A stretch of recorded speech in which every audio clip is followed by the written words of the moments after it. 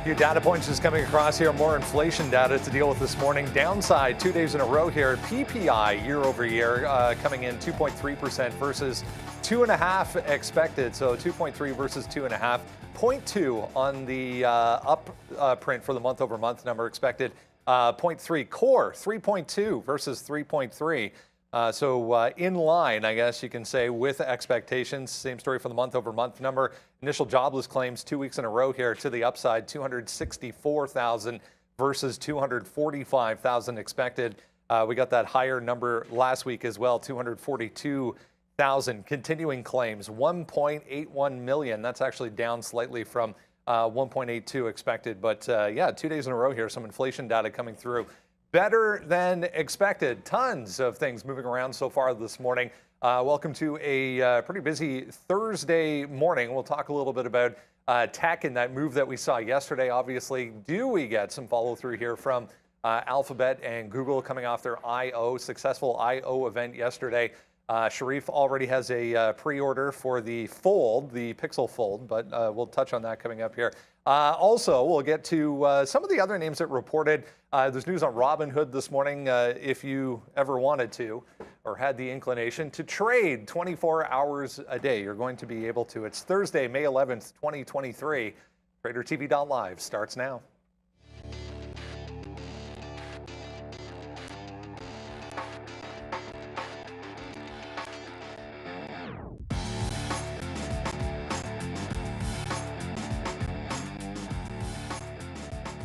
There we go. Back to positive for the S&P 500. It was red when I sat down this morning, 0.15 there for the Dow.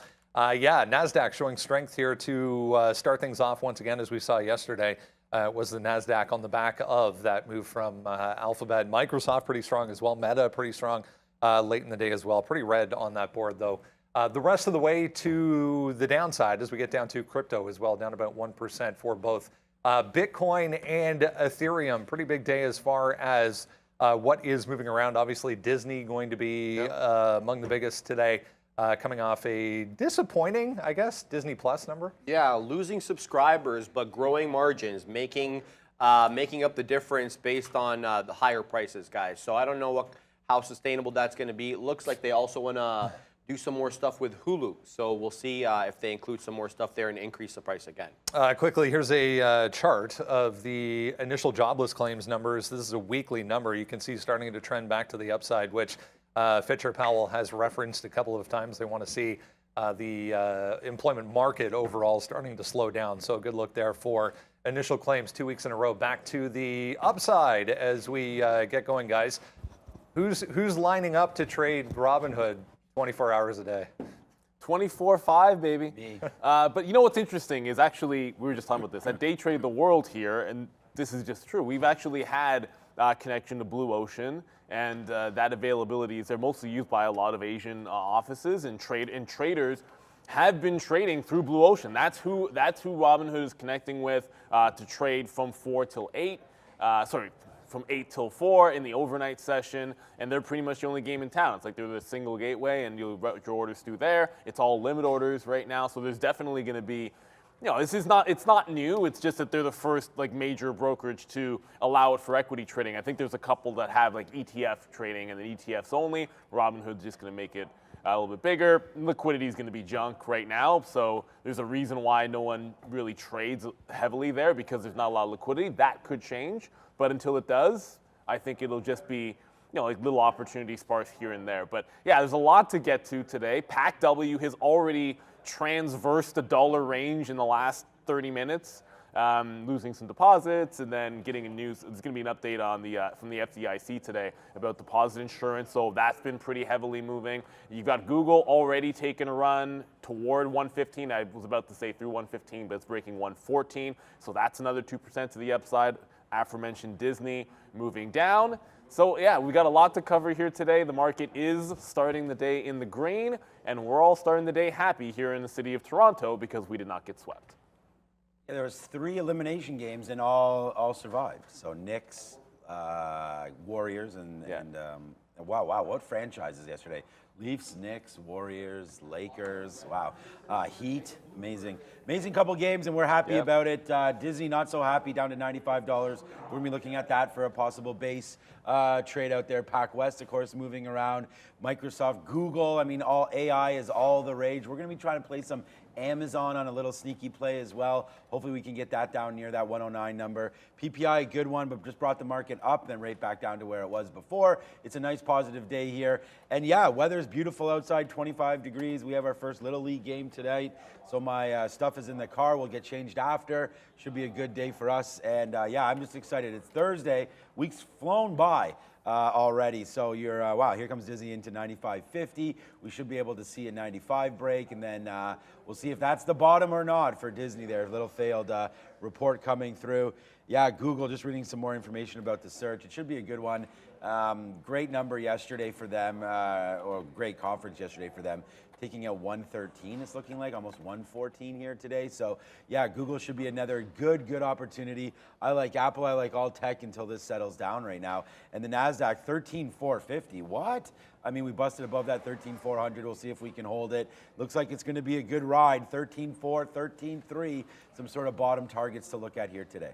Yeah, I was noting the S&P still, if you look at a daily time frame, still within that range, where the NASDAQ definitely showing relative strength. Anyone watching Silvergate, it was halted here as we came on at 8:30. They just came through with a whole bunch of corporate updates. It looks like 230 additional employees going to be let go, which will cost the company their $13.6 million. Looks like a few other data points there as well as far as Silvergate, but still halted here. Obviously all the way down to $1.25 for anyone keeping score as far as SI is concerned. That was the major headline that came through, where to go, that came through this morning as far as the overall market was concerned, was trying to hold on to positive territory ahead of that. PPI print down here, a couple we mentioned already though. It's going to be about Disney, it's going to be about Google, it's going to be about maybe Microsoft today as well. On the back of all things AI coming out of that I.O. event yesterday. What an event it was. So I started watching like little clips. I didn't watch the entire thing, obviously. Didn't have time, but I like the product lineup that they're releasing. I especially like that expandable phone that kind of opens up into kind of a square. It's not even really tablet size. But I like the design, I like the concept, and I want to see where it goes. Premium though, Brendo, $1,700. Yeah, it's they're getting into iPhone territory with that Fold, guys. The last data point here for Silvergate, guys. NYSE suspending trading in the company's securities and indicated that the company is expected to commence delisting shortly thereafter. So bye-bye Silvergate from the New York Stock Exchange. Get Jeff back on. Because what's interesting is back a while back when we were sort of talking about, the last time we were talking about this was probably, I want to say March, when it made the last bounce, because it did a mini bounce in here off of $1 and got to like, I don't know, like $2 or something and started fading, and it was like short every single pop like you did for Bed Bath & Beyond, and the question was, does it get below $1 or go to 0 before you actually get the delisting? And the answer 99 times out of 100 in that case is usually you get the delisting before that, and then it'll end up on the OTC, where who knows?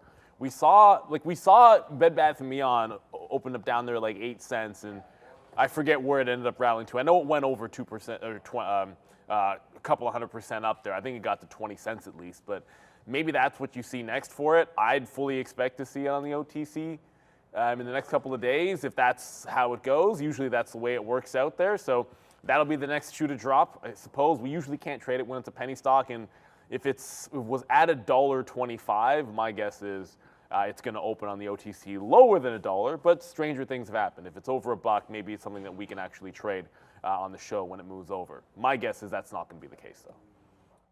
Yeah, I mean, that it's just all these troubled names, man. It continues. I mean, is that going to be what's happening with Pac West? We're going to see. They do have something set for May 17th, and they're going to have a congressional hearing.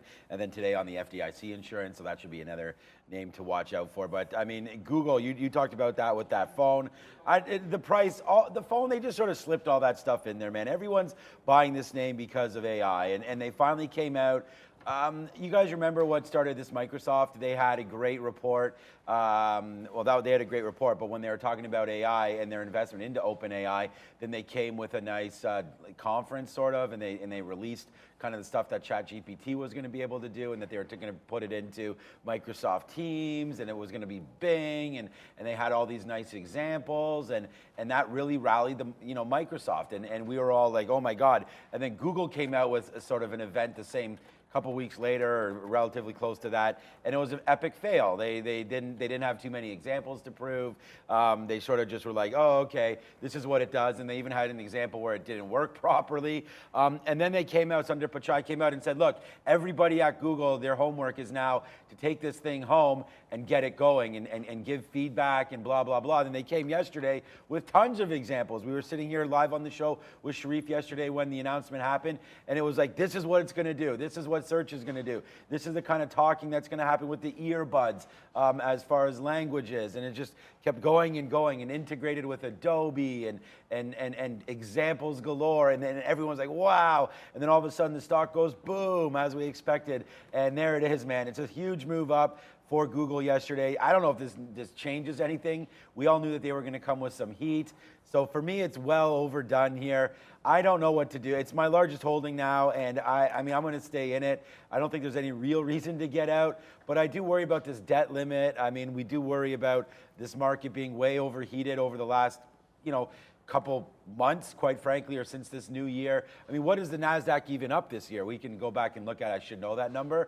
But, you're up 20%, something crazy, especially over the last couple weeks. It's just been straight to the upside. We do have a little bit of Fed pause or Fed pivot possibly with some of these numbers coming out. It looks like that's back-to-back good inflationary data, and if they're going to be data dependent, then maybe there is no more rate increases. They've already signaled that there isn't going to be. This data doesn't prove that that's going to be incorrect. So I think in this sort of environment, you want to be into tech. But is that recession word? Which is the word, it's the R word, I guess. Is that going to be coming back into play at some point? Is this debt ceiling going to continue to be a problem? I was listening to everyone's favorite analyst yesterday, Jim Cramer, on Mad Money, and he was talking about the debt ceiling back in 2011 when they stretched it out and the market dropped. I think it was 12% or something. It would be disastrous if they... No, even after they got a deal, because I guess the S&P came out and downgraded the debt and all this kind of stuff. So depending on what this deal is and what kind of sacrifices are made, you could see a little bit of a pullback, and we all do want to be in a little bit of cash, but I don't think trimming any of these tech positions. I already did it last week, which apparently is wrong. So we'll wait to see where we go from here. But wow, Google up to 114.50 and going even further right now. So yeah, we like it. I like what's happening in this market. Oil trying to settle down as well. So let's just see what happens. I mean, another thing here.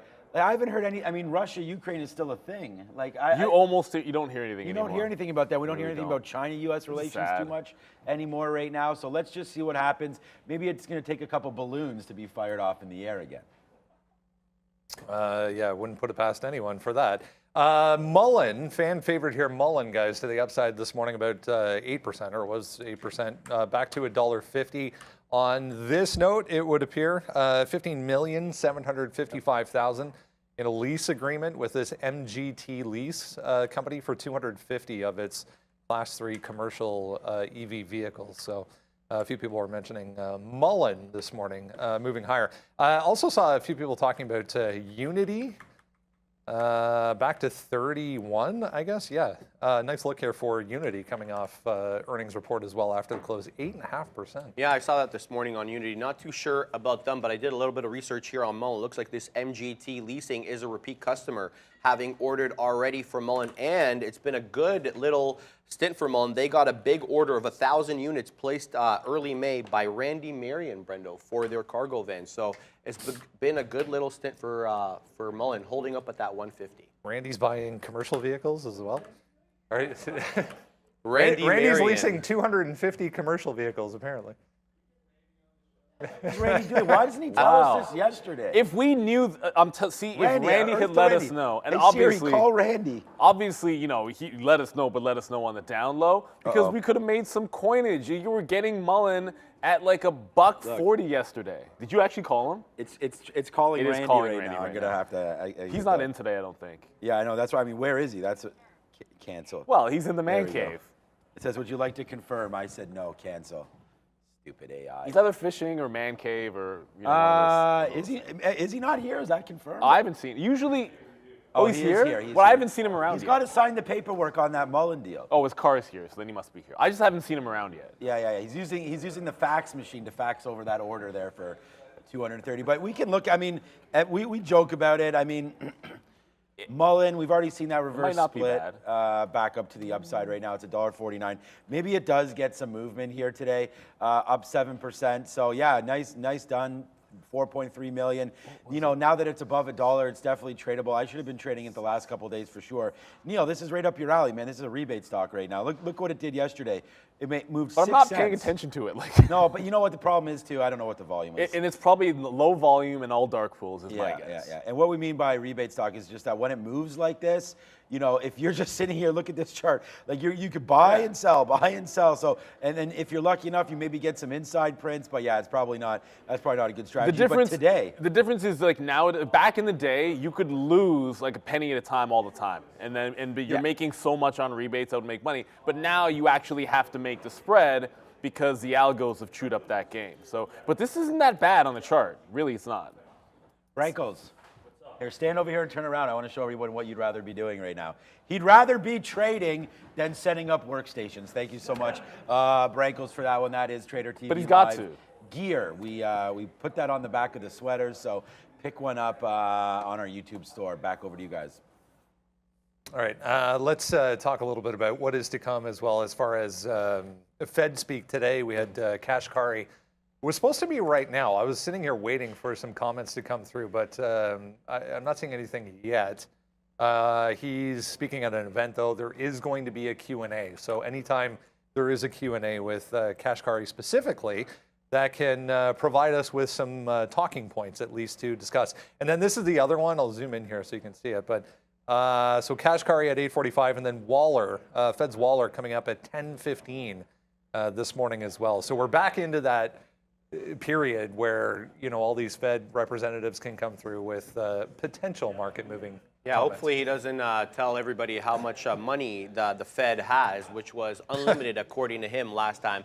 Didn't like that for the de-dollarization folk that they were looking at that and salivating. So hopefully he's a bit more pointed with his words this time, Brendo. All right, we got that update from PACW this morning, guys. Downside in a big way. It looks like WAL coming through with the same potentially here. So Western Alliance issuing, I'll dig into this a little bit, but issuing a deposit update of their own now, moving back to the upside. It was down here on that PACW release initially.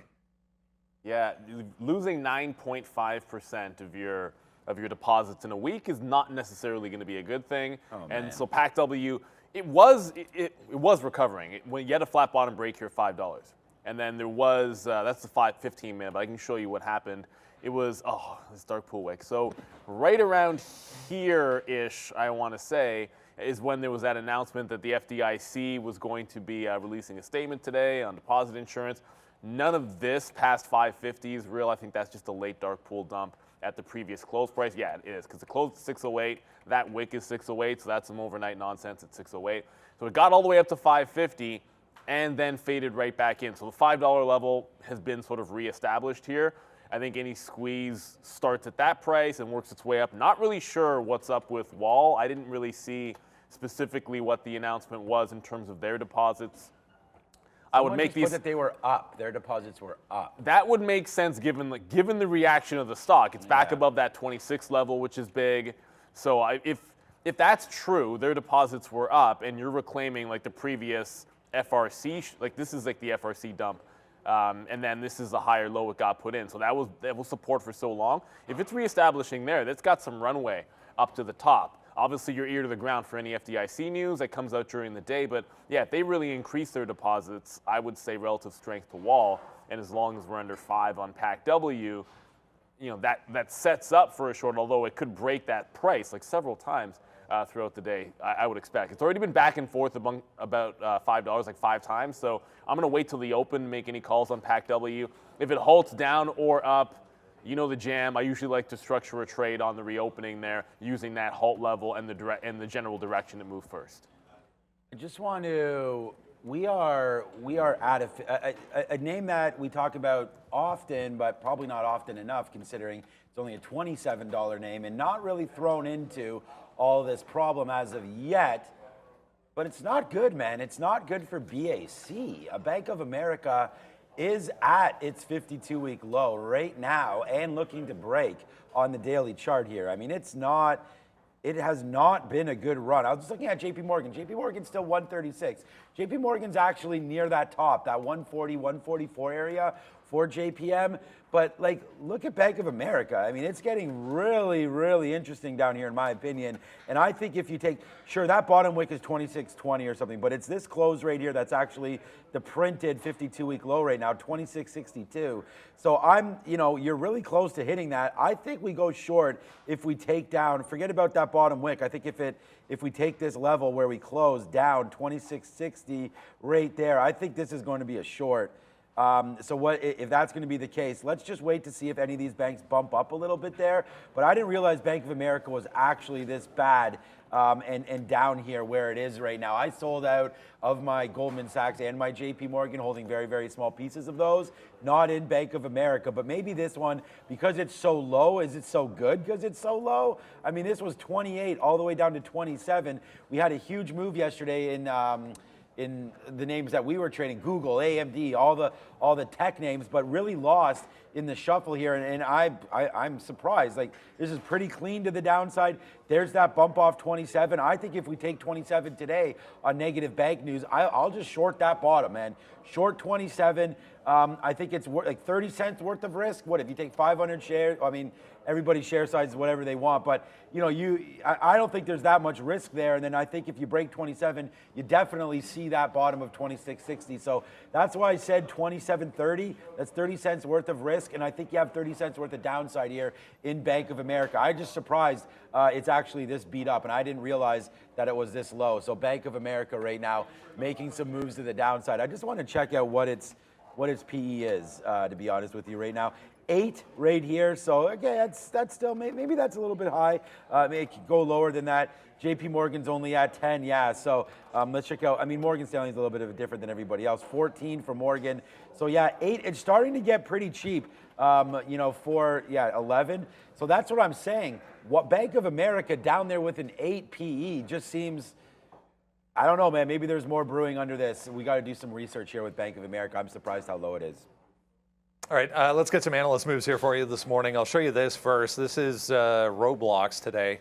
Going back to after the close yesterday, 1, 2, 3, 4, 5, 6, 7, 8 different positive moves for Roblox. Needham actually there with a cut.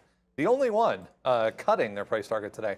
But this one, Roth MKM with an actual upgrade to a buy from neutral on Roblox, top of the list here.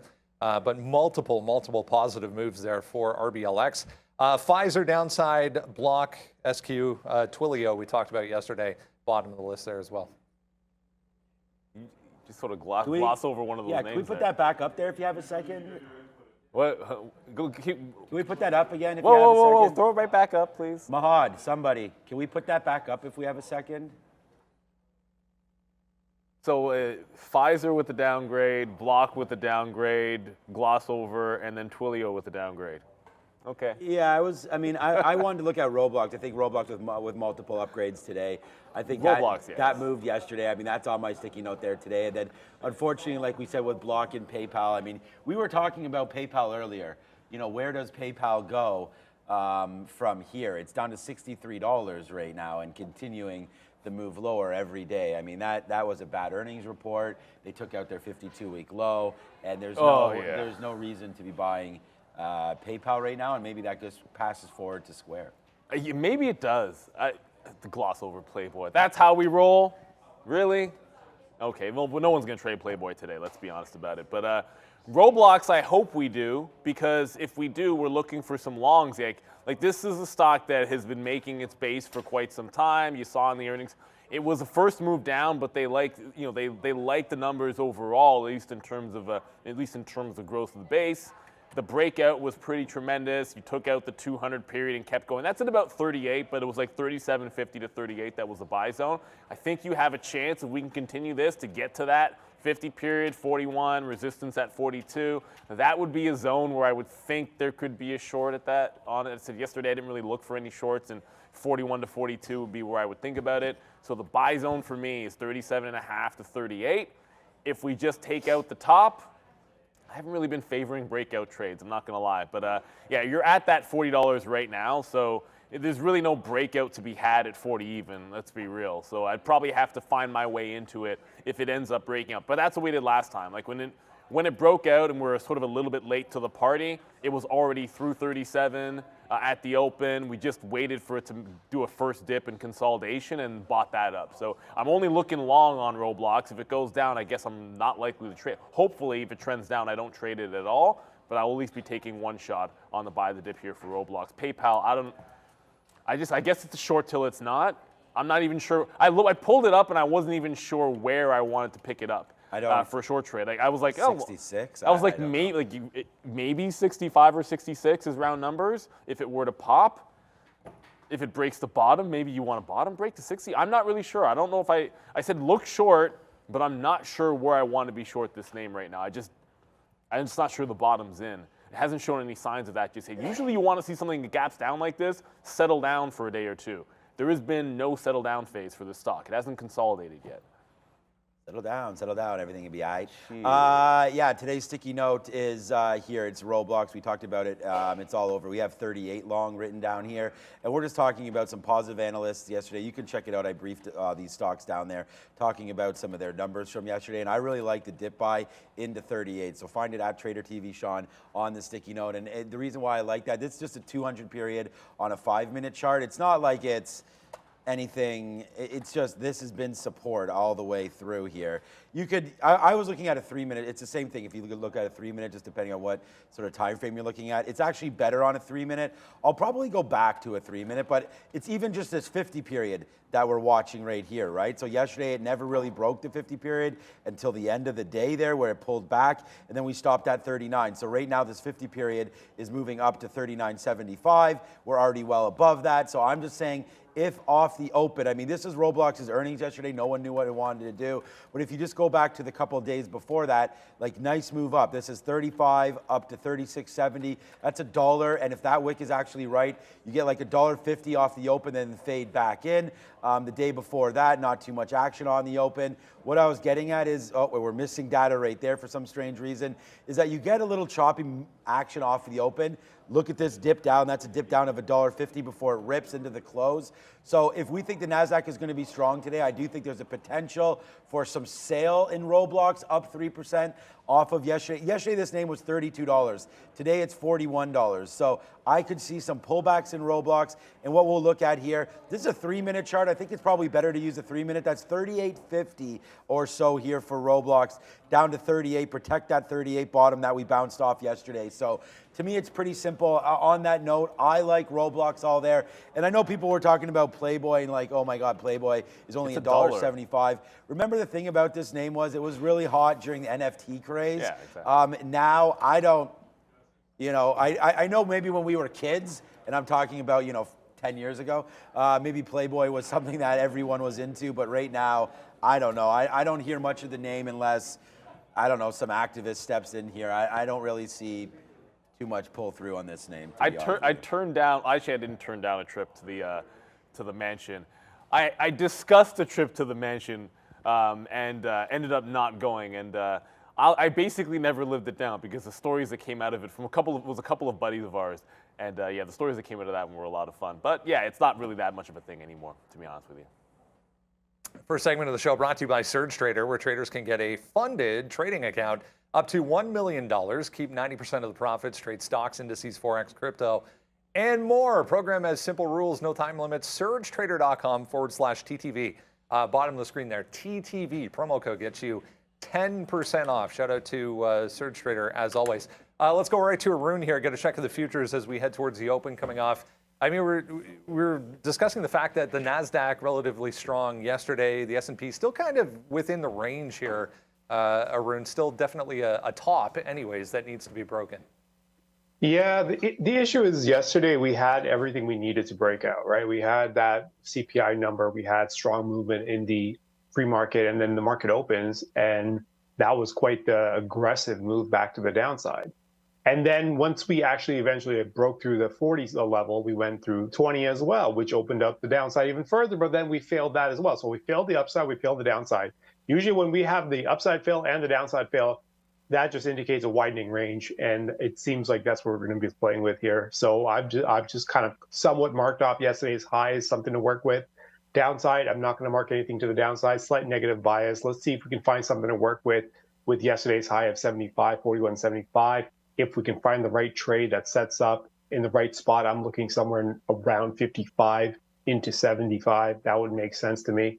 Right now it's at 45. Obviously, we're moving to the downside of this. So if we were to go, continue to the downside, if we get into these 25s, 30s, I don't have a level down there, but I also wouldn't be surprised if we catch a bid. So it's just going to be a widening range, and it does seem like it's going to be somewhat of a quiet market unless we get a catalyst. We are clearly moving to the downside. Crude's starting to accelerate now, so there might be something on crude. Crude's at 1.5%, breaking through 71.50 right now. That could open up.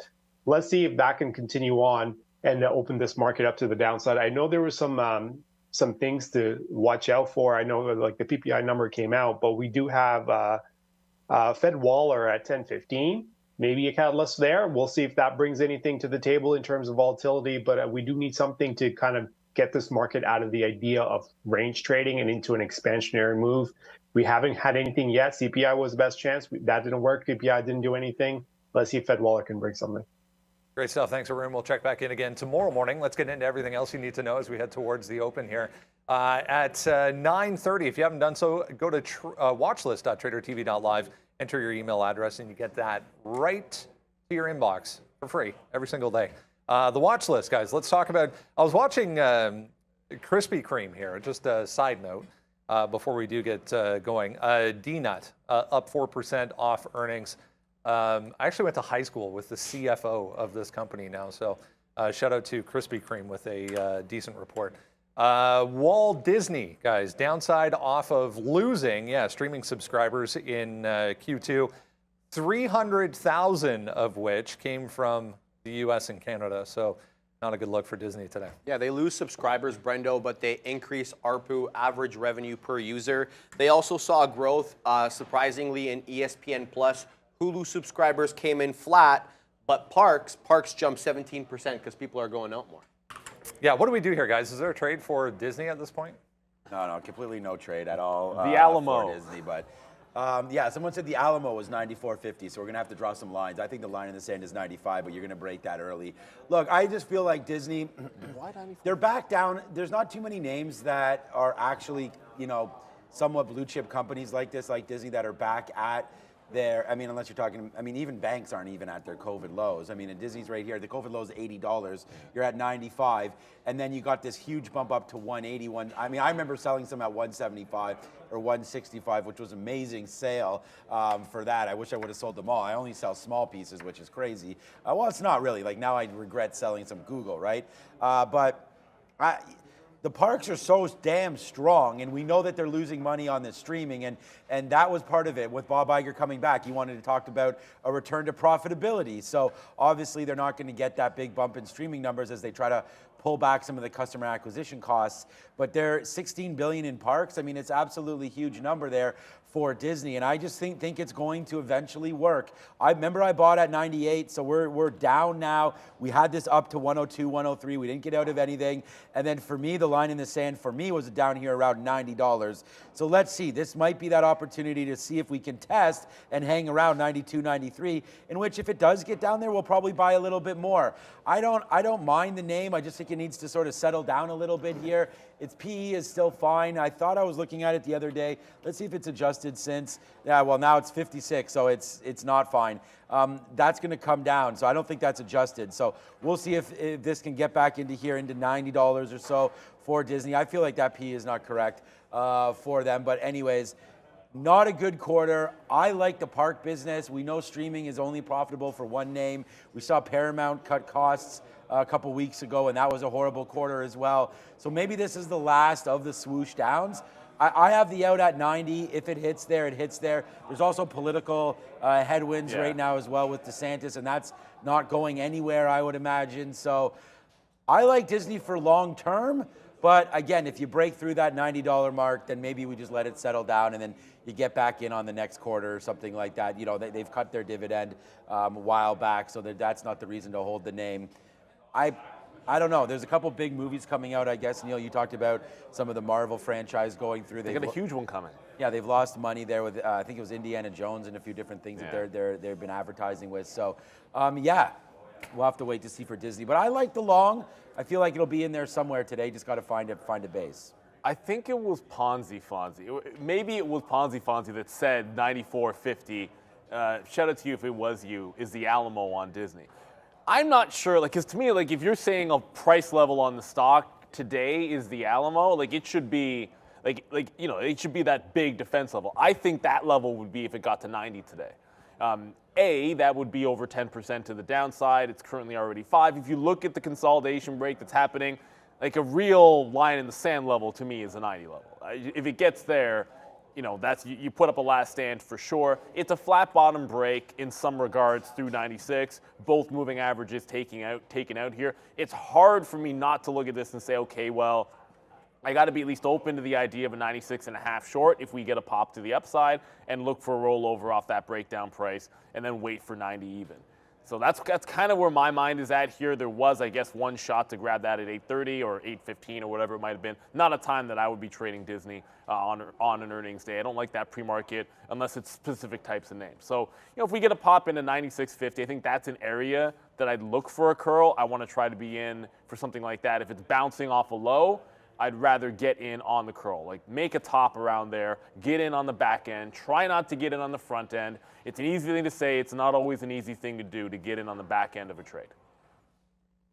All right, just taking a note here, guys, on Polestar as well, PSNY. They also reported this morning, not a lot of volume here, only about 200,000 shares so far, but they said they're going to reduce their workforce by 10% as well. So we were talking about that late in the day yesterday. PSNY downside off of earnings.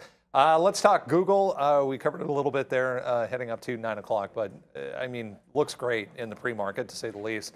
Looking to add to a pretty impressive late day move yesterday. Yeah, it was awesome move this morning, but if I could just, you know, throw some shade. I do the upgrades and downgrades, and I didn't see one price target upgrade or one upgrade from any analyst. A lot of people smarter than me that didn't, I guess, maybe didn't really like what they heard yesterday or had already been baked in. So the absence of that caught my attention, Brad. Yeah, I was just double checking here. I mean, I guess it also has to do with the fact that probably most of the ratings are already positive. So maybe you get a price target hike or something like that. But yeah, not much in the way of analyst talk this morning, guys, on Google. Oh, but that'll come later. Like it's just breaking out now, right? So it's been sitting in a 10% range for the greater part of like 2 months, right? So you've been sitting here 100 to 110. You're now breaking out of that range. Actually, going all the way back to September, 2022 September, you got the 112 level being taken out and gapping past. So you've got room to 118, I think, today, which does set up all kind like dip buy longs, even dollar breakouts, like that kind of thing, all across the board to the upside for Google. But yeah, you'll start to see the upgrades come in. You tend to see a little bit of a lag there a lot of times. Sometimes you do get it off the right away, but it's so heavily covered anyways. They'll start to come in there. As far as like the initial dip buy opportunity, the obvious thing would have been to say 112, but that was when it. Like when I sat down, it's at 113, and the market started coming back in here. It's a lot easier to be like, yeah, I like 112. You know, I don't think we're turning red. That's essentially where it closed. Now you're $3 away from that price. So suddenly a bounce off 112 becomes a little bit more perilous. Got to look for something inside of the range, and that'll be wherever it happens to curl at the open. I don't necessarily want to be short this name today, but look, if it does get to $118 and crosses that path, I would think that or 120 would be a reasonable turning spot if it just goes incredibly bullish. Like, you have to remember the other context outside of this little pullback. Of course, as I say that, the market starts pulling back in. Like, we've broken above that resistance on the NASDAQ too. So like, you have a bit of a break of a key level that's going on in the Qs as well, which can lead us higher in that regard. And Google was leading the way yesterday, so I'd just rather not be looking for shorts while we're above the blue line. It's a blue line on my chart here in the NASDAQ. All right, just quickly here. Yeah, you're right about the analysts. I think they will come in later, but if you look, there's probably all buy side anyways for Google right now. It just took out. The key for me is regardless of the news, right? I mean, some things that Arun says that sort of resonate with me sometimes is the fact that he doesn't trade off news at all, just looking at levels, right? And I think that if you're going to do stuff like that, then Google, again, already broke through this 110 area. You're now trying to break out again. We saw what happened with Microsoft breaking out. Apple's going upside again, Amazon breaking out. Some of these names are just starting to get going here, and Google's kind of a little late to the party, to be honest with you, from this start. But even if you're looking at this from January, I mean, $86 up to $114. It's a great move this year, and it's continuing to break out. And I just think that you want to stay long this name. Whoops, I just closed that. Regardless of what levels you're looking at, I mean, you're way off. I mean, here is the 200, the 50s down here at 113. And I wrote down on the sticky note that we'd like to look at a 112 if it comes into that. But that's like when we were at, I mean, when we wrote at 8:30, this name was 114. So I was thinking like 113 is pretty, that could come in no problem. But now I'm looking at a 113 buy. So again, as Neil just mentioned there, I think that buying breakouts, and we talk about this on all the stocks, he mentioned it on Roblox as well, that hasn't been a profitable move for us, or for me anyways. And I don't know if we want to take out the top right away early on this name. It's another 3% today off of 5 or 6 yesterday. It's a big move. Like 108 up, I guess it wasn't 5% yesterday, but it was, where's yesterday's close? So the day before that, we bottomed out at 108. I guess for me, from top to bottom, it was a bigger move yesterday up to 113. But wow, 108 to 113, I guess that's where I get the $5 from. But today, climbing, doesn't look like it wants to stop. I mean, this is the pre-market, right? It was down to 113. You're already up $1.50 here, so another 1.5% in the pre-market. Let's wait to see what the imbalance locator says. That might give us sort of an indication of what we want to do. It's very mixed today with only New York names and not much on there. We saw Palantir off day 2 move yesterday, take out $10 and even get higher. So, maybe that's something that happens here with Google. Just another move to the high side. But Palantir had that dip buy opportunity as well. So we'll see if we can get something in Google today. And for me, I guess if we're just going to use the 1-minute chart because it's such an active name, maybe you get that 114 try. But I'm going to try and be patient. It's tough for me to do this. Try to be patient with Google today. Buy all the dips and see if we can find a support. But it's not a short for me at any level here today. Just having a look here at Beyond Meat. Yeah, gives it all back. Nice positive move after the close yesterday on the earnings. But if you zoom this out, I stopped these charts before 5 o'clock. If you zoom this out, the earnings call actually started at 5 p.m. last night. So you'll see the move down after 5 p.m. So some negativity coming through on the call itself. But other than that, the report itself was actually okay. I mean, I'm reading it exactly the way you're describing it. International food service grew. They partnered with McDonald's to increase the plant burger overseas. They're reducing costs by streamlining the manufacturing process. They've also reduced their workforce. So everything seems to be in line, but analysts not liking what they hear. Yeah, revenue was down overall. Net revenue was down overall, but I mean, it's still not bad for Beyond Meat, guys, but ugly so far. Just took out the lows. It's not a good reception, and that's the reality. Like if you have declining, like remember, the revenue, that's a declining growth, man.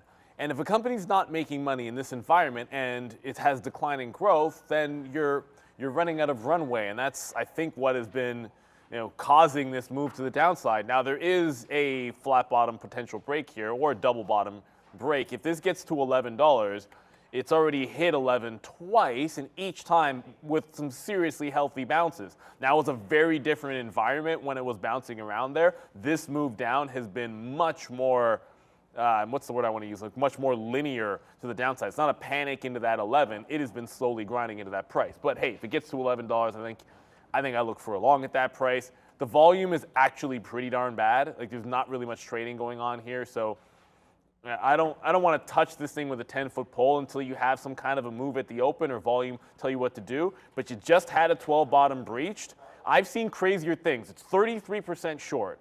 I've seen crazier moves. And if you were to pull a Roblox where you're breaking down and trapping people at the open, and then all of a sudden it holds 12 and breaks out the top, that's squeeze potential there. Because there's a 33% short interest. But there's nothing happening pre-market. Usually when a stock's going to do that, you'll see some actual trading indicating people are shorting this thing to go down. There's nobody doing any of that right now. So I think you got to wait till the open to figure out a move here. If it holds 12, I think I'm open to the idea of a long and a dead cat bounce.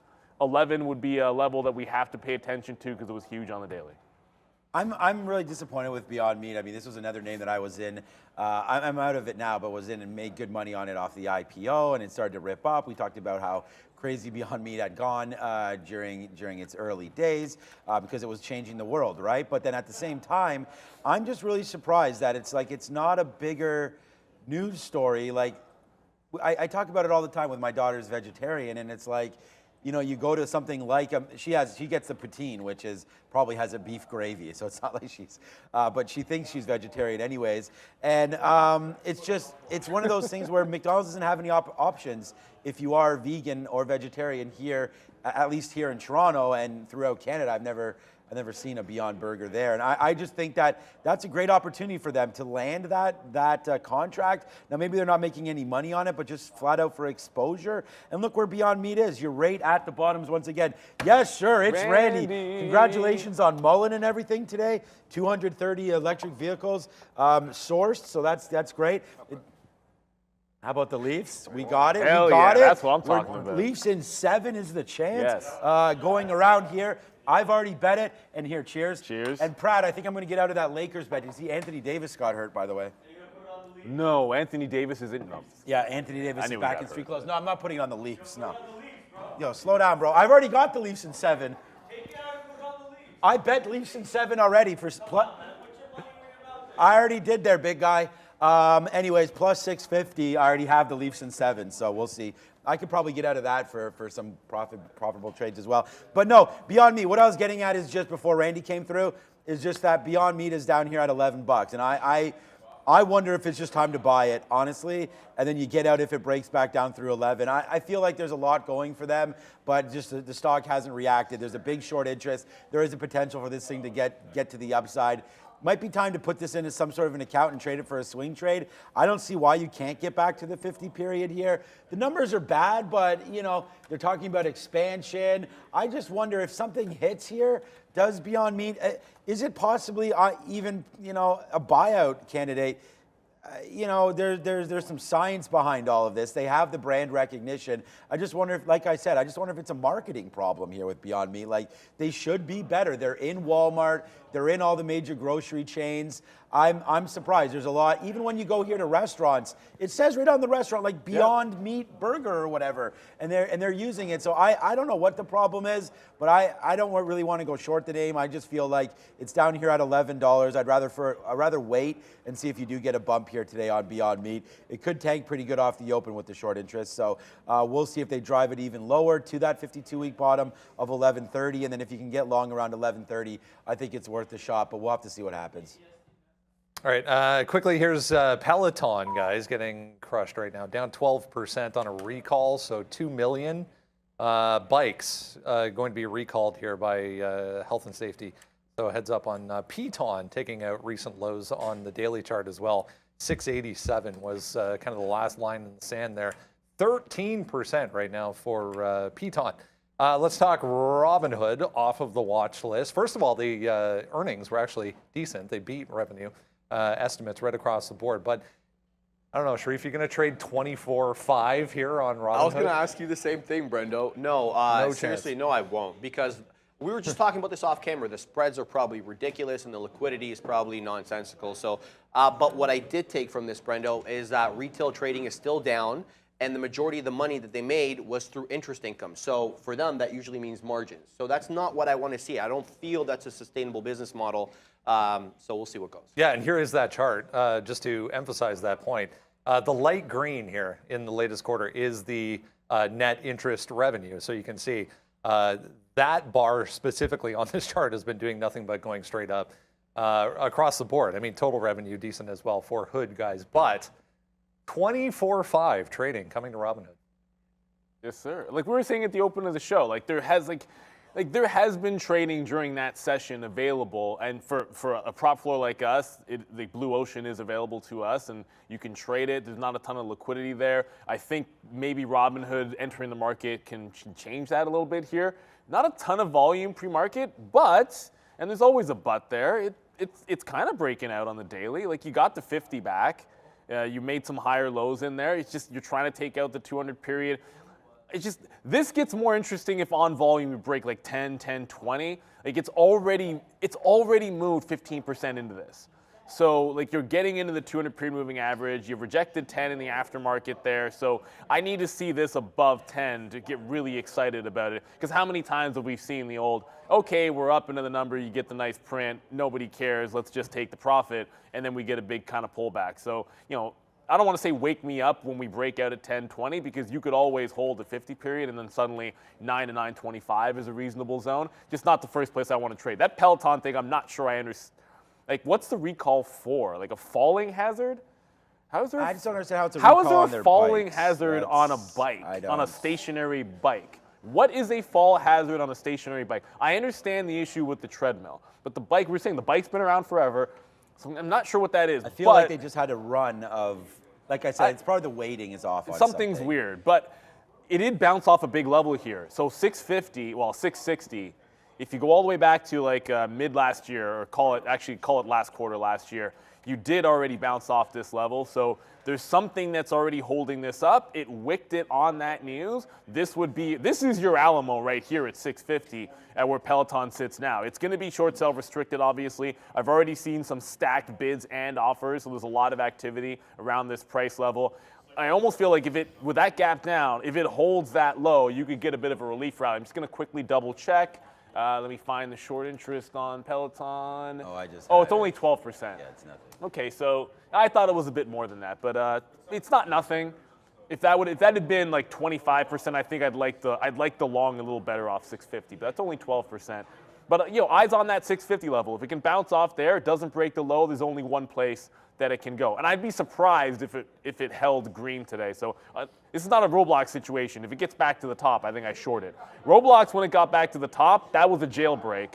I think if this one gets back close to green, I think you fade it, just given where the trend has been taking you on the daily chart. It's just a much different type of name. Roblox was already sort of making higher lows when it made that move. This has yet to find a bottom yet. All right, it's 9:22 right now, and the market's about to get a little spicier as we're going to get those imbalances coming out.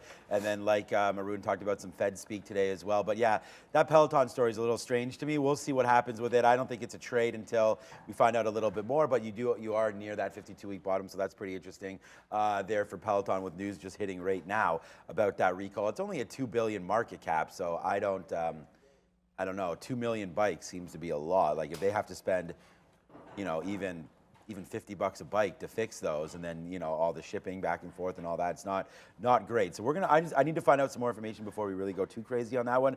I think it's a buy on that kind of a news, but we'll wait. I just want to talk about Michel Hebert here. What's up, man? There is not a share offering on Beyond, or you're just saying there's going to be at some point. But yeah, no, I was reading what everyone was saying here, and it's just Beyond is disgusting and this and that, and I agree, man. I mean, that's honestly, I'm not like proud to eat proper beef, but the thing is that it doesn't taste anything, in my opinion, anyways. I think they do have a missed product. I don't think that. They tried to release the sausage. They tried to release like a ground product, and even like when we go to the I don't know, what aisle are they even in? I don't even know. But anyways, when you're there at the grocery store, there is a lot of alternatives now. moving through. So I don't necessarily think Beyond Meat is the be-all, end-all for a stock. I'm just wondering about that $11 mark in the 52-week low. I think if you get down there, it might be worth picking something up and then holding it for that 5% move down that may happen. But if you do get a share offering, that's going to signal that, yeah, they need to raise some cash, and that's not going to be a great idea to hold stock if that does happen. So you guys are 100% right. I mean, there's a reason why it's at 52-week lows here. And yeah, if they had a great product, it wouldn't be down here. So I'm not a big fan of the product at all. I just wonder about the name. They have the name.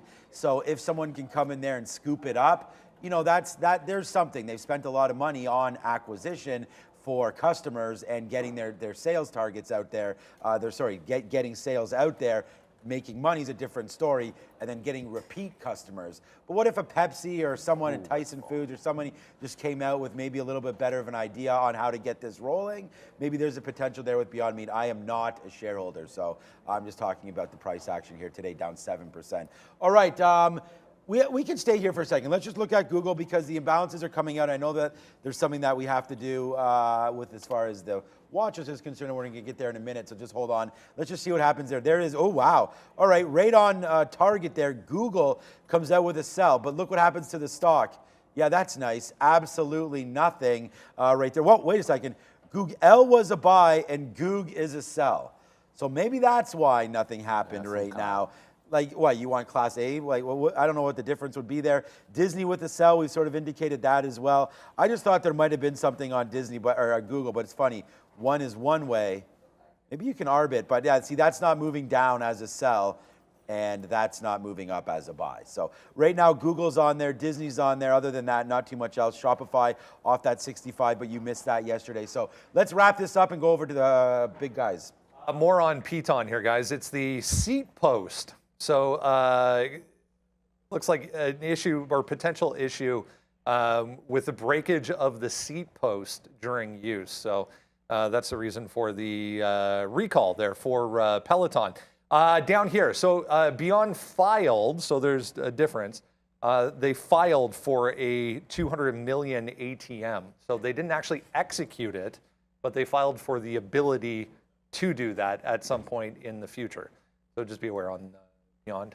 We had regional banks at the bottom there. Yep. We talked about it off the top if you were with us. PACW and WAL both coming out with updates on their deposits and flows for the last week. Yeah, and PACW just openly blaming the media, saying the headlines are what caused the outflows last week when a report came out saying that they were exploring all options of staying open. So they reported their immediately available liquidity, which is $15 billion. That covers the $5.2 billion in unsecured deposits. So they have a coverage ratio of 288%, looking good for now. I was just thinking one good thing about that Peloton recall, guys. It would seem, you know, you could take the seat out, send it away, get a new one. Everything's fine.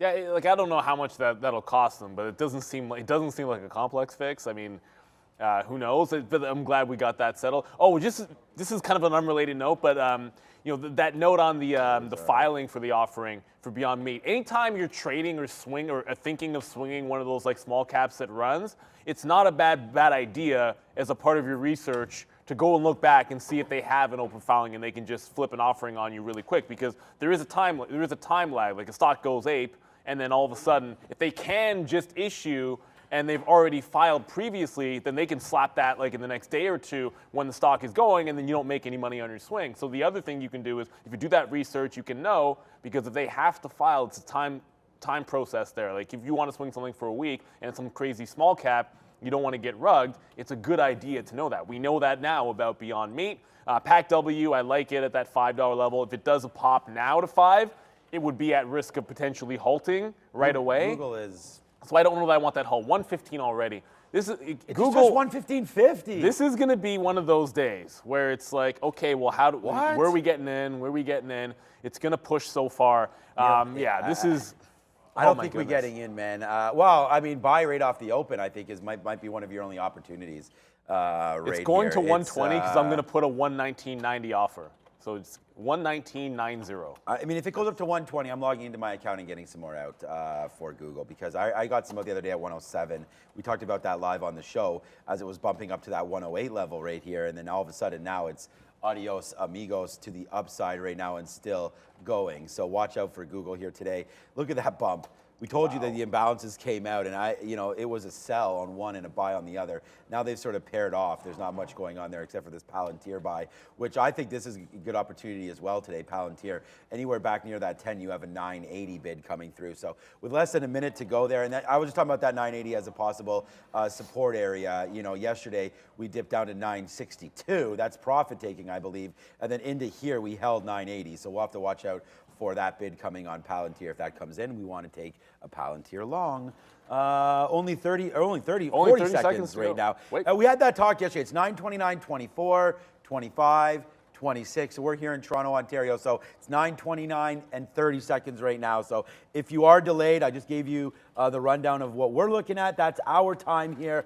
I'm going to try to buy some 990s or so on Palantir. I just put the bid out right now. And I'm just going to watch Google. Any kind of a dip opportunity, I want to be there to buy it. But I just don't know if that's going to be happening anytime soon. Where do we even get it? That's the question. So the countdown is on. Kat is on the bell, locked and loaded, ready to go. It is Thursday. It is Google Day. Yes, it is Beyond Meat Day, apparently, too. In 3, 2, and 1, ring it. Wait a minute, it's Beyond Meat Day. What's up with that? I don't know. Oh, okay, Peloton Day, whatever. It's in play today. It's a day. We can throw them there's some love. Some kind of a day today. It's a thing. It is a Wednesday, and what the day really is an it's AI not Wednesday, day. It's Thursday. It's Thursday. What? Yeah. Hello. Don't be messing with me like that. Yeah, no, it's Thursday. It's Thursday. It's for sure Thursday. But look at Google, man. Google's up to 116 already and still going. It's recall day. That's a good one, JJ. You remind me of JJ Redick. I'm hoping that he can become the next coach of the Toronto Raptors. I like JJ Redick. Some of those hot takes he has are pretty cool. All right, so Microsoft really getting hit here off the open. This is in relation,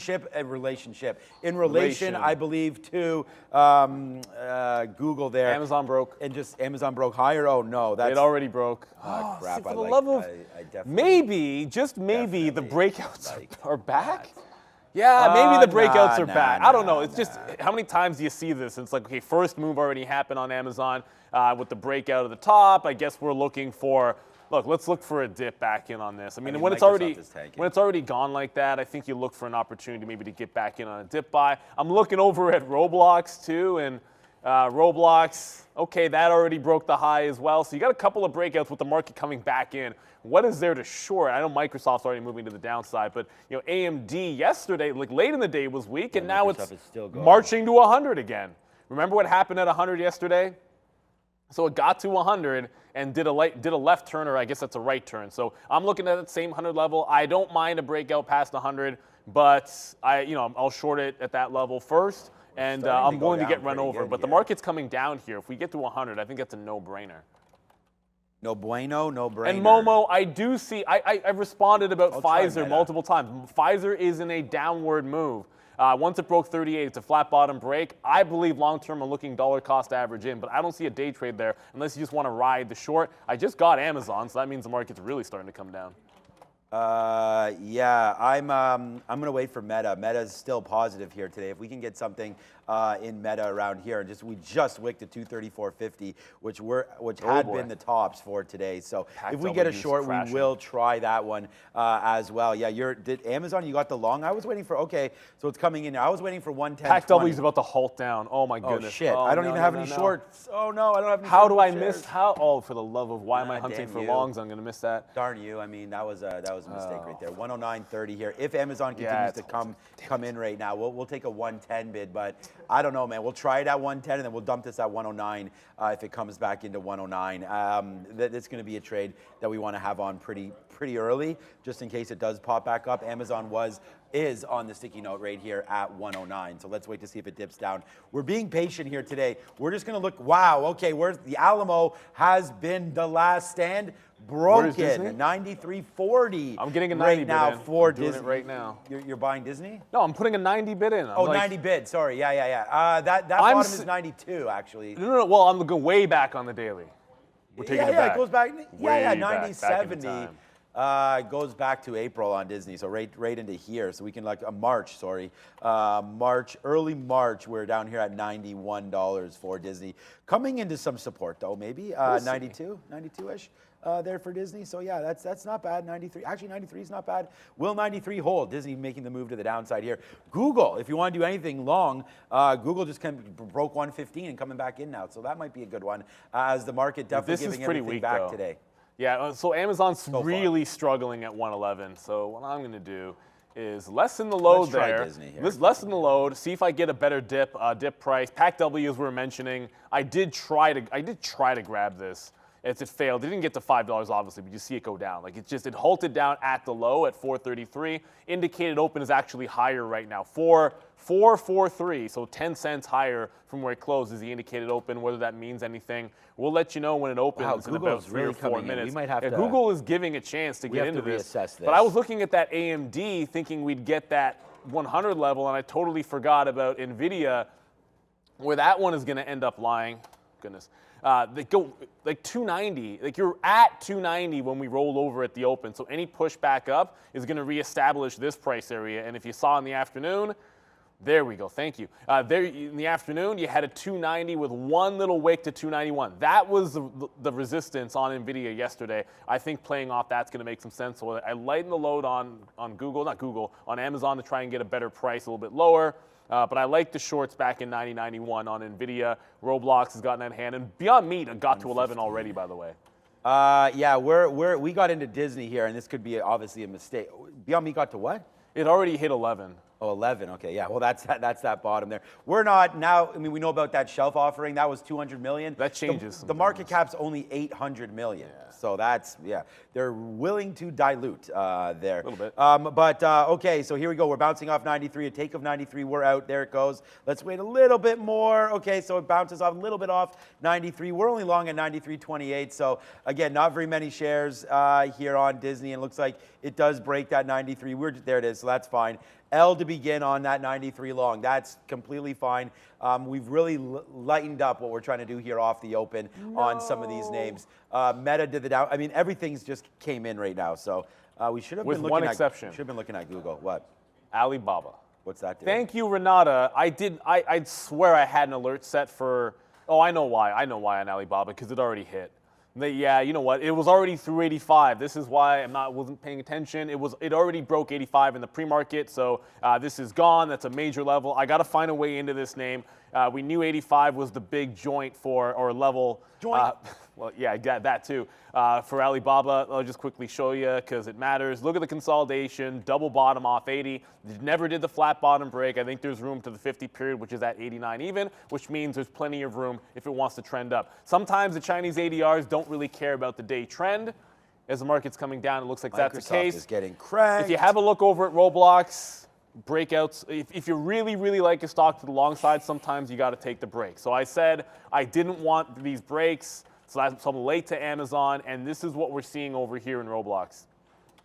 41, it's already at 41.50. So that 42 level on the daily chart, that's going to likely hit first before I have any shot at the long, which is a little bit frustrating. All I got is this Amazon, which I already lightened the load on, and Google is back to 115. Okay, there we go. We got 115 flat there, so we're going to go. Oh my God. Glad it came into that right there. So we're long 115. We make back everything there on Disney, of course, as Google ripping back up to the upside. I'm going to take, so what we did is just take it out at the quarters, right? We took some out at 25. We took some out at 50. Now we'll see if we can get a 116 fill here for Google. And alert, another fill on. I mean, we'll just, if this continues to go up, man, we'll take $1 smooth on this.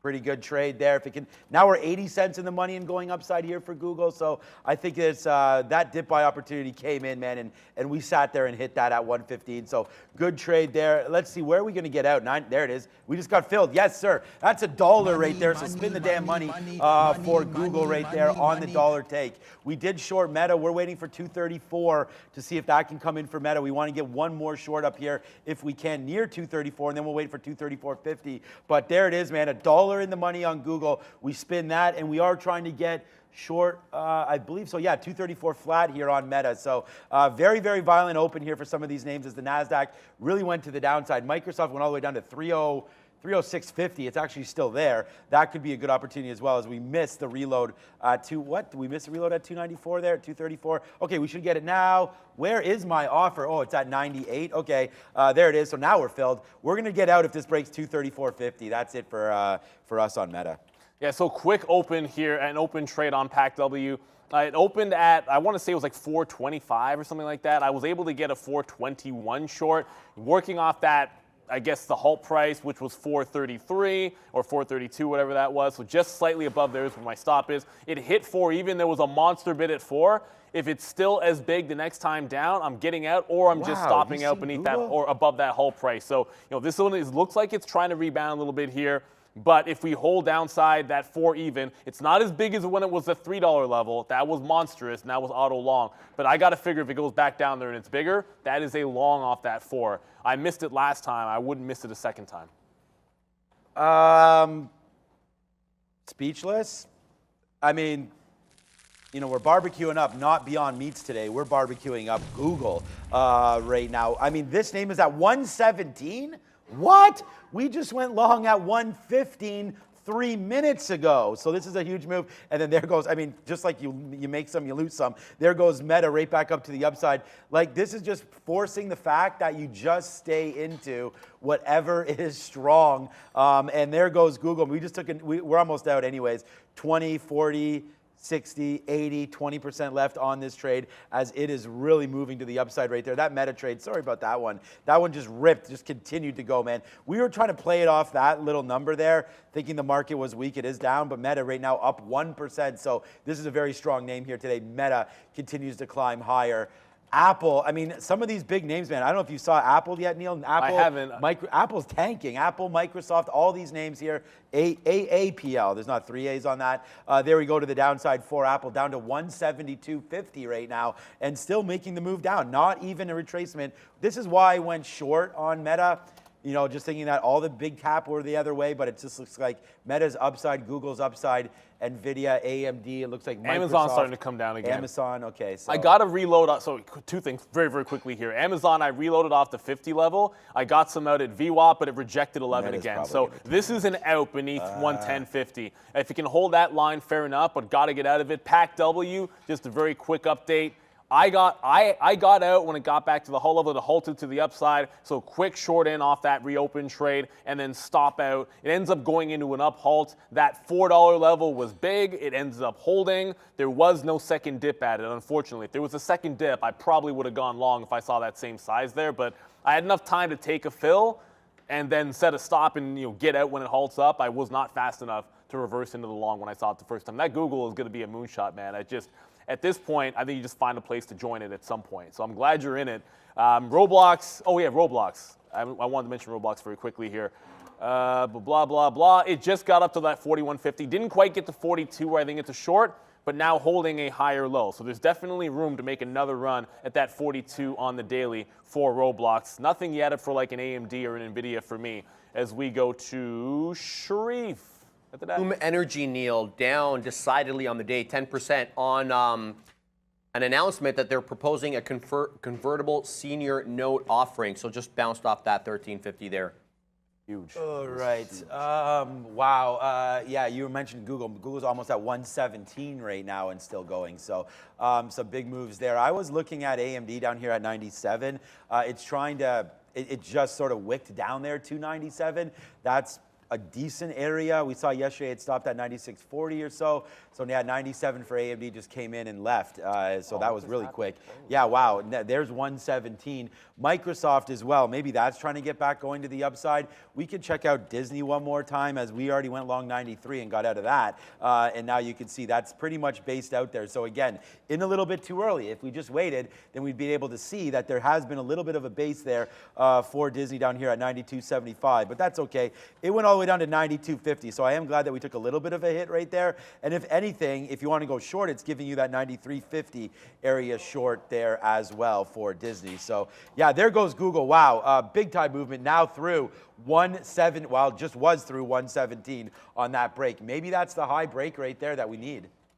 Yeah, this market's starting to come back in. You almost got to green. That 111 came again on Amazon. I did that thing where I put an order without canceling the other. So I'm all out of Amazon, but it rejected 110 or 111 anyways. So it's really only giving you that $0.50. But Nvidia is another weak name. Like this is it's the Google show. Everything else, well, Yeah. PACW is halted to the upside, but that doesn't really count. Again? So all I see is, halted to the upside. Yeah. But Wow. everything else is kind of weak. Roblox is looking pretty good. If Amazon can recover 111, I think that can be a long. Meta is the other one that's looking pretty strong here. But 236 is a big level. At least it was a big level previously. Come on, chart. Here it is, load, there you go. So we had a lower high there on Meta yesterday, and then you have clearance to 237. Want to make sure that whole thing filled in, otherwise that was terribly misleading. So this was a previously big level. If we dip here, I think holding the afternoon high would be a good long. So Amazon's right back to retesting 110.50. I'll probably give it one more chance off of that level. And I am bidding 90 on Disney, but it's kind of consolidating here at 92, nothing happening. Beyond Meat, which was one name that we thought could be a little bit active, is already at 11. When I was looking for an 11 bounce, quite frankly, that was before I knew about the offering, and they're punishing this stock. I'd need to see it make a bounce before I would just jump into this one. I'm going to stay a little bit far away from that one. And that Roblox trade, it's going to be about how to get into it. It is starting to dip a little bit here, and I'm looking for about that 40 level. If it can come back in, I'll take the dip. PACW just opened back up to the upside, and holding pretty decently at 450. It's weird. Like, it feels like it's going to halt bands way too fast. Like, it's not that big of a move. And then it goes in and it looks like it's about to halt. But anyways, it's at 450 right now. Name, I know it's a cheap name, but that's probably. This doesn't feel like enough. It's halting at 462 from 440. No, that's not right. That's only 22 cents. That doesn't make What's any, up with that? Doesn't make any sense. 22 cents is not enough for the stock, but it's halting at 462. So that's not the first time I've been confused as to where this stock decides to volatility halt. It just throws you off. So now all of a sudden, all my stops are within 5%, because that doesn't make sense to me. All right. Oh, man, we missed an opportunity there. Well, first of all, new position alert. We're long Amazon. You mentioned Amazon. I like Amazon down there. It's on the sticky note for the long, and it's just we got to get long if we're going to talk about it. I'm short on this coffee, though, because it's not good. As it gets real cold, too, real fast. I don't know. Bless you. Yeah, see. All right, that was the coffee activating those allergies. That was exactly what that for was. sure. Okay, so two outs right there at 111 here. We're only long Amazon at 80s, so we'll take a little bit out there. Now it comes right back in. So that's why we take out 20%. I'm just playing off this 50 level. We'll average back in if we can down here in the 60s, but not now. We just took out 20% at 111 right now. Just a nice calm down day so far. Let's go over to Brendan. I'll do instead. Fed Kashkari speaking at the moment, guys, making statements. I am not convinced we are at maximum employment. I am now on the more hawkish end of the Fed policy spectrum. Data is driving my policy expectations. Stay tuned for more comments. Okay. Neil, I spell it the wrong way, Kashkari. Yeah, exactly. Making Someone's some spelling it the wrong way. Oh no, obviously I spell it the wrong way. But it's a unique way. That's what my mother decided, and I'll go with that. But anyways, I'm back into Amazon. It's just, if it's gonna do this, which I mean 110.50 into 111, it'll be hard to see because of that dark pool wick, but then we're gonna play inside of the range. It is holding the bid here, so I'm continuously trying to get something out in front of VWAP. Gave you 75s there, trying to get some 80s out. And then if it breaks 111, I guess we'll hold on to it. I'll come back to PACW if and when it opens up. It will open up. I shouldn't say if. It is going to open up. It's just a volatility halt. Tesla, that's another one we haven't really looked at. Still beneath 170. Still rejecting the 170 level. So 165 going to be in play here. Maybe a push to 170 gives a bit of a fade. But the chip names are all weak right now, and dragging the market down. Intel's down 2%, and I'm kind of embarrassed to say it broke $30 right at the open, and I'm not short it. So that's one of these. I blame PACW because that's the level 2 I had up, and that's the stock I thought I'd trade at the open to the south side, and it's Intel that's just doing that thing where it goes to the downside. So I'm not really sure where to get into this unless we get a market bounce. 29 is a lot closer than 30 at this point, so shorting the bottom, not really an option for me.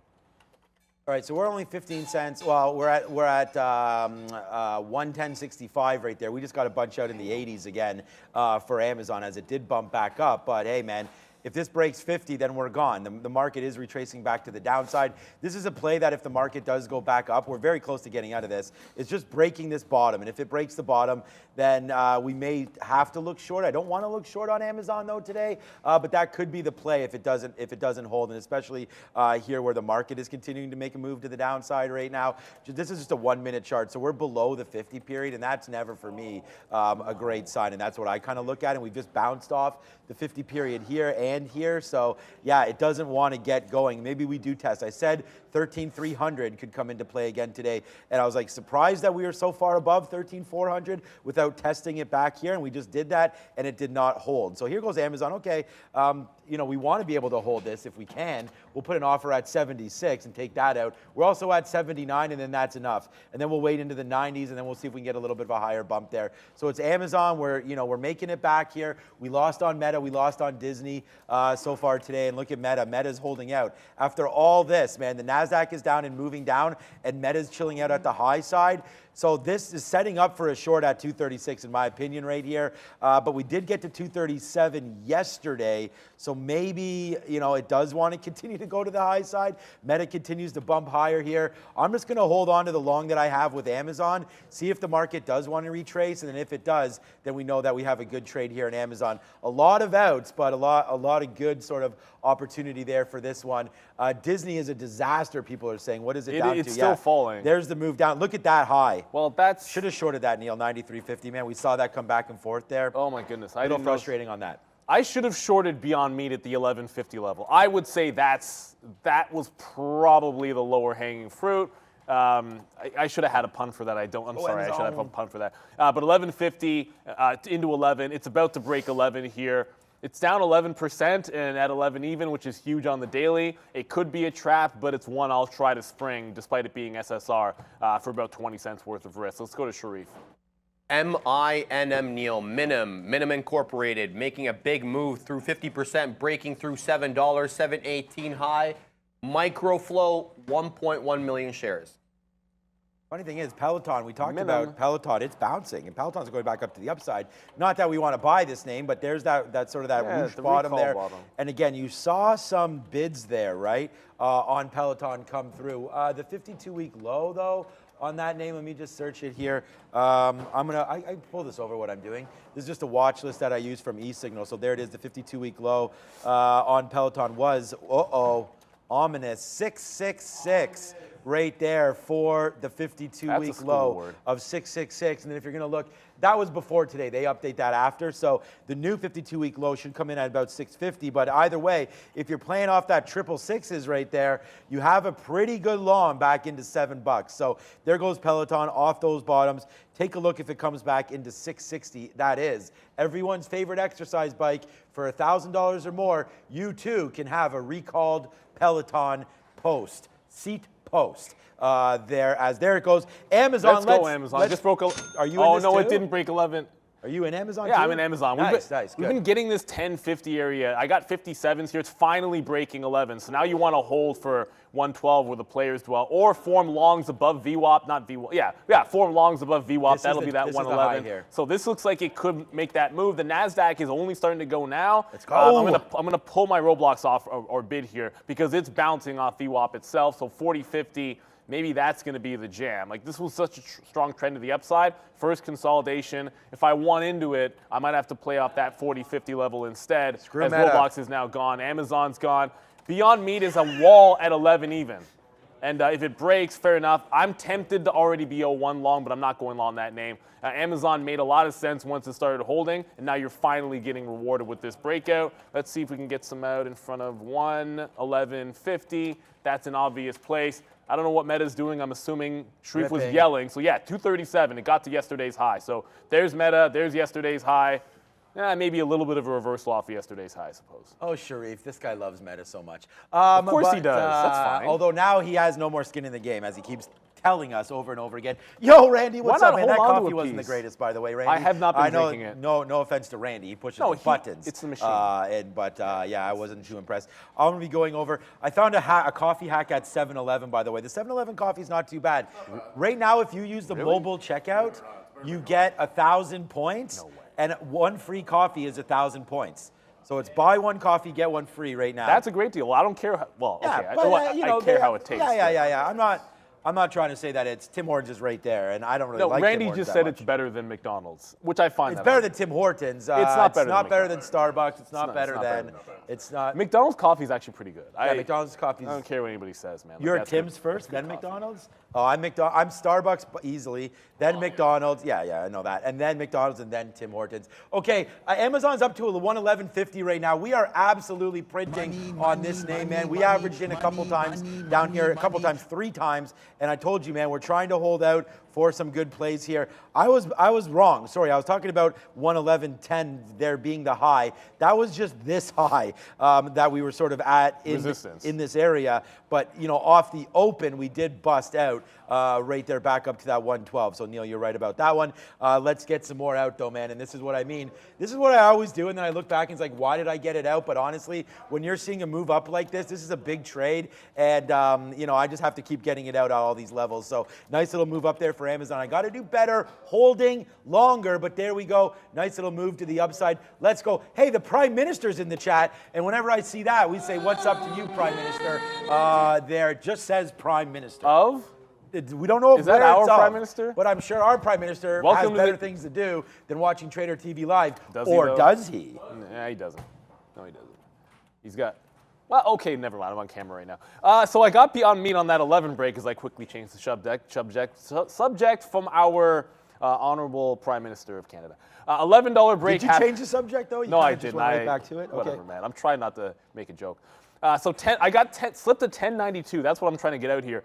On an 11 break, I almost got 10 cents worth of slippage. It just hit a low of 75, which is sort of an obvious area that if an 11 break hits 75 and bounces, I'm going to get something out. So I did do that. I'll probably reload this. As I said, give it to like 11 and a quarter. So it's not really 1-to-1 because of the slippage here. And if I can reload at 11, I'll go ahead and do that. So nice little move in Beyond Meat. If it makes this bottom, this could get pretty darn spicy because you could have a flat bottom. Not a flat bottom break. You could have a false bottom breakout at a key level, and it's got 30-something% short interest, which could get really, really spicy if it were to hold that level. Amazon, I think, is going to get to 112. We were just talking about Meta. It's still not through yesterday's high, technically. So I had said, apologies, I think I said Meta was through yesterday's high. It's not. That will be in about 70 cents or so. So 237.50. Then Meta is going to break yesterday's high. So there's still room for it to get to that. The market is not going to... Meta's up, Amazon's up, Google's up, but the market is actually like literally nothing is slowing down. Holding down. Like we're not. If you're long the right names, they're not stopping. And to your point, though, the market has to figure itself out. The market has to figure itself out because we're trying to bounce. We're at such a key level, 13.37. Yeah, we're beneath 13.4. So if we get back above 13.4, like your strong names are mooning, and maybe that's where we can see some of the weaker names start to come in. But until that happens, I mean, I'm looking short pop on NVIDIA. There just hasn't been a pop. Oh, 285 on NVIDIA. That's a level. People talking about NVIDIA That's right now, a level. 1+%. I'm just going to keep getting out of this. I'm thrilled, man, with Amazon. And it's just right back into where we already wicked the high. So if I can get more and more out here at 70, that's exactly what we did. We've just been peppering. Well, it's not peppering. I mean, we're just getting out of little pieces here. Getting some rebates to get out. My fees today are 68 cents. We only have 40 fills, so it's not too much right there. But I would love for this thing to keep going. So the other name that we have on board, of course, why am I zoomed in so much, is Google, and that's just tipping out at 117.20. So we'll wait on this one. We're already out of this. We've already made our money. We still have 20%. I shouldn't say we're already out. We still have 20%. And there we go again, making the mistake again of getting out of Amazon because there it is. But now I'm going to make another mistake. And why not make a mistake up here? When you're $1.30 in the money, is it a mistake? Wow, there it is, 112 right now, Neil. This is where you dwell, I know for sure, up down at the Players Club, up to 112.10 and still moonshotting. Hey, if I held on to some of this, I could join you over there at the Players Ball. But for right now, I need to get my entry ticket because there it is, nice outs at 112. Let's see where it goes. Good call. 112 for the play. I've drove through Atlanta once. I've never been to the club, unfortunately, to say. I'm not sure you want to go to too many clubs in Atlanta, but hey. I'm too old for that. Bring some security. You'll be there. I'll call up my boy Luda. You're not going to believe. Pac W is halted up again. It's at 493, but that's not the one. It was so if PACW, who lost deposits, is recovering off the bottom, what do you think Western Alliance is doing that said they gained deposits? That's up 7% right now. What in the blue blazes is going on here? He was a wicked wrestler. No, but where are the actual halts on Western Alliance? So PACW goes 22 cents in halts. This stock goes 27.50 into almost $30 and does not make a halt. Okay, that makes sense to me. So it's starting to pull back in here. I do like this 27 area maybe for a dip. It's the stronger one anyways. Beyond Meat is starting to pull back in here. Got to be really careful with this. As it's a big bottom on the daily. If it shoots through, you could definitely see like a squeeze to the upside back through 11. So I do favor a reload here. It's too big of a level for me not to try to trade it. And I'm going to have my stop. As a matter of fact, let me just adjust my stop because quite frankly, I just noticed that it was incorrect. My price was wrong. Every now and then you're like, I was about to make a keystroke error on that one. So I can reload that. If we get a reopen that's or a dip that's favorable on wall, I am going to try to get that. I think 112 is a bit of I don't want to call it a trap, but it's starting to pull back there on Amazon. It's psychological to some degree. I don't think it's necessarily done, but this is about where I would have trailed it. It's going to probably trail me out here. So Beyond Meat at a reload spot, at a trail spot for Amazon, which I think is going to hit any second. Did you get any 112 player club out there or no? I didn't. Usually at a price like that, I'll slap a trail. Yeah, okay. And when I put a 25-cent trail, it just fills instantly, so you can probably guess what magical number. You're out? What magical number I picked instead of that. All right, so we are out of, sorry, we're not out of Amazon, and we just, we got 112 hilarious. flat right there, and then we got another piece out at 75 when it did come down there, so I think that we're pretty similar on that, and then, just watching out for Google there and trying to get into some more names. Before we go over to happening now, I just want to look at Apple one more time and just talk about this because it is continuing its move to the damn downside right now. Apple bleeding pretty good, man. Definitely respect. This is why I put these lines up. I'm just too busy with all these stupid talks about 112 to ignore that. But right there, right at VWAP, right at the 50 period is Apple. And look at this, man, straight to the downside goes AAPL profit taking out, assume. I didn't see any negative notes on Apple, or is everyone just saying, I want to trade Amazon, by the way, Neil. I know you got trailed out, me too. I got some out there too. But there it goes, takes 112 again. Wow, man, these strong names, Amazon and Google. And again, look what we've got. It's all over the sticky note. It's a big day for Sticky Note Nation. Stand up. And over there, Sharif, please don't stand up because you got to sit down for this report. Now brought to you by Masterworks. Masterworks returned over $25 million to investors last year, allowing you to invest in a real asset that rose 29% in 2022. That's fine art. Paintings are all SEC qualified, and each of their last 12 exits to date has returned at least 9% to investors. Check them out using the QR code below on the bottom right of the screen. Guys, let's see what the markets are doing at the moment. The Dow taking it on the chin, down 1.17%. The NQ faring the best, down 0.07, making a little bit of a comeback. The ES, though, down 0.61. They're all decidedly red on the day. Let's have a look at what's happening now. Google, yeah, you see this one with the guys. The market is liking the I.O. announcements. AI was in focus, and a plethora of new devices were announced. The stock is near days highs at 117.35. Stepping up. Pelaton, yep, the recall sends a stock south. The seat post is faulty, guys. The cash strap company has to dish into its reserves and dole out more money for the recall. Bouncing, though, off that 650 dip, now above 7 at 720. And last but not least, Amazon. Can this name go 8 straight green days? We're close. We just broke 112. The guy's making all sorts of reference to 112. We'll send it back to them. Yeah, I mean, I took the break. A lot of times this happens, like you look for a pullback or something like that, get trailed out, and then you're just taking the next available break because that's what the trend is going to do. So as it heads back to the upside, back to the future, whatever you want to call it, the future is now. Yes, Peloton's really still going. That's the other thing that's kind of grabbing my attention here. Well, I'm like right here on the offer. give me a break. Sometimes when you put an offer in, it's like cancel and then throw it back at the same price and then get the fill. So there you go. That just happened. So I just got that fill. But Beyond Meat's back above 11. I am going to give it a little bit of room, but I don't want to be too terribly stubborn about it. If it cannot hold this consolidation down here and breaks the quarter, this could be a jailbreak to the long side.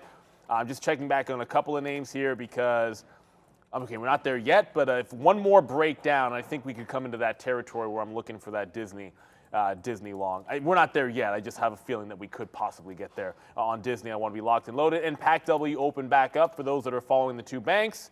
It wicked $5, got up to $5.15, and a little bit of a pullback in here. So it might be setting up one of those wick short opportunities here. Has to hold 5 again, and then I'll go for a tight stop short on Pacific West.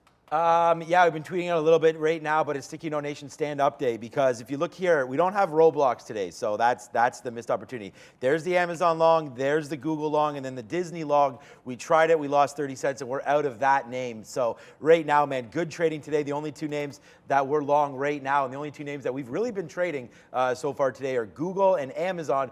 Both of them on the sticky note and both of them printing today as well. So there goes Amazon. We just took a piece out there at 12.25.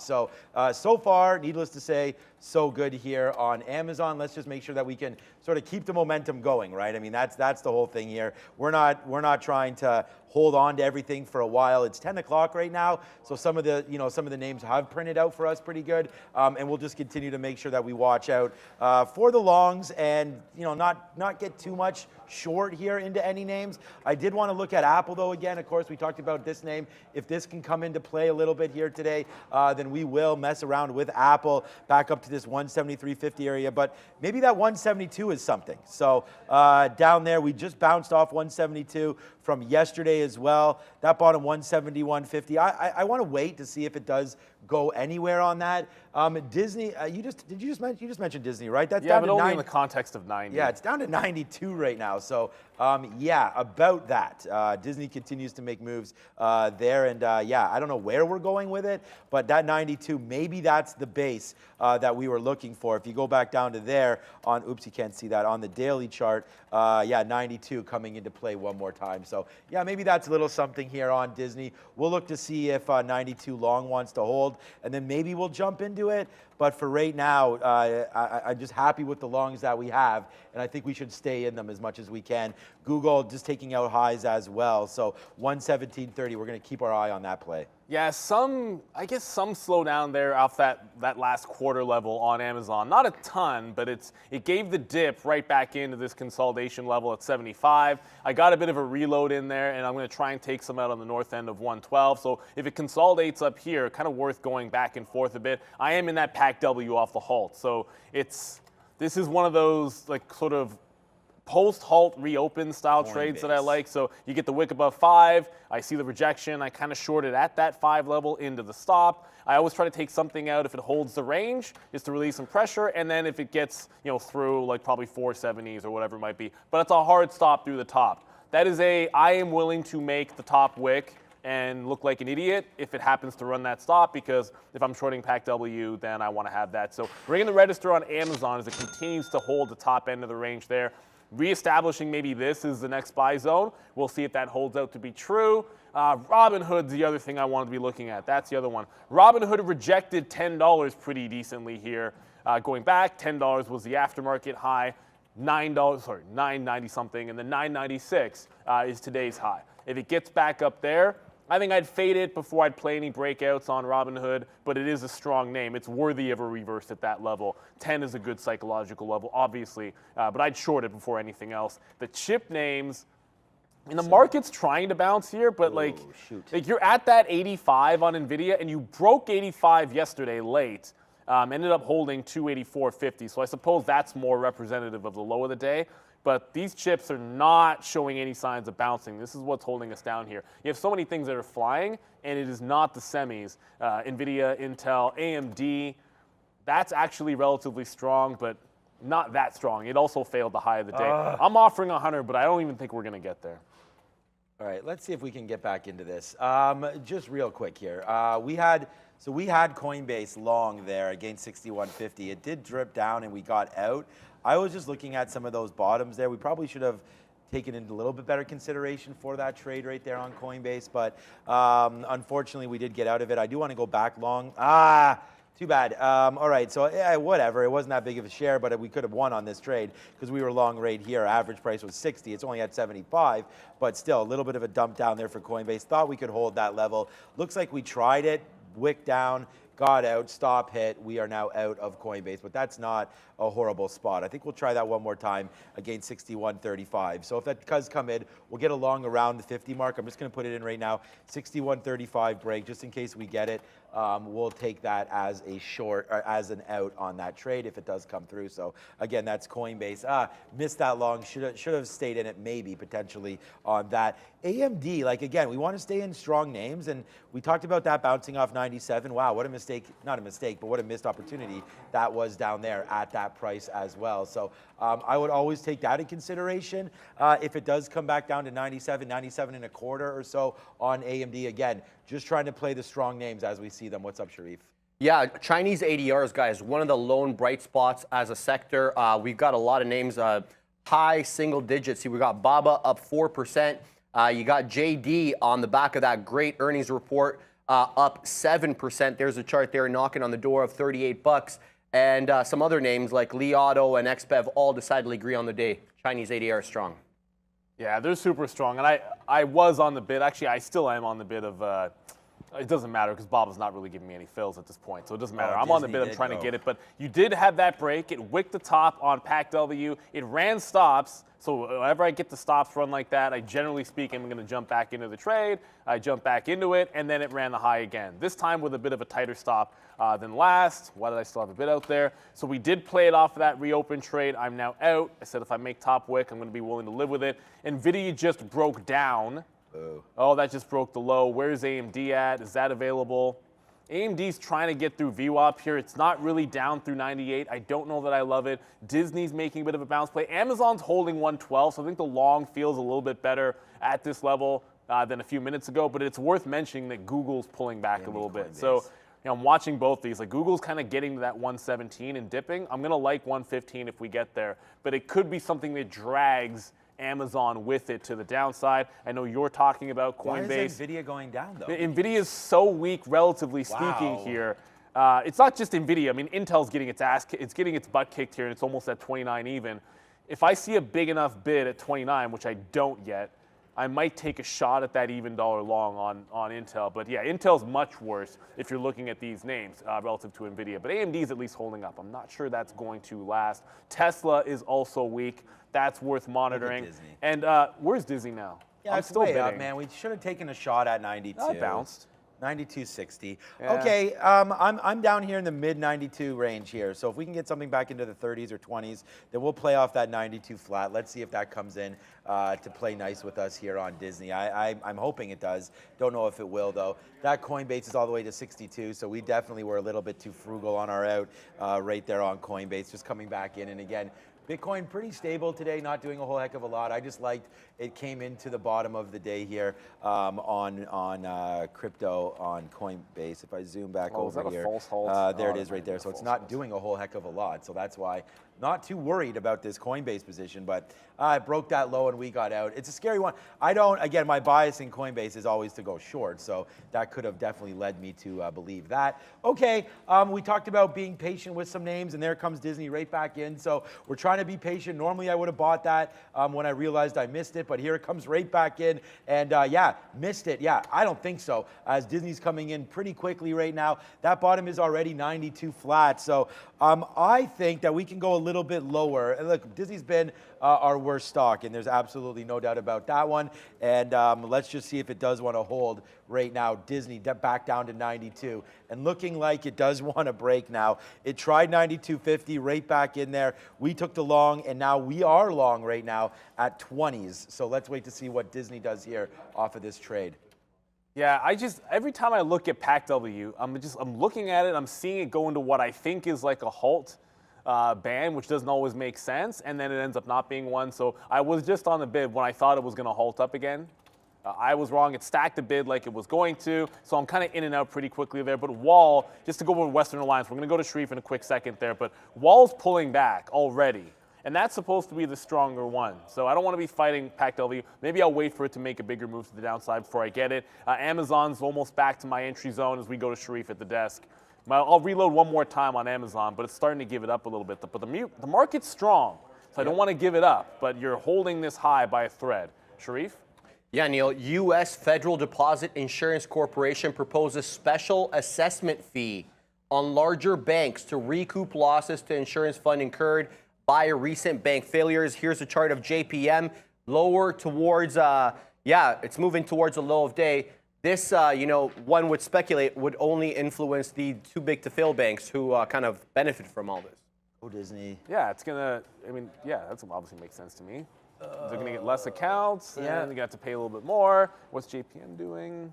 PC load letter. I'm not really seeing too many news stories here today, man. I mean, the market's kind of just going the way it wants to go right now for all that. You were looking at Pac West. I've been in and out of Pac West like a bunch of times. Yeah, $5 again. The only good one was actually Hulk There goes short. Disney. And of course, as I notice that wall is going to the downside, like PACW actually makes its turn there. So yeah, that's not going to be my good stock of the day. If I just left it at that one first, there's your move down, and just go for that, that would have been it. Google's through the high of the day again. I did just get a reload on Amazon, so kind of sticking to that. I think Beyond Meat could be making a bit of a curl here, so I have my quarter out there. I am short at 11 even, so it's a relatively tight stop. Trying to reload Amazon, actually reloading Amazon. I'll get some out at the high of the day. If it gets back there, I keep looking over at Roblox and what has been missed. I'm still trying to get that consolidation dip under VWAP. Maybe that's just not available. Maybe I have to catch this one off the 41 level. It's that strong. Maybe I got to wet the beacon here, and that's the only way to get into Roblox.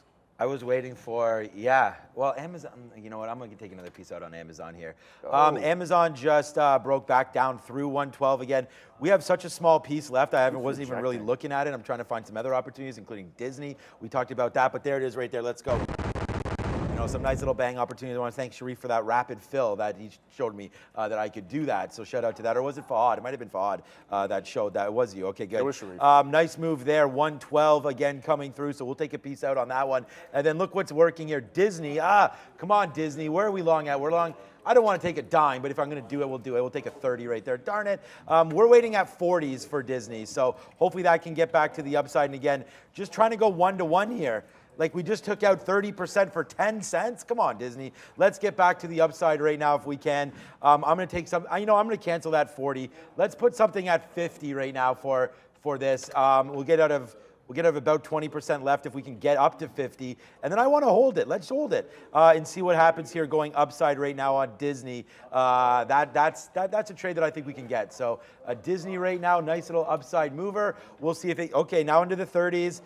Still need it to go. Maybe it just wicked down to the bottom today. It's an earnings play. I feel like we've maybe developed a bottom there. And whether or not it's the bottom or not is unknown. That's why we're trying to scalp it out. But, it's still a good name today. If you want to take the long down here, it's been good. But congratulations to anybody that had the short. That's really where the money was made, obviously. Right off the open, a huge move down. You could have got 95. It didn't stop for $3, which is why I'm here. I'm here because it's already a $3 move down. It's down 9% on Disney. At some point, are people not going to buy this name up? Maybe they're not. And if they don't, we have our out. And that's how I like to trade, man. Get your outs locked and loaded and make sure you take them when they're there. So here we go, up into the 40s. We're waiting at 50. It's already 1-to-1 risk to reward. Let's see if we can't get this name going here on earnings day for Disney. So a couple of things just came in out of nowhere. Well, okay, not out of nowhere. That'd be a lie. 29 is here on Intel. That didn't take very long. It's 10:16, and Intel was at $30 in the pre-market. So for this stock, $1 is a lot, and it just tapped 02s on the way back up. I was able to get some 4s and some 5s. I have a 4 half price, which if you round up is going to be 5. I don't want to have an even dollar stop here, but I'm not going to give it too far past that level. Amazon's really starting to pull back. I was able to get another reload out there. So I finally, again, just relieving some pressure up at that top. And if we get a dip off of VWAP here, look for that reentry. Like that's where I want to play that reentry. That's why we relieve some pressure up at that high. Roblox starting to come back in, so this is the first opportunity we've got to buy the dip in Roblox, but it's almost immediately putting pressure in that 40-50 area. Now I have 72, so it's not really a concern until we get down into those 30s. As we head back into the downside, I still have that Beyond Meat short. That's actually holding up. It might be an ad underneath 11, but we'll see. I'll cross that bridge when it gets there because it's still holding that 11 even. I'm not in Pacific West anymore. I kind of moved on over, and it's still holding the top end of the range. I'm out of it. I was mostly short. I had one little long that was mostly a flat trade, but that's starting to head back into the downside, though holding right around that $5 level. So Roblox in, Amazon took some out, but looking for a reload. And that Intel, it's just a monster level, this 29. Not a lot of size down here, and it just gave you that wick. So there's the wick down to 97. What's the price? It just gave you the wick down to 28.97. What?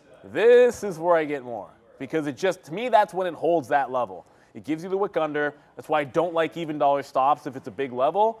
So now it's heading back into the upside. I don't know what the other chips are doing outside of NVIDIA, still beneath 285. I'm assuming AMD's holding up, but that's not the one I'm watching. No. Intel now bouncing off that 29 level. AMD's doing I'm going to get some out in the teens here and then work it back to 29, 25. Nice little bounce here on Intel. What was that? Data's moving? Oh no! Oh, I don't have that. I don't have that key. I have it right there, Dada. We'll hit it again right there. Yeah, Neil. Just I didn't mean to interrupt you, but yeah, I was just going to tell you, AMD's tanking right now. Oh, is it so really? You were wondering if it was holding up. Good. It is coming back in pretty good right now. So we'll wait to see where it wants to go. But right now, it is coming back down to the downside for AMD, bouncing off 97. I don't know if we want to go long this name here. I was talking about it, but with the trouble brewing in the semis, and again, the semis led us up in this market. I feel like they were sort of the first to go there. Obviously, it was AI driven, but if they're leading us back down, then the market has a funny way of working. So let's watch out to see what AMD does here on the downside. I did get a little fed up with Disney because it's doing nothing right now at these levels. So I did take a 35 out. So just to tell everybody that, I did take a 35 out. We still have 60% of this trade, and obviously looking to get a little bit more if we can here on Disney, a little bit more out, not getting more in, more out here on Disney if we can. And I'm trying to get it at 50s. So if we get up there to 50, then I'll like that trade, and we'll see what we can do on that. But right now, Disney looking like it wants to continue to just dance around here at 92. I'm waiting for that eventual pop, but we're out of 40%. So if it does take 92, we can get out of that one. Let's just check out Meta right now. Big move up to 237, but look, again, like, I need to get a little more aggressive on some of these scanners. I'm going to talk to our boy over there, Michael Noss, because like right there, that just came right back into support. I wonder if we could figure that out and get some sort of a day's high scanner alert from the day before. I've talked to him about this and wouldn't mind looking back at that. So right there, 237. We can't get them all, but that is a scanner here. And I have, like this scanner here is at support. We can check out XOM right now. That's looking like it's at support. And this is, again, a Trade Ideas scanner that, you can build almost whatever you want with Trade Ideas. So that's what I'm talking about. Back at support right now for XOM, 105.50 there. So, all right, that's just a little bit of talk about some platforms there and Trade Ideas. But let's go over to the desk and see what Sharif has.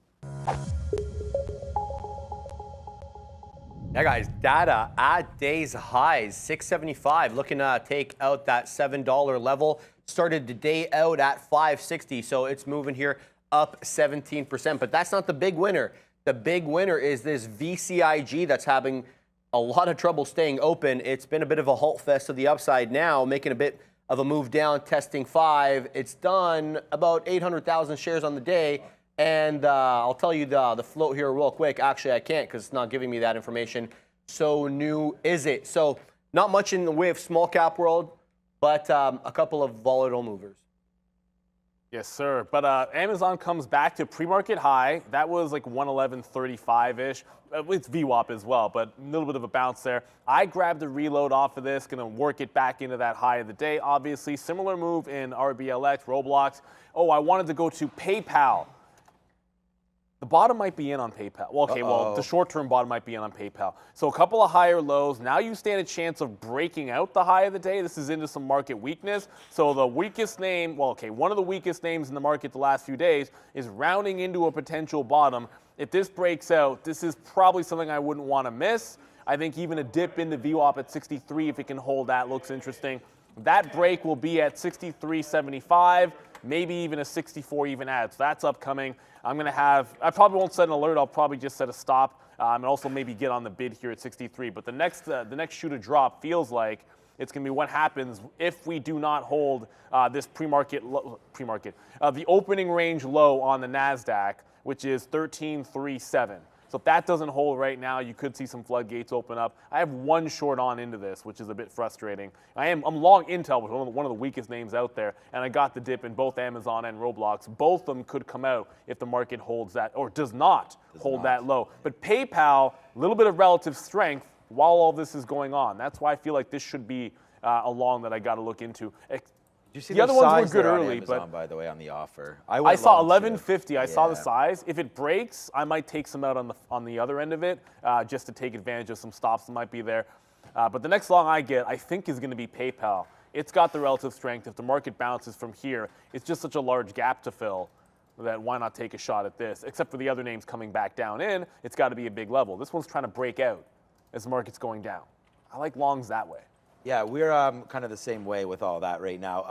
I'm just looking at, so I got long in Amazon as well, and Disney did break, so this is why it's good that we got out of 40%, but again, 40% is not 100%, so we're getting ready for this to break a little bit lower. Like now that we got out some at the top, I'm gonna hold for 75 break on this. So it's not gonna be pretty, but it could be okay on this. So let's just wait to see what happens here with Disney on this 92 level. Like I just said, man, we were talking about it, so we want to stay in it just for a little bit. I mean, that we could have just wicked down there at 91.80. Again, pretty strong into it, not strong, but it's holding 92. So let's give it a little bit of breath here and see if we want to let it breathe through 92. But there goes Amazon now. Good call, Neil. We're going to try to do the same thing as you. It just broke that. Yeah, it just broke, and I didn't get anything out on that whipsaw action up. So there it is. We'll get a 50. We'll get a 60. But then I look just at took that. 59. There's another guy at 60. Exactly. Look what we just saw. Another guy there at 60. But I don't care. Just blast through that guy like it's butter, baby. There it is. See ya. Right there. We'll see where it goes now. But Amazon taking that level out. I like that. Yeah, and so at the same time as there's every 10 cents an offer on Amazon, Nice there's reload. a 40-50. Well, okay, never mind. There was a 40-50 refresher on Roblox that was holding the offer, meaning it was 100 shares on the offer, but every single time it tapped it wouldn't go away. So that's like a refreshing or like an iceberg order. That's the word I'm looking for. So it just broke to the upside. I think if we get back into 41, I need to take something out, but the market made that bounce. So I'm going to get my order out on Roblox so that I can get on back over to PayPal. Oh, Amazon's baby. going. PayPal's continuing it's about to make that break, 63.75. Once it makes that break, I should be into this. I almost feel like 64 could be an ad zone. I'll cross that bridge when it gets there. I want to see the volume hold up. But PayPal, this is one of those you wanted to see it make the move first. Don't try to pick the bottom on this the last couple of days, but now it's showing you signs that the bottom is in. I'm taking that break of the opening range high. That's right here, 63.75. All right, man. Disney held, so we'll take another. Well, no, you know what? Now that it held, let's see if it can go. Let's see if it can go more now, Disney. We're still waiting in the 40s for a fill. Again, if it comes in, great. May not. So we're trying to be as careful as we can be with Disney right now. But again, a great hold at that bottom of 92. We sort of worked you guys through that, and hopefully you're able to take advantage of that hold. And there it is.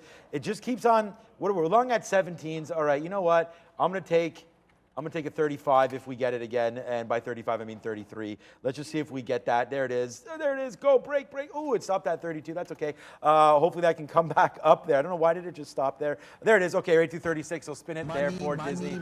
Just on the hold. I mean, overall we will be. Well, we may not be red on Disney after all. There we go. Let's go. We're at 47 right now on Disney. I'm going to pat myself on the back for that one because honestly, normally we get out immediately at a 92 break, but we're just just trying to see if where the hold is on that. And that's why when you take some out early for small profits, 10, 15 cents, it does give me the ability to hold it, because I do look at my P&L and I want to make sure that, we're making the right decisions. And then if I've taken profit, then I can let it slide just a little bit. So that's kind of how I work on all of that. But yeah, right now, Disney back up to the upside. Amazon, I mean, that was a good money trade as well, as we got out at 80 there on that spike up. So we're light on Amazon. We're waiting for it to break this bottom, and then we'll get out of here. But Amazon, so far, so good on that reload. Guess what's moving? So you'd think with Disney to the downside, maybe there's a play on Netflix. Netflix is breaking out. It's past 335 now. I just saw a lot of people talking about it.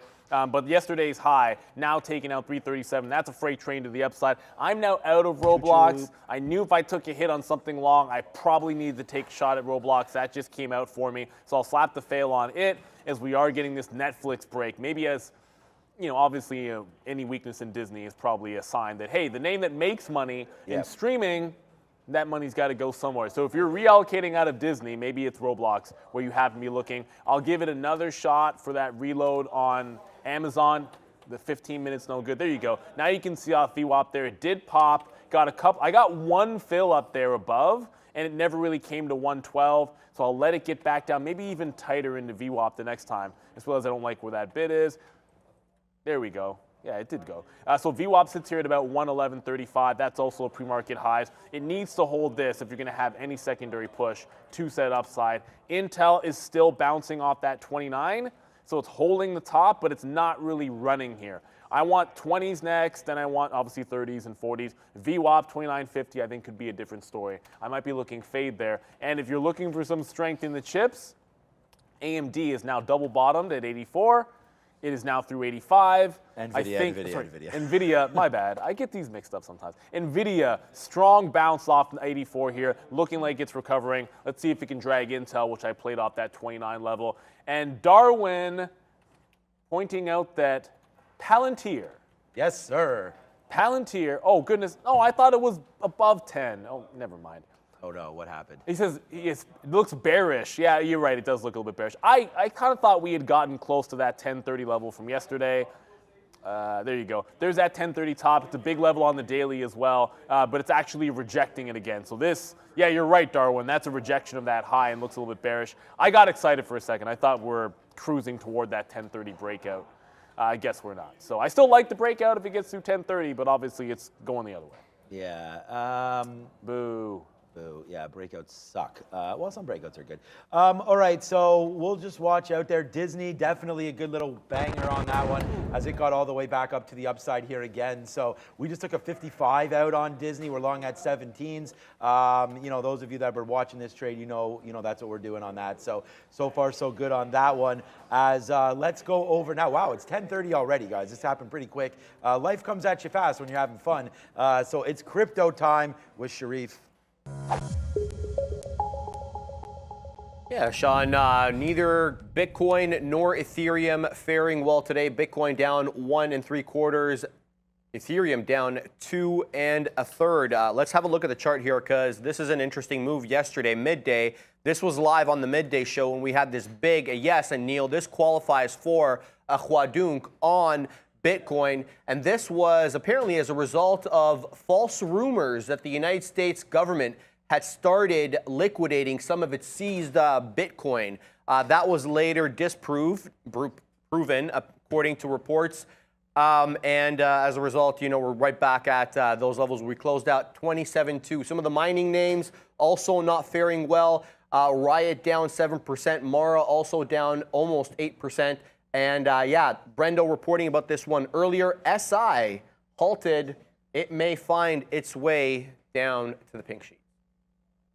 I would say I don't want to say it will, but it very likely should end up on the OTC. That's what we expect. Ooh, Tesla just rolled over here on volume through 168. That's bringing some things to the downside. I got that break on PayPal, and then NVIDIA did a similar, not a similar move, but like a little bit of a right turn here as the futures got back to 13.4. The NASDAQ got back to 13.4 and rejected it. If NVIDIA can't hold 285, I think there could be, in a world of hurt, oh my goodness, we're back through the low on Coinbase. I was about to say, yeah, There's where can we size break everywhere down? on Amazon. I don't know if you noticed No, that. I keep seeing it every like there's size at all these pissing even me off. pennies, man. And I'm gonna start to trim every time I see that size there. I'm gonna get some out in front of it. This market does look like it's headed back toward those lows. I think we could see that 60 level on Coinbase again. Obviously, that's been a big one in the past. You know, you've already flat bottom broke it here at 61, so I think if you're playing trend, you needed to pull back upside at least at some point. Yeah, so PayPal, I just got into it, and it did that little wick. It's consolidating here. I like this for a long, but if the market doesn't hold up, what difference does it make? If the market could have bounced and continued, I felt like this was going to 65, maybe even 66 even, but now you're starting to check up. So I don't want this to get past, let me zoom back in for you guys. I don't want this to get past that 50 level. So I'm taking a top break. I'm not holding it all the way back into VWAP. So it'll be a relatively tight stop. It is what it is. Sometimes the futures don't want to go, and what can be a trend breakout turns into like a bit of a tight stop for me. We'll look back at VWAP at 63, but not willing to give it a 75 pennies here. I don't like that risk to reward. Amazon just broke down, so I'm now out of Amazon. It's been a good ride, Amazon. I enjoyed it while it lasted, but if we can't hold VWAP here, I'm not trying to be stubborn about it. I like the long, but it looks like it's giving up. What's frustrating, I would say, is that throughout all of this, the weakest, well, not the weakest stock today. Beyond Meat down 11%. We had the initial short. We reloaded it in front of VWAP. It's just going sideways here, and I'm just holding it at 11. No break up, no breakdown. Literally nothing is happening on Bed Bath and Beyond Meat, which I guess I wanted to do some Bed Bath & Beyond type moves, but it doesn't want to. That's just not happening. So there goes another out. That's a tight stop on PayPal. Again, if the futures are taking out the lows, I do not want to be stubborn about any of these kind of breaks or longs off the top. Intel's going to be challenging the bottom again, so I bounced off 99s. I got some out at 15. I haven't reloaded the trade. If I do, it has to hold the low of the day. That's 28.97. So this is like defense of all these longs starting to come back in. If we hold that bid, I add. If we don't, I get the heck out of Dodge. Yeah, we had the same thought there on Amazon, getting a little bit weaker, so we did dump that position as well on Amazon. And we're trying to get a little bit lighter on, I mean, we're already, you're going to see me still in this Google trade, but this is just such a small piece. And I was holding it to see what happened at 116, and it looks like we just bounced pretty cleanly there off of 116. So I'm going to try again we don't want to give back. Like, you know, that's why we got out of Amazon when we did. You know, pretty happy with that Amazon trade. Obviously, like Neil said, take the profits when the profits lie, and then when they break down, you get out. And Amazon did break down a little bit there, so we were able to hold it, got it back, held it, got it back, then it broke, and it just wicked that bottom at 116 flat. But it's Google is the missed opportunity here at 116. I feel like we just bounced off VWAP there pretty cleanly. I mean, pretty cleanly, almost exactly to the penny there on VWAP. So, you know, that's going to be something that I'm going to have to understand and just trust. Despite this move coming down, Google up another 4 points today. Huge move for GOGGL, and we should probably be respecting that a little bit right there if it does dip back to 716. I'm not gonna buy it here, but that is the plan of action. And what was been day 3 now, we talk about, you know, 3-day moves and all these different moves coming through, and there's Palantir again coming back in. So let's look at a 5-minute chart for PLTR. It's right at the 200 period right now. But that's not support, that's just a technical indicator.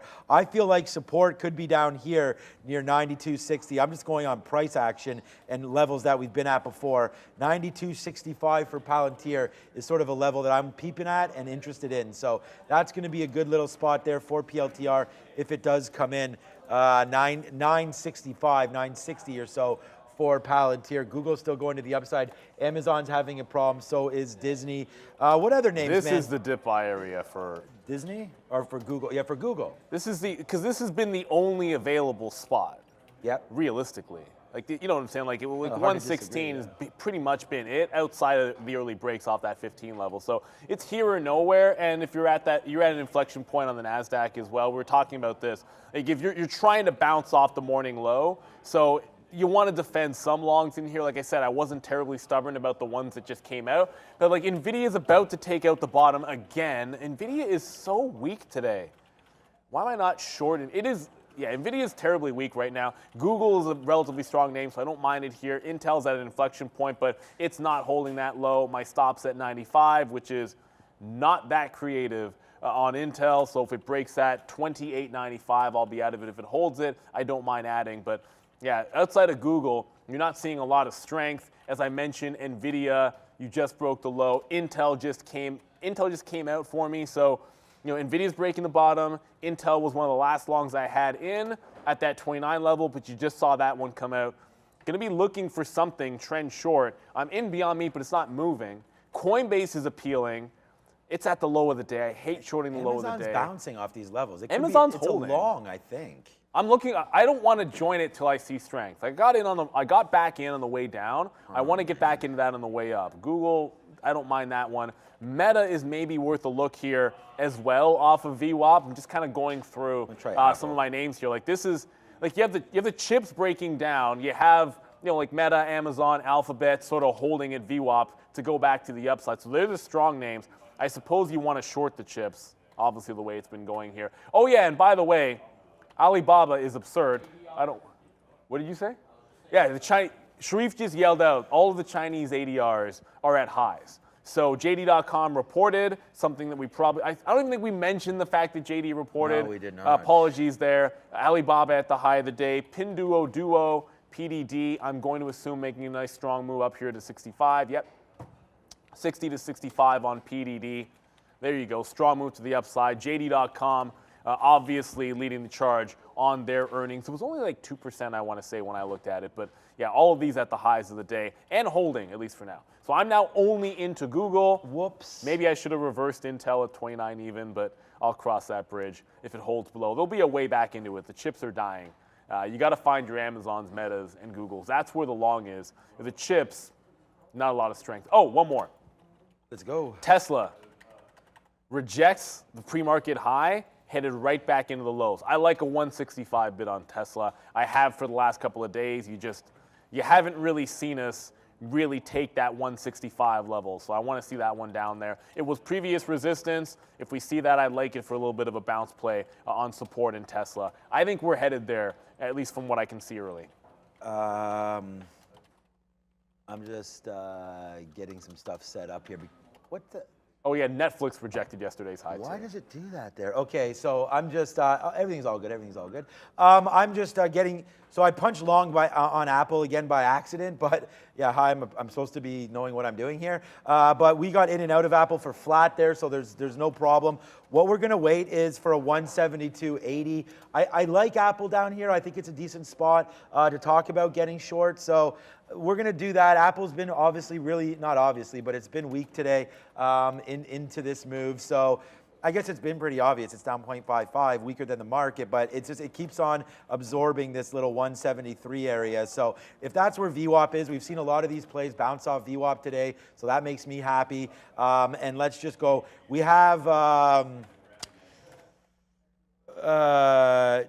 what's the guy with the book? Brian Shannon. I kept thinking Michael Shannon coming through. He's going to be talking all about anchored VWAP. That's not until later on this month, but 24th, right, coming through. But I'm very interested to hear that as we're going to wait to get his book. We'll read all about that and see what's going on. But I'm going to watch VWAP up here at 92. That's where I want to get the short. A little bit higher than 73 is where we'll get out. But that's the sort of the short that I want to deal with right now, and that's going to be Apple. It's just weak, and I feel like we're under a little bit right now.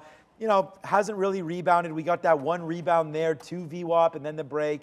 So if we get another one, I think that's worth the shot for me. And there it is right now. First position on Apple today. Short right here into that. We'll get a little bit more up here if we can. But we're going to try this Apple short as we go over to Sharif.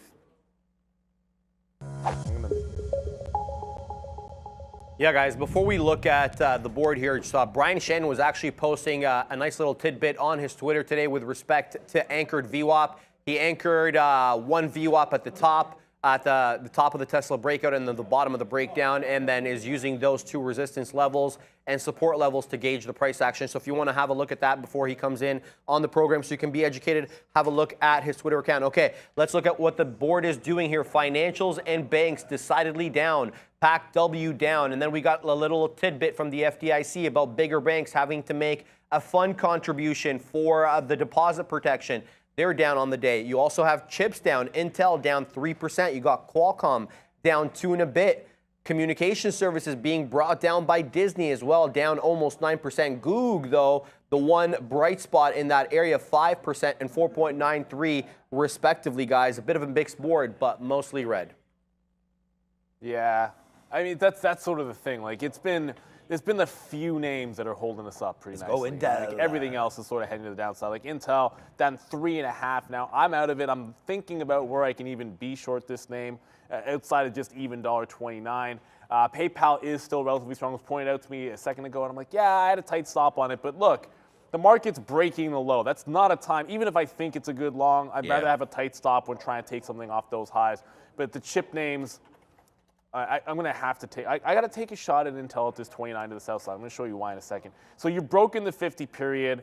You do have 28.5, which is a bit of a double bottom here on the daily chart. But if you look at what's been going on the last couple of days here, there we go. It'll zoom out. Like it's been trend down, break 30.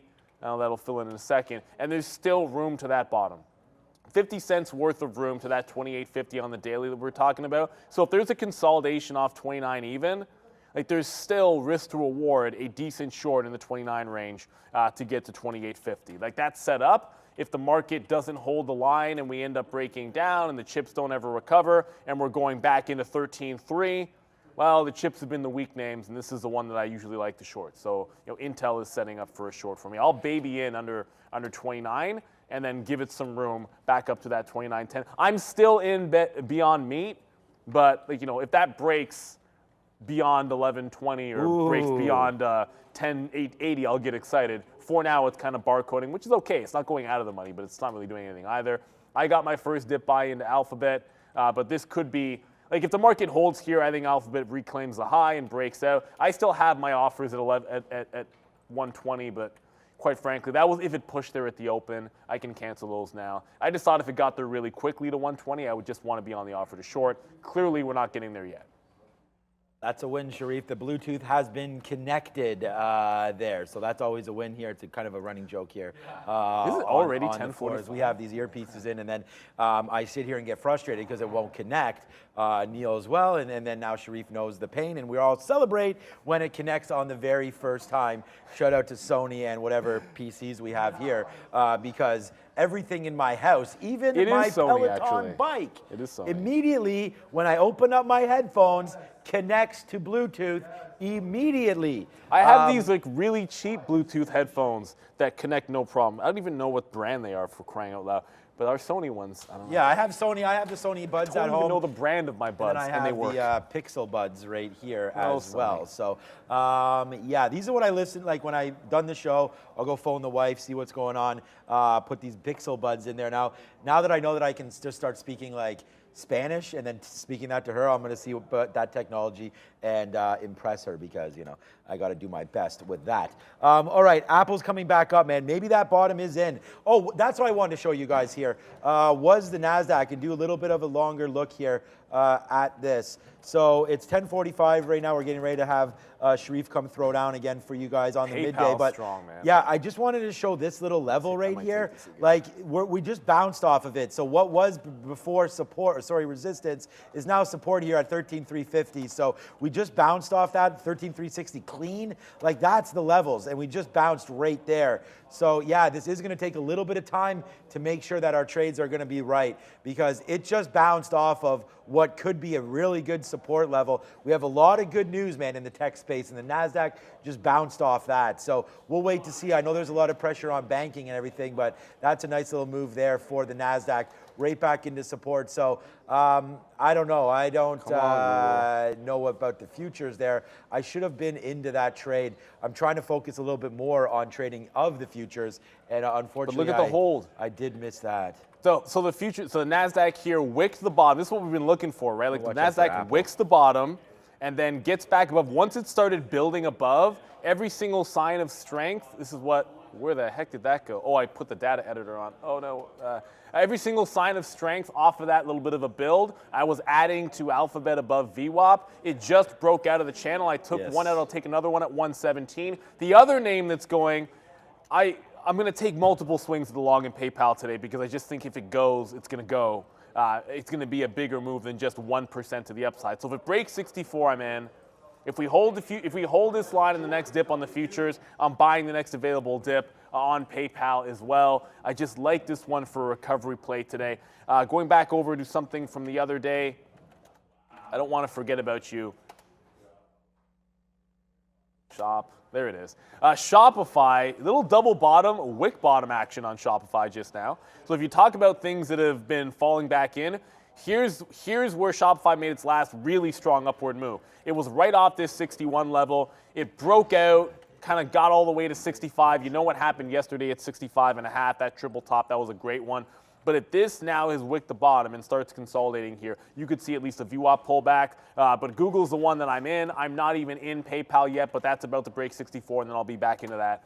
Oh, I didn't lose the first time through, maybe didn't give enough room. So we just took some more at 117. High of the day sits at 117.61. So my next out will be in front of the high of the day here on Google, and there's PayPal. Everything is ripping. Now we're ripping, so I'm through that 64 again. This is the second time I'm taking a breakout long here.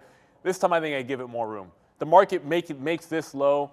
You know, PayPal's got a lot of room to be able to run here. Like, you got 65 as next resistance. So I don't want to get overboard here. The quarters, the 50s, the 75s, let's not get overly aggressive getting out of this. Once I take some fills out, I'll be looking for some dip buys as well. There is, and it just came in. You see how huge this move is on the NASDAQ? There's one available short that is not beyond meat left for me, and that's going to be Intel or a chip name. Recognizing that we're at the low and there's some risk in that, but we're beneath that 29. I only want to give it to 29.50. When I was long, that's as far as it would get, 29.15. So that's as far as I want to give that short. But PayPal long, Google long working. Beyond Meat, this is maybe the most nonsensical thing that I've ever seen. It does absolutely nothing this entire time. The second the market catches a bid, Beyond Meat gives up the bid and starts working to the downside. Okay, I've been sitting in it all morning. Now we might finally get rewarded. I'm going to get some bids out at 80s, which I said I would be there. So I have a 50 bid just in case. I'll bid some in the 80s and 70s. A little strange that this is when Beyond Meat decides to come to the downside when the market goes up. Yeah, we'll flush ourselves down the toilet because Apple did break 173, and we got out, again, short 88s, out 173.11 there. So, yeah, not good, man. 15-cent hit there on Apple. 15 cents, 25 cents hit. Well, wait a second. Where did we get out there? Yeah, we got out at 11s, and we were short at 88. So, yeah, 23 cents worth of a hit there on Beyond Meat and on Apple, and not too pleased about it. But you know what we are pleased about? We got another one right there as Disney just went right back up to that level again. So we'll spin the money on Disney. I can't believe we're almost positive on Disney today after that sort of disastrous start that it had. But right now it's a nice little downside move here, and yeah, we're watching out for this upside move on the market, but we just ticked out to where we were on the pre-market right now, and some of these highs that we dipped down into. So right there, 13,411, 400 basically coming into play right there. So the only other short that, I'm in Apple one more time. It just got right up to the upside, and then we got stopped out, but did notice that was also the 200 period because I was using 73. So I should have zoomed out a little bit more. I'm going to give this up to about 40. Let's wait to see what happens here with Apple as we're back into the short. Light for now, but we'll get a little, well, not light. We can make this back if it comes back to VWAP, but we'll wait to see what's happening up here at 173.40 for Apple. All right, it's already that time, man. Only 10 more minutes left, and you can't worry about your trades if you don't worry about your money. So it's Money Talks. What's up with Sharif? A segue there, Sean. I like it. This currency board, guys, is decidedly red because everything is not faring well against the U.S. dollar. The Dixie up 5.7% today, but the euro, the CAD, the GBP, the Japanese yen, even the Australian dollar, all decidedly red against the U.S. dollar today as we bounce on the treasuries. Even the Russian ruble that have been doing really well against the U.S. dollar, down 0.89%. Bitcoin and ETH also red. We talked about that during the crypto update. Let's see what's on deck for tonight. It's a bit of a snoozer, if I'm allowed to say so. Gen, Sun Life, you got some AI names there. SoundHound is all of a sudden an AI name. Tomorrow, also very muted earnings.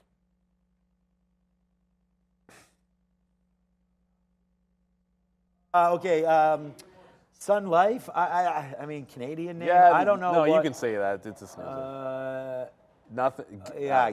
Get that off the screen No, right that's- now. There's not that too is a much, snooze fest. Interested right there I on second that the one. snooze fest Yeah, on that, that. you are definitely allowed You're to say allowed that. to say that for sure. Right there. But hey, the market is far from snoozing right now. Yes, I do see that. Amazon's all the way back as well. We didn't take a great advantage of Apple, so we're going to take another 173 fill down there to take another 15 cents and then hold. We do have a 90 bid, and then like I said, VWAP is just right here at 92, so we'll get into piece out there. But I do want to take one more at 73. We're at 73 flat, and then the 50 periods down here at 76, just giving some levels. And then I do think that this market, again, it just bounced off of that. I just showed you it, 13,360. So we already bounced off that, and I was just thinking to myself, like, there's so much more to all this. It's, you got to be very, very aware of like the macro environment and maybe even, I mean, not even the macro environment, but just zooming back out on the NASDAQ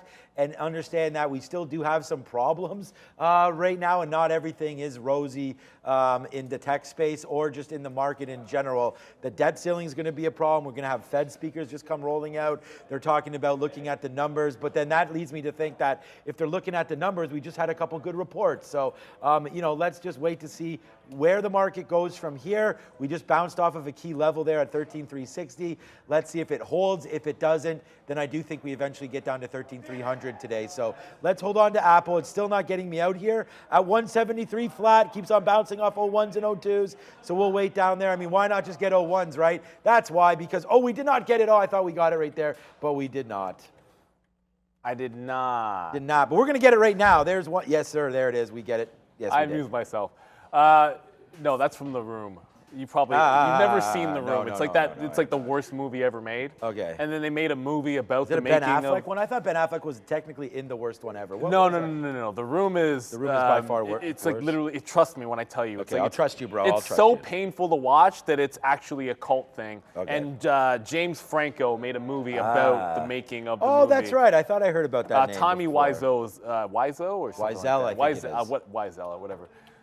Oh, hi, I Mark. think that's what it is. Alphabet here, it tried to get back up to those highs. You can kind of see started rolling back over, so I took another leg out. I don't want to give up any more of it, so that's going to be my last out, I think, and then we'll go back into VWAP here. I am in the Intel short, as I mentioned, Beyond Meat, and then PayPal to the long side. I got 5 minutes, and then I'm heading over to Joint Street for the midday.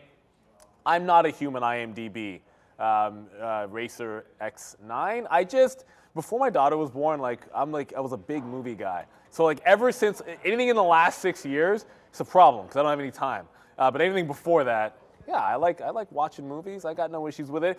Beyond Meat got down to 1080. That's where the buyers are on this stock. Well, they were buying above 11, but another bid here at that 1080 level. If it gets back to VWAP, I'll try to rinse and repeat it here. If we get it, we get it. No guarantees it comes back to said price. What else is going on here? Oh, yeah, I forgot to mention, I got away from PACW.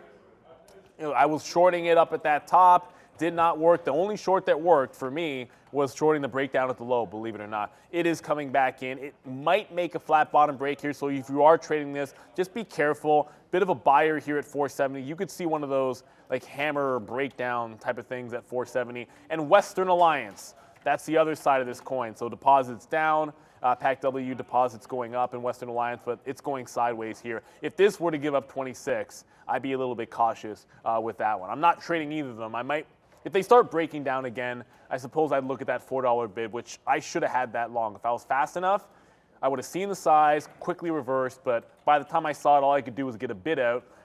And at the time, I was looking to take out a third of my shares, so the first bid I could hit was for a third of my shares. That's all you can do. All right. I'm just getting my orders set up here for Apple. I don't know. Apple. I don't know if Apple's going going to do right now, but we just got another short in Apple. I'm going to wait to this 173.40 area here on Apple. it's just that's been that bottom right there. So we'll wait. We'll see if we can get some more shares in on this name, Apple, of course, and then wait to see where it goes. So Apple, we just reloaded it at 14, so that's our short right now. If it comes back in again, we could just keep on. I mean, I do feel a little silly always scalping this out. I'll use one that we can get a rebate down here again, back down near 173. But you know, if this market does want to come back in, I think Apple's going to be a good name to short. It's been weak today against the market. We talked about some of the strength with Amazon, with Google, some of the weakness with Microsoft, and some of the chip names as well. So we'll keep our eyes on all of that for everybody here. But there's another short in Apple. Look, man, we're 10 cents in the money. Or, well, we just were 10, well, we are now. 10 cents in the money on this, not great. But if we can get 15 on it and just make back sort of what we lost here in this short, that'd be good. So here we go. I'm bidding it's at 173.01. Hey, that's it, man. We just reloaded it. We get that 10 cents. Let's see if it wants to give us a little bit more. And we are here for more. We want to hold for that break of VWAP all the way back down to the downside. But let's just, you know, get out. We're just sort of like ticking up, man. We're just getting our profits every single chance we can here on this market. And then again, with only a couple minutes left before the show's over, I'm going to now hold Disney. We already have a good long down here at 92. We talked about waiting for these earnings plays to base out. And it looks like that's exactly what Disney has done here. With that being said, we're going to wait. So we're waiting on Disney just to see if that is basing out or not. Hopefully we can get back up. VWAP is 92.80. If we get that, then we'll be pretty happy camper with it as well. So that's what I'm working with. The Google long is still in. It's embarrassing that we didn't load it back up there at 116.20 either. I know Neil got a good one at the 60s, so at least there's that coming into play. But yeah, Google, nice little long there, and there's that VWAP or the 50-period break at 60 that we also should have had. But we're still long, $2.50 in the money on Google, and then PayPal moving around as well. That was a good bottom there. PayPal's up today, up to $64 there, so that's a good one. I know you have that at this price. It's coming back in, but at least I'm loading into VWAP. I got wicked out last time on the long. At least it's up. And this time, I'm just going to start playing the trend to the upside. I think this could be, if the market holds up, I just feel like this opening the gap back up can be worth it. So working into the long on the way back in is going to make a little more sense here. I'm going to move over in a minute. So I'm already set up. I got my stop on Intel. I'm not taking a break of the high of the day on Alphabet, although I think that's at least available. You know, like if we think you can go to 120, like there is a high of the day break that's available for you on that. I'm not likely to take it, but you know, stranger things have happened.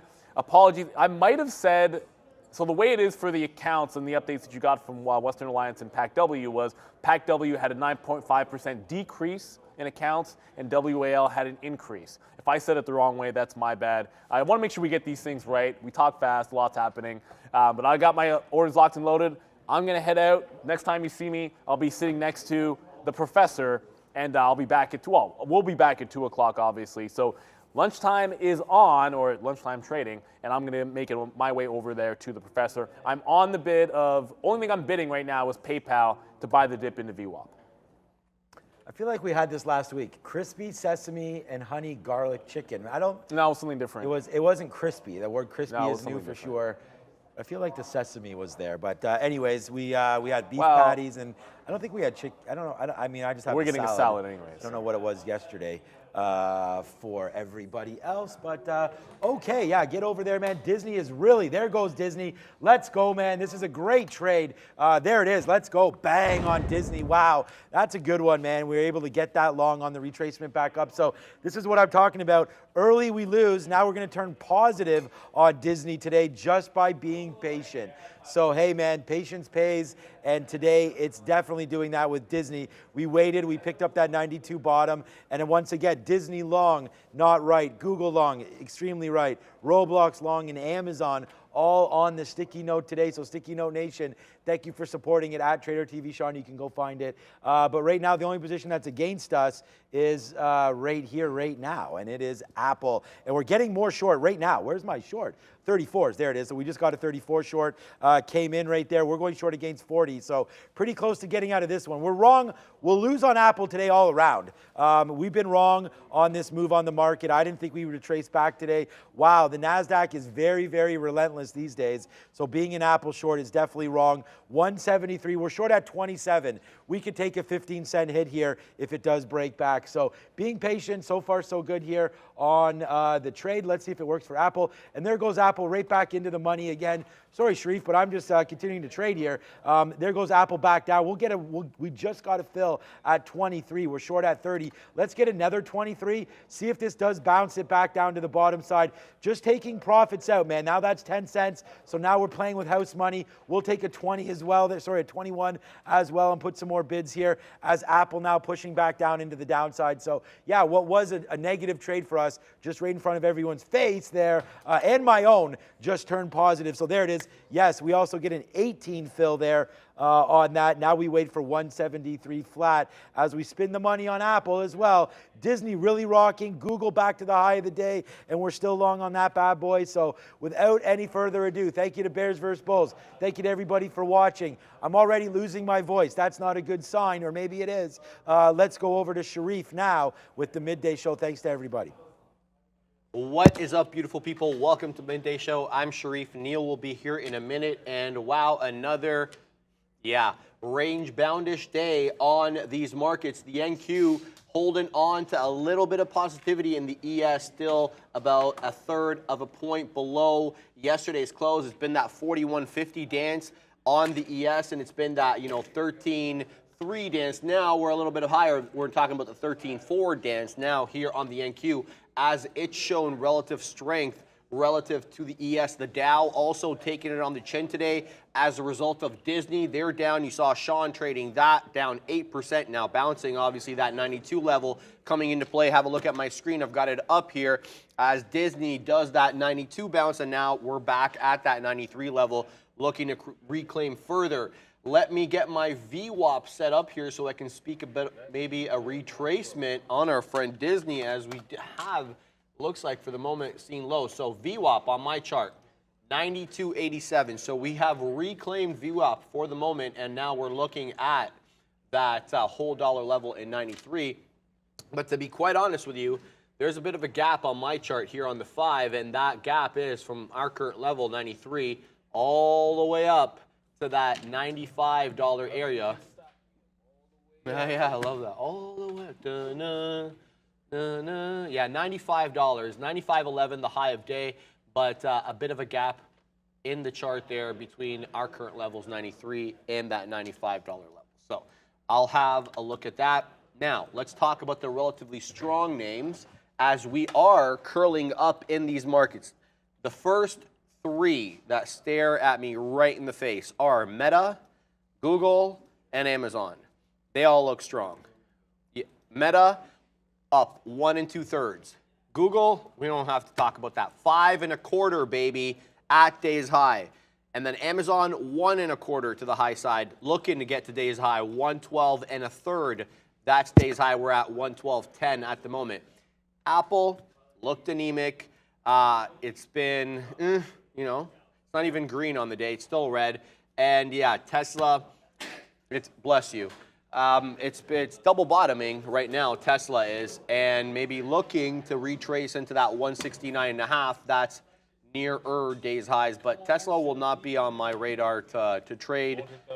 No, it won't. I love how you set me up there and you actually make me question myself. I can't give you that kind of power because you've been doing it, and I love that. Doing it. Yeah, I know. It's psyops with this guy. It's actually fun to do. I know you. You told me off camera. Tesla was terrible in the afternoon yesterday. It was a point of not contention, but people kept asking about Tesla. I'm like, I can't remember a time when it was this boring. It just wasn't moving any at all. So I suppose wake me up when we break 170. Go. If Tesla joins this party breaking that 170 level, I'm all for it. And once that happens, I think we get a little bit more excited. I'm in, you guys can see the position, so nothing really changed outside of the market got a little bit higher. So PC load letter, there we go. Through the high of the day on Alphabet, if it fails this high, we pull back in here, I'll probably take a leg out and look for a re-entry.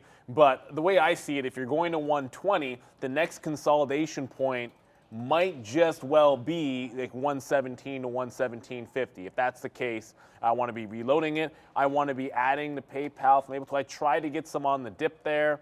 I guess it didn't dip while I was. It did dip while I was switching stations, and it missed my fill by 10 cents. So I thank you very much, PayPal. I want more PayPal. Like, I think this has room to get to 65 today. So yeah, I want to get some out every single quarter, but I want to be adding back into this on the way back in. So, that just might be this next consolidation. I like it all the way to VWAP. It's just been a good one. Still an Intel to 29.15 to the south side and beyond meat we had from earlier. NVIDIA's at a key zone, nice. I do tend to agree with you there. I'm in Intel, I think that's at a key zone as well, but NVIDIA was a dog pretty much all morning. I mean, more or less, and making a little bit of a bounce here, but it's at that 85 in VWAP as well. So it's a little bit more of a bounce than what Intel is doing. Like Intel, I mean, if you think NVIDIA's having a bad day, Intel's having a worse day. 3% down. The reason I'm looking at that 29.15, a lot of it has to do with the way it behaved at 29. So I was long at 29. It wicked the bottom, held 97. I didn't even get anything on the way back up. I did try a little bit. I didn't try hard enough. I would have got shares if I tried hard enough. And then the only out you could get on the way back up, it wicked to 15, then came right back in, then held right underneath that at 14. So this short, to me, is to that 15, and on the way back down, okay, what am I doing? On the way back downside is where I want to be getting all in. So I've got some now. I'm sitting on the offer. I just realized it was moving a little bit faster, and I'm giving it to that 15 level, and I want outs at the low of the day, and then 28.50 is my target. So you could maybe apply some of that reasoning to NVIDIA, but NVIDIA is all the way back at VWAP, whereas Intel is a relatively weak name. Ooh, I didn't finish. I'm like, where are my futures charts? I have to finish my setup there because my futures charts aren't there. We'll talk about these small cappers. So we reviewed what I felt were the relatively strong big names, big cappers, Meta, Google, Amazon. Those are my big cap watches for the day. Now, small cappers. We've been slowing down a little bit. Let's tell the truth. I just want to get Call to know spade a spade. Slow down. Yeah, Bobby Valentino, man. That was 2005, right? That's 2005. Yeah. Dating ourselves. Yeah. All right, let's get to the charts so that we can divert attention. Baby making music right there. I know, right? Yeah. Oh, goodness. No, that was no innuendo, that bang right there, right after you said that. But, all right, SFWL. What is this company again? Let's talk a little bit about this company. It is up, only 17.5%, 24% since the open. Shenfeng, we talked about this one. Okay, so Chinese company, and the float is 6.6 million shares. Bit of a topping tail candle at 8, retracing, now below 7 and also below VWAP. Definitely not touching this until it reclaims and holds above VWAP. Here's a 1-minute chart on it. Doesn't look good, but this can do anything, right? Lately, we've been seeing these ones retrace, hold VWAP and test highs. But that's when the small cap cycle is in its upswing. It's not always going to be that way. We're going to get to that point where it either flattens out or starts going back down. You need to be acutely aware of that and what environment we're in. So let's keep an eye on and see what this one does, what the trend is with these small cappers. Do we start giving up those gains, or do we get midday and late day continuations? That'll give us an indication of where we are in the small cap cycle. So be aware of that. Now, it's holding VWAP for the moment, so I'm going to keep my eye on this one and see if there may be a high of day play or this is just a bear trap. Now, the other one, Dada. Talked about this one. Where is it? There it is. Dada. Has to be done. This one, a lot more stable of a move up. You could call this boring, right? Because it's a 575, you want to say breakout spot. That's where we closed yesterday. That's where the majority of the action was in the pre-market. And now we're 688 testing and at highs, looking probably for that 7. So it's a buck winner. It's a small capper. What is the float on our friend Dada? Let's find out real quick.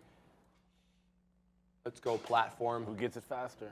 Yeah, 262 million, Neil. Not small. That's what you see? Hold on a second. What do you see on Flow Checker has 66 or 75, depending on the source. Let's do trade ideas. That's not a huge difference. DA, it is pretty big, No, but I'm seeing 250 on here on trade ideas. So I'll go with. I mean, if trade ideas and Interactive Brokers say 250, I mean it's TD Ameritrade, FinViz, and Yahoo that are giving the smaller number.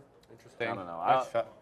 I'll go with them because you have some comfort. It doesn't, to me, when you're looking at the small cappers, like when it's super tiny, it matters.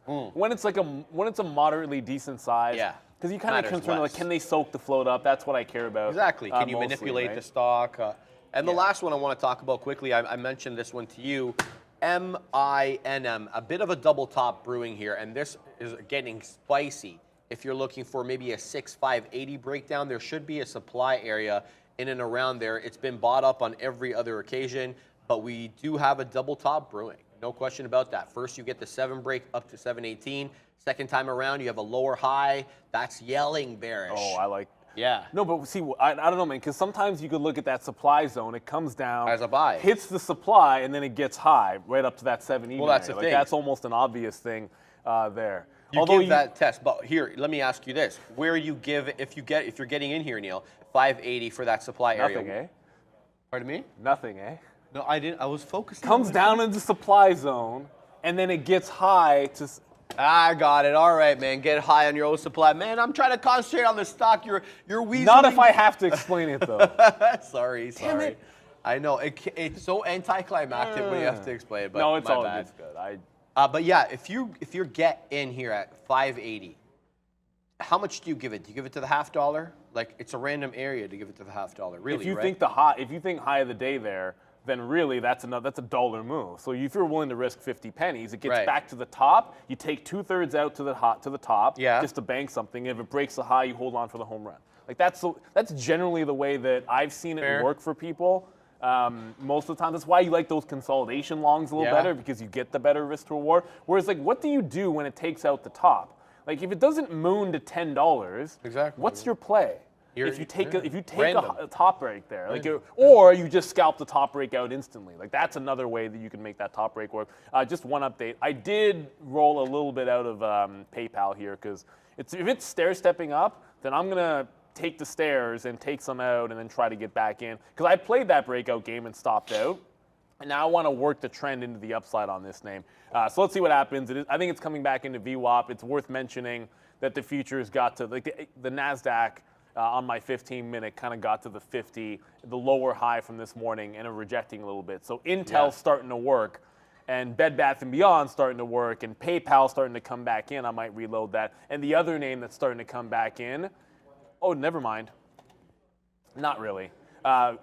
Google is still at the high of the day. So if it pulls back, whether it's 117 or VWAP, I just want to see it bounce and consolidate at one of those two levels. Whichever it does, that's where I'd be looking for the reload on alpha. But I've already, I like this level up here. I don't know that I want to take anything out at 117.5. I feel like if it holds here, we can get 118s. But I'm on the bit of Intel in a couple of cents, and then that one will work to the downside. Amazon, I got out of my Amazon long. I probably didn't give it enough. It's weird. Like, I got out of the Amazon long to go into the long on Alphabet when really both of them were good. They were both good, yeah. So, I don't know. Yeah, exactly. So this comes back into VWAP. Maybe I should just be jumping back into this. But I won't go long it up here. Let's put it that way. Like, I'll wait for it to dip. Kind of how I'm waiting for PayPal to dip. I think you want to be a little bit patient here. But yeah, to get out of this one essentially flat on the reload to just jump into Google, I could have just decided to take both of them. Would have been maybe a little more optimal. That being said, Google's stronger, so it's not. Yeah, Google looks like money at a VWAP dip, but so does Amazon, to be honest. Another critical level that we're at, Neil, is on Apple.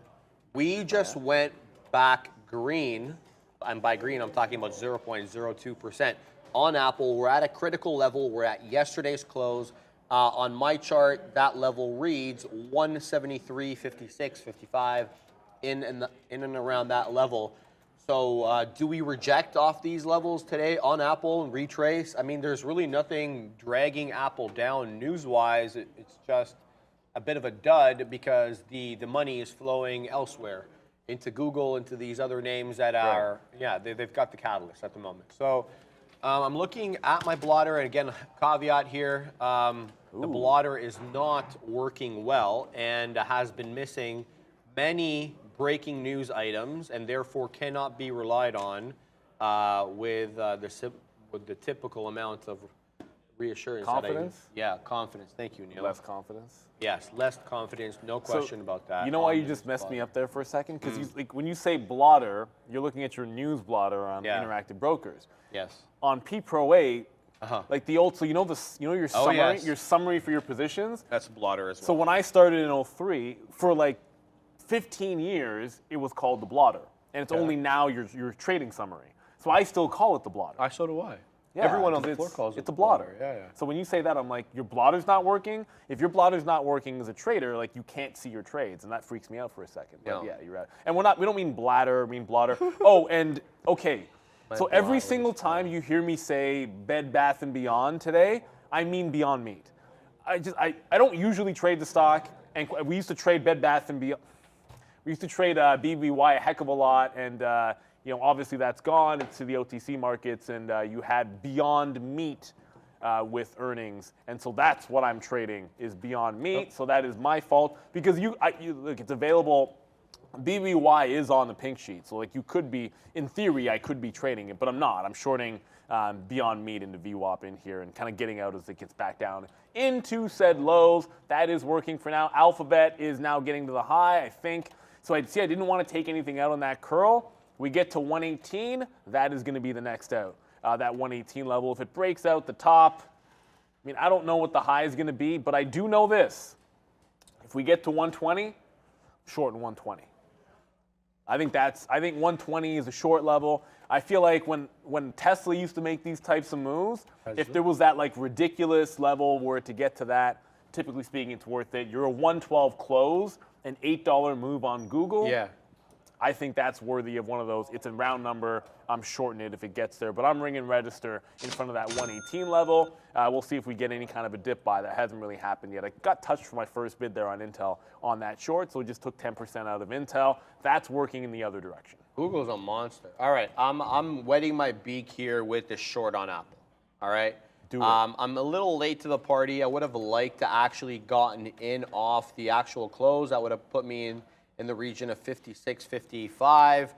Rather, I get in 36, which is like 20 pennies separated from that entry. But it made a quick move. I thought it was going to trade in and around that area. Anyway, I'm looking to add to this position since I'm only in at a quarter.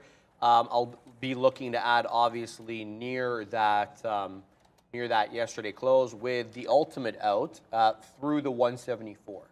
So if this one go ahead and makes a new high, 173.96 is the current high. If we make a new high on this, that will be the end of my trade. But should it come back into the area of resistance that I've identified, which is yesterday's close, I will be looking to add. So that is the trade on our friend Apple. Again, it's worth mentioning, I'm taking this one because I've identified it as what I perceive to be as a relatively weak name. And if we're curling at these levels here on the ES and the NQ, then I want to take the relatively weak play. That's the idea here. Wow, what a turn. On your friend Google? Everything. Yeah. Well. Most things. Well, I'm a few pennies in the money. I'm not. Yeah, but it's a good happy. entry. That's a lower high. That's okay. Into the next moving average. I like that. We'll see. We'll see what this one brings.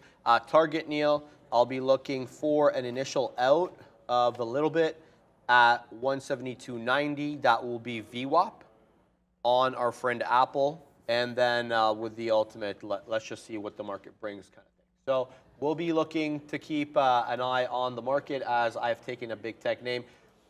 We shall see what brings. But, yeah. What Oh, do you that's got over cold, Steve G. there? What happened?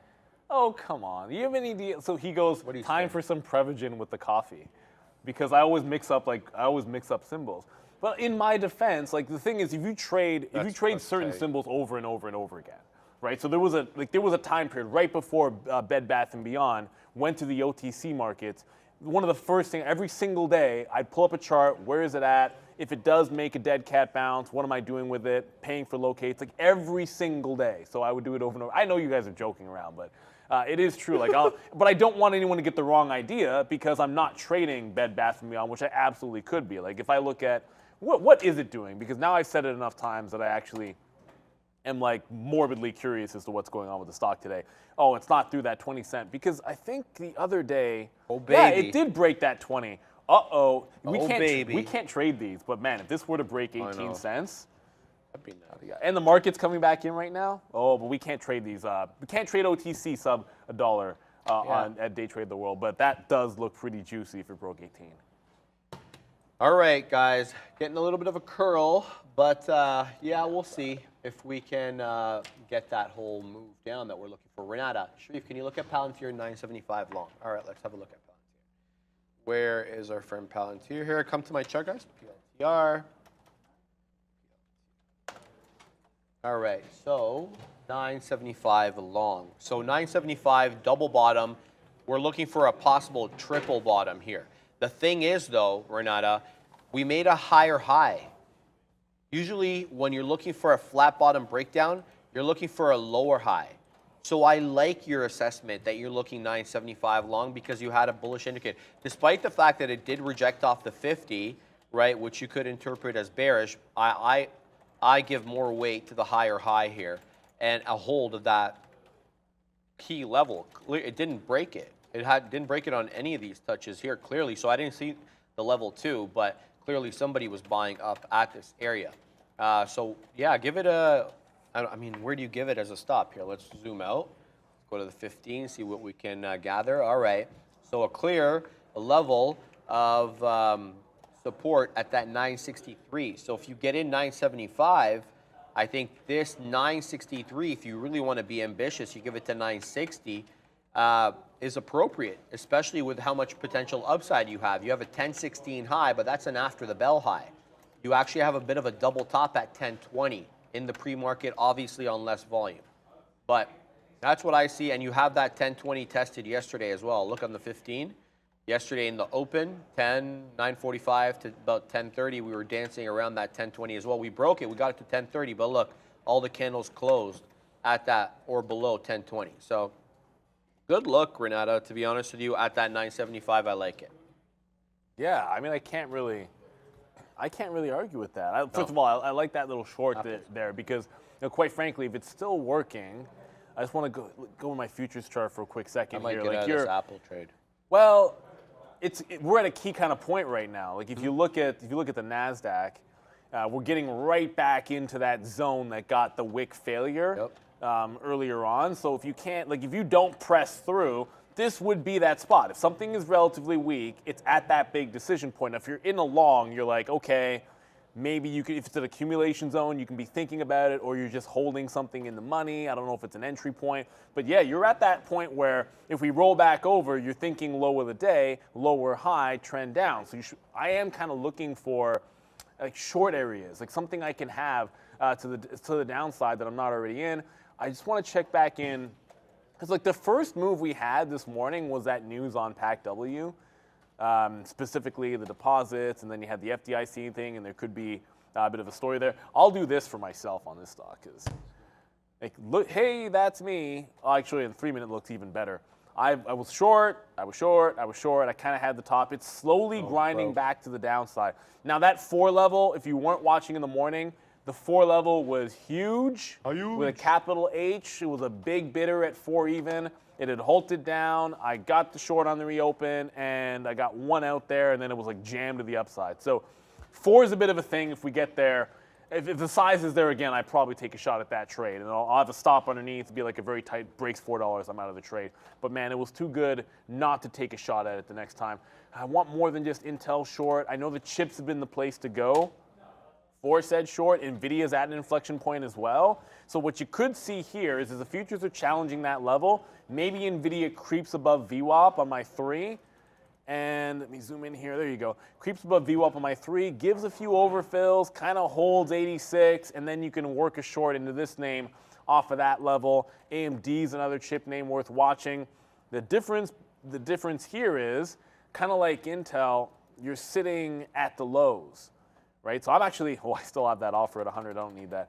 Yeah, so you're at the lows, whereas NVIDIA is giving you that shot to reject VWAP, get to the low of the day. You'd be more taking a low break on AMD, which I don't like. That's not that appealing to me. I hate breaks at the bottom, but weakness is weakness, and that's where the stock is at. So I don't want to completely ignore it. Did Palantir make that break? Palantir did actually. It did break below 75 exactly now. Ooh. It's stair-stepping down. There was size there, to be honest with you, but it got taken down. Clearly, there was a seller who was, iceberg because I did not see it reflected on the book there, Neil. But it did break. It's holding 70. It's not aggressive, but I'm not going to be participating in this trade. I think I may have misread it, right? I maybe emphasized a bit too much on the higher high here rather than maybe the rejection off the 50 period. I don't know. We'll let this one play out. Palantir is always a bit of a tough one to play. But Apple, it comes right back in to yesterday's close. I take that opportunity to get a better price, and there we go. I get that little piece in addition. So better cost average, looking for that area to hold.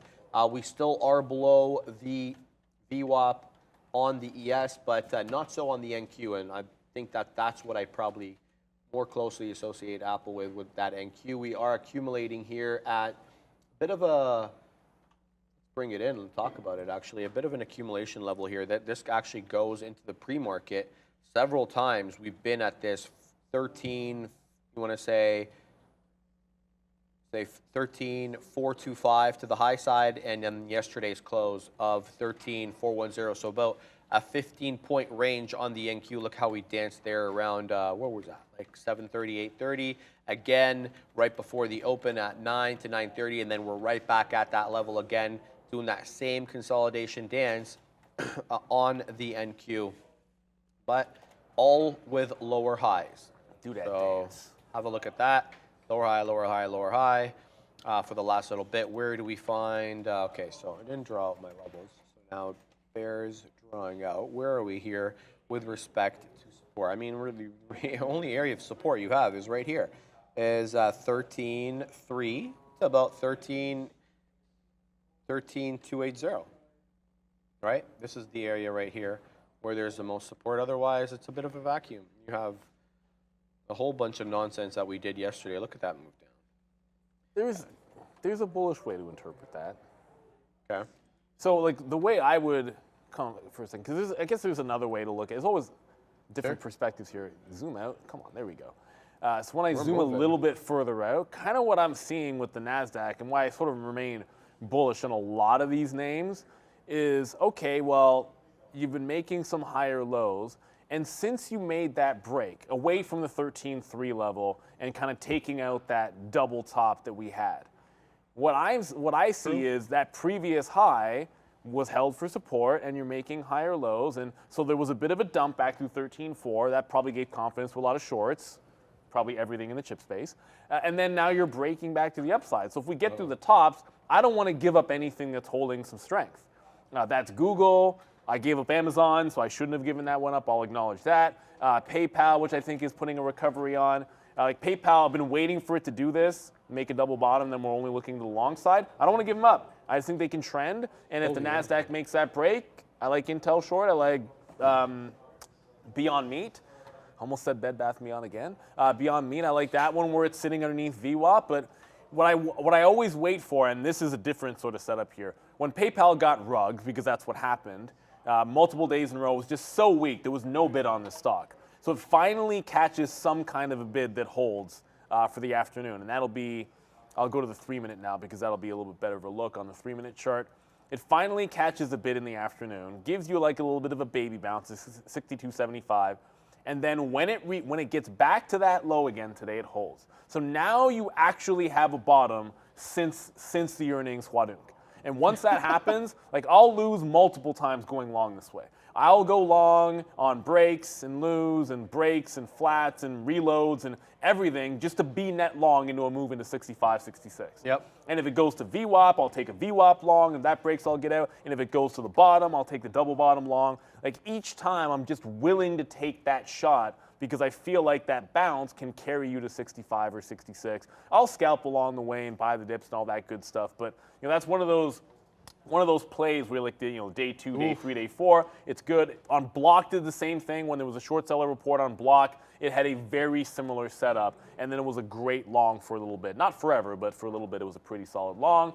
Neo breaking out, well, the entire list ADRs of Chinese strong, ADRs are super strong. So the fact that Neo's only breaking out now and on light volume, it doesn't, like I'm not terribly excited when checks notes, Alibaba, I mean, I know this is going to look, Oh, it is pulling back, but Alibaba's up 5%. And in fact, this is actually going. dipping. Oddly enough, BABA dipping pretty heavily in here. This, like, is it setting up for another run? This could be spicy. If this holds VWAP, man. Sometimes the Chinese ADRs, they slow down, and then there's like one last gasp at like 1:30 or 2 o'clock into the close, and then they go back to sleep. So if that's going to be the case, I'm going to be alerted to Alibaba. If it gets beneath VWAP, and then the buyers start stepping into it, meaning they don't want to lose VWAP here, contact with it, then I'll go for the long. I'm about to get a reload in Intel. That's the one short that I think is in trouble because it'll follow tech. I don't think Beyond Meat should care what's happening in the overall market. I could be wrong about that.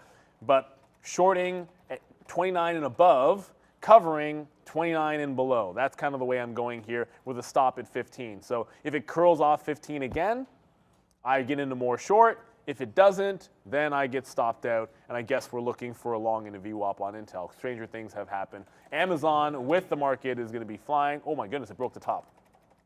Let's go, Amazon. So I got away from this to go into Alphabet. It did work, and it is profitable, but clearly I could have been in both of them, as Amazon is taking no prisoners as well. So 113 on the potential break. The futures want the highs. That is 15 handles away. I'd be a little careful with any shorts right now because we get to that high and reject, your shorts are probably fine if they're at a good level. But if we break it out, then we're going to have one of those days. Like, this is the type of day where you wipe out that 13.4 bottom and go up, and that's how you get like a 2% day because it's spent so much time people looking for that short and all that weakness, and then we just break the highs and the shorts get absolutely burned. Yeah, my out on Apple is 174. So breaks, my stop is already put in. That was the idea from the beginning, to give it to the high of daybreak, which was 173.96. So 174, and I'm out, which is not far away at the moment. We get a better cost basis on this pump up, but the market's really going here. And the NQ just touched 13.450. It's dancing around it. 13.467 is the high of day. The ES a lot weaker, but a lot of these big tech names are a lot more connected to the NQ. So, wow. Amazon lifting, doing a lot of the heavy lifting. Meta, too, doing some heavy lifting. Up 2%, almost at 238, 237.94. And, Microsoft a little bit weaker. And likewise with Tesla. Google taking a little bit of a breather at that 118 level, 117.92. We shall see if we get market continuation. Get a moment of reprieve here on Apple as it retraces back down. But yeah, I don't know. We will have to wait and find out what these markets are setting up to do. Dan, U.S. full-week bill auction actual 56.05. The forecast doesn't actually have the forecast. The previous was 5.840. Excuse me. That beats the ES sitting at 41.50 for 5 weeks. All right. Okay. So keep an eye on that. And as Meta prints stays high, so Meta looking really strong right now. Likewise with Amazon, even though Amazon's taking a bit of a breather, market looks strong. Anything else going on here? Yeah, I know, right? I always feel like, because for such a long period of time, anytime Meta would go up, it's like, yeah, Sharif, I know you had that long, but it's I'm still so devoid of the market isn't now, the man. trend I got still no good? skill in the game. Yeah, look. The trend's still good? Yeah. There's no change in the trend. Let's get to that. We'll talk a little bit about that. Oh, just one thing. I did get an out here. Once we reclaimed 64 on PayPal, I just took a little bit of an out. So I got an offer now past the high of the day. I'm going to continue the process of buying dips into VWAP and taking out in front of the high and holding till we get to at least 65. I think that one has a chance to moon a little bit here today. And I got that reload on Intel. So just like the plan of action I said, if we curl underneath 29.15, I can't zoom in. Oh, yeah. That's right. You have to do it this way. So if we curl underneath 29.15, those are dark pool fills. The high was 11. I just add to it there, and then I'm going to be getting out sub 29 even. So those are my only two updates, holding Google still, holding the others. Yeah, this is the chart on Meta, Neil. This is the daily chart on Meta. So still good. Yeah, this is the bottom, the October bottoms that we got, and then that was the last, the February earnings, and then that was the last earnings over here, those two big, huge candles. But look, clear gap between where we dropped back on that early 2022 earnings miss, where we were at 330, and then we ended up like the next day back at 230 to about $100 south. So look at that gap between the breakdown area here where we retraced to 40, you want to say, and then like this area over 300. So you got a $60 gap that you can possibly fill here. So a lot of potential upside. Potential upside doesn't mean it's going to get filled. If the Or anytime NASDAQ, soon. look, man, if the NASDAQ sustains this break, We're gonna with fill it. everybody feeling so bearish, that's how you get that. So how did that gap get made in the first place? Because everyone was very bearish. No. That first was a gap down. That I'll never earnings forget that miss. gap down. That first earnings miss. You Yeah. had, I mean, he's obviously owned up to it. You saw the moment with Kramer Yeah. where he actually got emotional about it. It was right before those earnings. He was all, Meta's going to be the best. Meta's the best of FANG. Blah blah blah. A few other people were saying that same thing. Yeah. And that's how you get that gap. So what are you at right now? Everybody's bearish in the market. Money's on the sidelines. It's like the opposite thing. And then you're right at the point where you're trying to take that same gap to the upside. Yep. History doesn't often repeat itself, but it does rhyme Rhymes. occasionally. Yes. So it would not surprise me whatsoever. Like to come in and think about that trend short. Like there's plenty of stocks that are trending short. So I should get back in. I'm not telling you. playing, I'm not telling you I'm what. to- playing. Of course I'm gonna ask. But it's like the trend is still solid. So it's like you look for longs when the trend's up. You come in the course. morning thinking long on that stock. You come in the morning on Amazon and Google right now and you're thinking longs. You come in the morning on, I want to think of something that's not Intel, but for crying out loud, I guess Intel. It's the first thing that came to mind. But you think short. It doesn't mean you have to go that direction, Yeah, but the trend on the daily is what it is, and then you respect it. Speaking of trends, every single time I pause before saying this, it's because I don't want to say Bed Bath & Beyond. Beyond Meat just rolled back to 80. I just realized I didn't have an 80 bid in there, so I'm getting an 80 bid. Maybe I should just be bidding 80, whatever. I might take 81s because there's enough size at 80, so I might just take 81s. You should always cancel the order and then put the other one in. I always make that mistake. But anyways, I'll try to take some 81s out. It's curling back into the downside. Did not get VWAP here, so no reload for me. But 80 has been the bottom. I still like a 1050 level if it continues, and I had that order out there. But it's been holding 80s. Speaking of things that are holding up, PayPal's taking the high of the day. This one is on a power up. I still believe, as far as I'm concerned, I want to be adding to this. Like, I'm looking for places to add. I felt like I didn't give it enough room the first time. I didn't give it enough room the second time. Although, in my defense, like, part of this was I think we're getting a dip, and I want to make the dip buy, so I took some out. I got some out at the high. That allowed me to get back in here on said dip. The trend is your friend. The trend is clear to the upside, and it's got your nice little double bottom. And there you go. If you like lines on charts, and I don't have many of them, double bottom, trend to the upside. Oh, baby. Potential break, I think 65 is the next resistance level. We get there, we make another decision. But you got to watch out for these futures. I feel like every time we dip in the futures, it's going to be an opportunity to buy the strong names. However, at some point, if we don't actually challenge the high of the day, We got to make a newer high. yeah, exactly. You got to be able to make a newer high at some point. exactly. So you got to watch out for that. In the back of my mind, I am a little worried that we're not really screaming up, but it's lunchtime. That's what you expect. And we've seen trouble with these markets lately having continuity through levels. I mean, there has been intraday volatility, and by that I mean like No, there hasn't. limited What? amounts. But yeah, it has moved. But Did you say volatility? yeah, You don't think there's been volatility? on the NQ? Look at 1 o'clock yesterday. What's that? 1 o'clock yesterday was one of those. I mean, Bring look, it I'm in. just talking about the Google event. Yeah. Well, that was good. Like that was, you know what though? Like, but the Apple events haven't been that way. It's this way, it's not It's bad. because of what happened with Bard the first time, right? So there was so much more anticipated. They got to get it right here. That's why it was so but we active. stay within a range. That's what I'm trying to say. Like we're intraday volatility, True. but it's you end up, which is great if you're a range trader. I mean, if you're looking and you're patient enough to sit at these levels, even though you don't have an inclination that they may come, and then all of a sudden midday you get that twist, and all of a sudden your levels are getting hit. Fantastic. Inclination. I've got the inclination that lunch better be really good today. Why? What do we got? What do we Oh, have on I board? don't know. Sean, what do we Sean's, it have? was like something chicken. For lunch. What's What'd on you board say? for the lunch?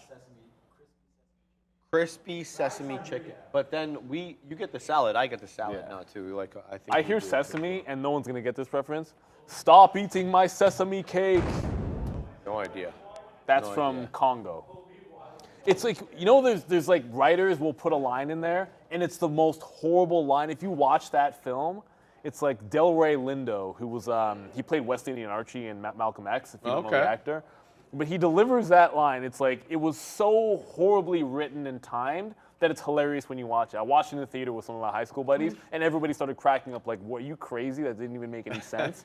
Poor production leads to good laughs. So I know, it's just, I love, sometimes bad writing in a Yeah. movie is like, it's Bad the writing. greatest thing, because you'll never forget the scene after you watch that nonsense. But Congo was horrible. Okay, that's not, maybe it wasn't that bad. I'm sure if I watch it again, maybe it's What not are that some bad. really bad movies that stand out right off the tip of your tongue? Everything starts and ends with The Room, and if you've never seen it, then you need to I watch haven't. The Room? it. It's the single worst movie ever made. Can't wait to watch it. Trust me when I The tell you. Room. I'm I writing can that quote down. lines from that out because it probably has, I would say, 5 scenes which are the worst that I've ever seen, and it has 3 or 4 like, I guess, deliveries that are the worst I've ever seen an actor deliver something. Okay. And then it's got at least 3 or 4 lines that are the most nonsensical. It is so incredibly bad. I absolutely love it. But so there was a bit of a curl there. So the high of the day got broken. I just wanted to let you guys know. So there we go. And I can get rid of that wick. So there was this. You broke the high on PayPal. And I was above here by like 10 cents. And I kind of just took a little bit out here when it looked like it was going to fail. But I was going to take some out 10 cents anyways. So next dip we'll be able to take it. But I want to make sure I'm not looking any gift horses in the mouth when it comes to where the futures are at. So I continue to work that one. You're getting some traction on AMD off the lows, which as I watch Intel bounce around at that 29 level, I have to be careful with because you're putting in higher lows on AMD, NVIDIA, and we talked about it getting above VWAP and maybe doing a bit of a up-down rejection of VWAP. That's not what's happening. What's actually happening here, and again, this has a crazy wick, but what's actually happening is you're just holding and consolidating above VWAP. So suddenly, NVIDIA looks strong enough that I won't reload Intel if it gets back to that 29.15. I need to see some more signs of weakness before I get some confidence in some of those shorts. It's the longs right now that are printing. I know Beyond Meat's doing its own thing. It's just that it doesn't count as far as I'm concerned. So that short's still working, but I'm concerned about that Intel short given what I see in AMD and NVIDIA. I still got nothing, guys. I'm still in this Apple short, 4 or 5 pennies out of the money. As it's showing relative weakness, but the market's curling. There's just no ands, if, or buts about that. Now the ES curling above the VWAP level 41.37.5. That's VWAP on my chart. Now looking to curl back into highs as well to 13.450 on the NQ June contract. So having my levels are in place on Apple short 174 break to the high side. I'm out. Michel Libre. 550 Canadian super chat. Hey guys, been accumulating GME shares between 19 and 22 after earnings drop. Cup and handle at 21 resistance. Do I finally get my break? Take care. Thanks. All right, let's have a look, Michel. Let's go to our friend GME and go to the daily chart. All right, let's move in here. All right, so this was the earnings, I'm assuming, just based on the price action on March 31st. I can check that. Good March timing on 21st. that question, by the way. If you look at the 15, really good timing on it because it's right at it's right at a key point. Well, right at that. This is what I'm assuming you're talking about, the cup and handle, even though it's on shorter amount of data because the cup quite small here, and then you got a consolidation sideways, the handle, and you get the breakout. Yeah, I mean, I don't know how you feel about this one, Neil. It's just well, so okay, the so most first, obvious level for me, first but- things first. Don't throw shade at our national anthem, Viking Nomad. Come on, What? son. Who's Come throwing on, shade? Son. Come on, son. You'll get timed out, man. All day, every day. No, just first things first is a double check to see what the I don't even know what the short float is anymore on GameStop. What are they reporting? GameStop. It's still still 20 to 22%. So that's again, that's what's reported, and that's probably big enough. I know Bears versus Bulls. I know you were able to hide that one. It's okay. You could probably let something like that go, and we'll just have some fun with it. Some national anthems are good. Some are bad. You know what's? Because I'm off topic. Like, the Russian national anthem is actually really cool. You know why I know it? Hunt for Red October. Nope. Close. Give me another one. I don't know. Hunt for Red October. No. There's another one where the Russian national anthem was played. It's an '80s movie. I'll give you that. It's the one where they just remade it with one of the Heemskerk brothers, Red Dawn. No. No? Rocky IV. Oh, Rocky. Okay, yes, that's Drago, Rocky IV, right? okay. Yeah, Rocky for it because they sing it and then Drago comes out to it and it's like very anyway. That was my exposure to it. I wouldn't want to live there personally, but not at that time. they got a good anthem. You guys are right. I should have said Rocky, but Red Dawn's a good movie. The remake sucked. But GameStop, 22% short interest. You're obviously interested in a flat top break, which did, you know what, that's a 930 move. So at the open, you ripped the 21 level, so you kind of failed the 21 break on the 15-minute and came back in and held the low. So it's a fail break, kind of held the bottom here on higher lows, and you're looking for a double top breakout. The setup for me when usually you're trading this, volume's not great, by the way. I'll get that one out of the way. Volume's not good enough that I would take it as a day trade. But you'd be looking at like 21.15 break with a stop just underneath 21. I see a 25-cent risk break of the high if there was volume on this name, but there isn't. From a longer time frame, I mean, Sharif just showed you the daily. My daily's not really working. Can you pull up your daily again? Of course. One second. So we can get into this for a there second. There it is.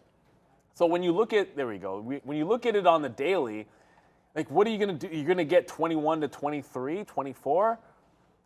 Like it's not as it's weird. Like on the 15-minute, it looks pretty good for a day trade. I'm not going to argue that because you're looking for that move into 22 with 25 cents worth of risk. Let me take this off. On the daily there, bar, there we go. and I'm not some swing trade guy, but like you're not wrong until 18, and it needs to punch to 95, and it's got both moving averages working against it there for strength. You know what I don't like about this? The bamboozlement, the higher high here, and then a retracement. We still have a higher low, right? Which is what I like. So a possible trend could continue if we make a higher high. That'll be through a 29.30 break. And we have resistance around there, Neil. Like, look at the amount of times we've rejected around that level. There's a lot of super chat. Let me see, because he said, got it. Oh, okay, never mind. Let me take something back, because I missed something here. You've been accumulating from 19 to 22. So that means, so that basically means that you've been long in here. So you're not necessarily worried about a 21 breakout, which I mean, to me, I'm like, where is it right now? Does it look, that doesn't look that great risk to reward. But if you're risking back to 18 and you've got yourself an average price a little closer to that 20 level or maybe even lower, then that actually does look pretty solid risk to reward. So I didn't read the whole thing. That's on me. You should always read the entire question before you answer it. Don't be that person. You know what I'm saying? Unless you're just, you know when you were like in school and they had that nonsense? Oh, they pull some crap like that. I had a professor pull that, put some nonsense on the last page that you only have to answer like 1 or 2 questions or whatnot. I had some. Oh no, that's never happened to me. Oh my goodness. I also had a professor. We had two exam rooms for one class. What did you study first and foremost? I studied economics. This was in my. Hell of a thing to study. This was in year 3 macro, and I won't say the professor's name, but. He wasn't at Waterloo the year after this happened. So there were 2 classes, 2 sets of exams. First of all, 10% of one of the rooms did not get there were not enough exams, didn't get to start it until there was 10 minutes in, and we didn't get extra time. What? That's BS blasphemy. number 1. And then the second thing that happened was there was a miscommunication, there was an error on the test, and he basically corrected it by writing it on the board.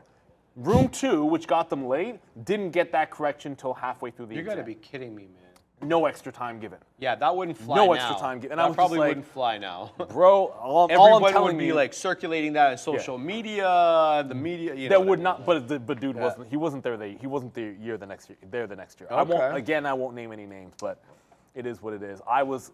Whatever, man. Like I did okay on the exam, but I was in the room that got shafted. Neil's enemy list, says Darwin. No, it's not. It's not about that. Do you ever watch Big Bang Theory? Yes. Okay, so you know how Sheldon has like what is it called? His arch nemesis list? Arch nemesis What is it called? No, it's not that. It's something along It's something those lines. different. He has like his enemies list or whatever, and then he had it on a 5.5-inch floppy, and then the floppy failed. Those who have shunned me. Yeah, then the floppy failed, and all of a sudden the person who's in charge of quality control at like whatever the company was, he made the enemies list. You don't want to be on those lists. I don't really have one of those lists. It's just no. You don't forget things like that because guys. Principle is priceless as far as I'm concerned. That doesn't fly. Like rules are made to be there. Like that matters, man. Like people, like it's a 3rd-year class. Like this wasn't first year or anything. Not a joke. Like grades matter. People want to go to grad school. What kind of 3rd year, nonsense, that's man? upper year. You know what I mean? Like I don't know how it was structured at Waterloo. Waterloo, by the way, guys, in case you guys don't know, like the Canadian structure, top school, in terms, especially for science and engineering. I took econ there, but like that school. It's a top school nonetheless. For engineering and for computer science, that's where you wanted to go. That's why RIM was so good. Yeah, well, because they were getting all the top talent. BlackBerry. Like they got all the top talent for a while, and then that kind of ended. So I'm going to ring register here. We are going to the downside on Intel. So we got one short that isn't beyond meat, and it's back at the low of the day. So rinse and repeat over and over and over again, as long as it works. But if we're going to dip down, like we said, we just got PayPal, some out at the high. If we roll back into VWAP, we're going to roll back into that long. If we get a little bit further a dip into Google here, we're looking for that VWAP reentry. I think it has a chance to break down and give it to us. It's all about patience. Pick your spots. Speaking of Beyond Meat, yeah, it's holding the low of the day. So I'll take one more out if it breaks a low. Then I'm looking at 1050, man. It's just been stair-step to the downside the entire way. What is BE? Mohammed Al-Abrash. What is this thing? What is, Bloom. My house is on fire. Yeah, I've been talking about BE. Remember I told you guys they. But you didn't say Bloom. I was outside sitting in the chair. Then I opened the door. It said Bloom. You haven't seen that? No, I didn't. I have no idea where that's from, but I like it. Sean knows exactly what I'm talking.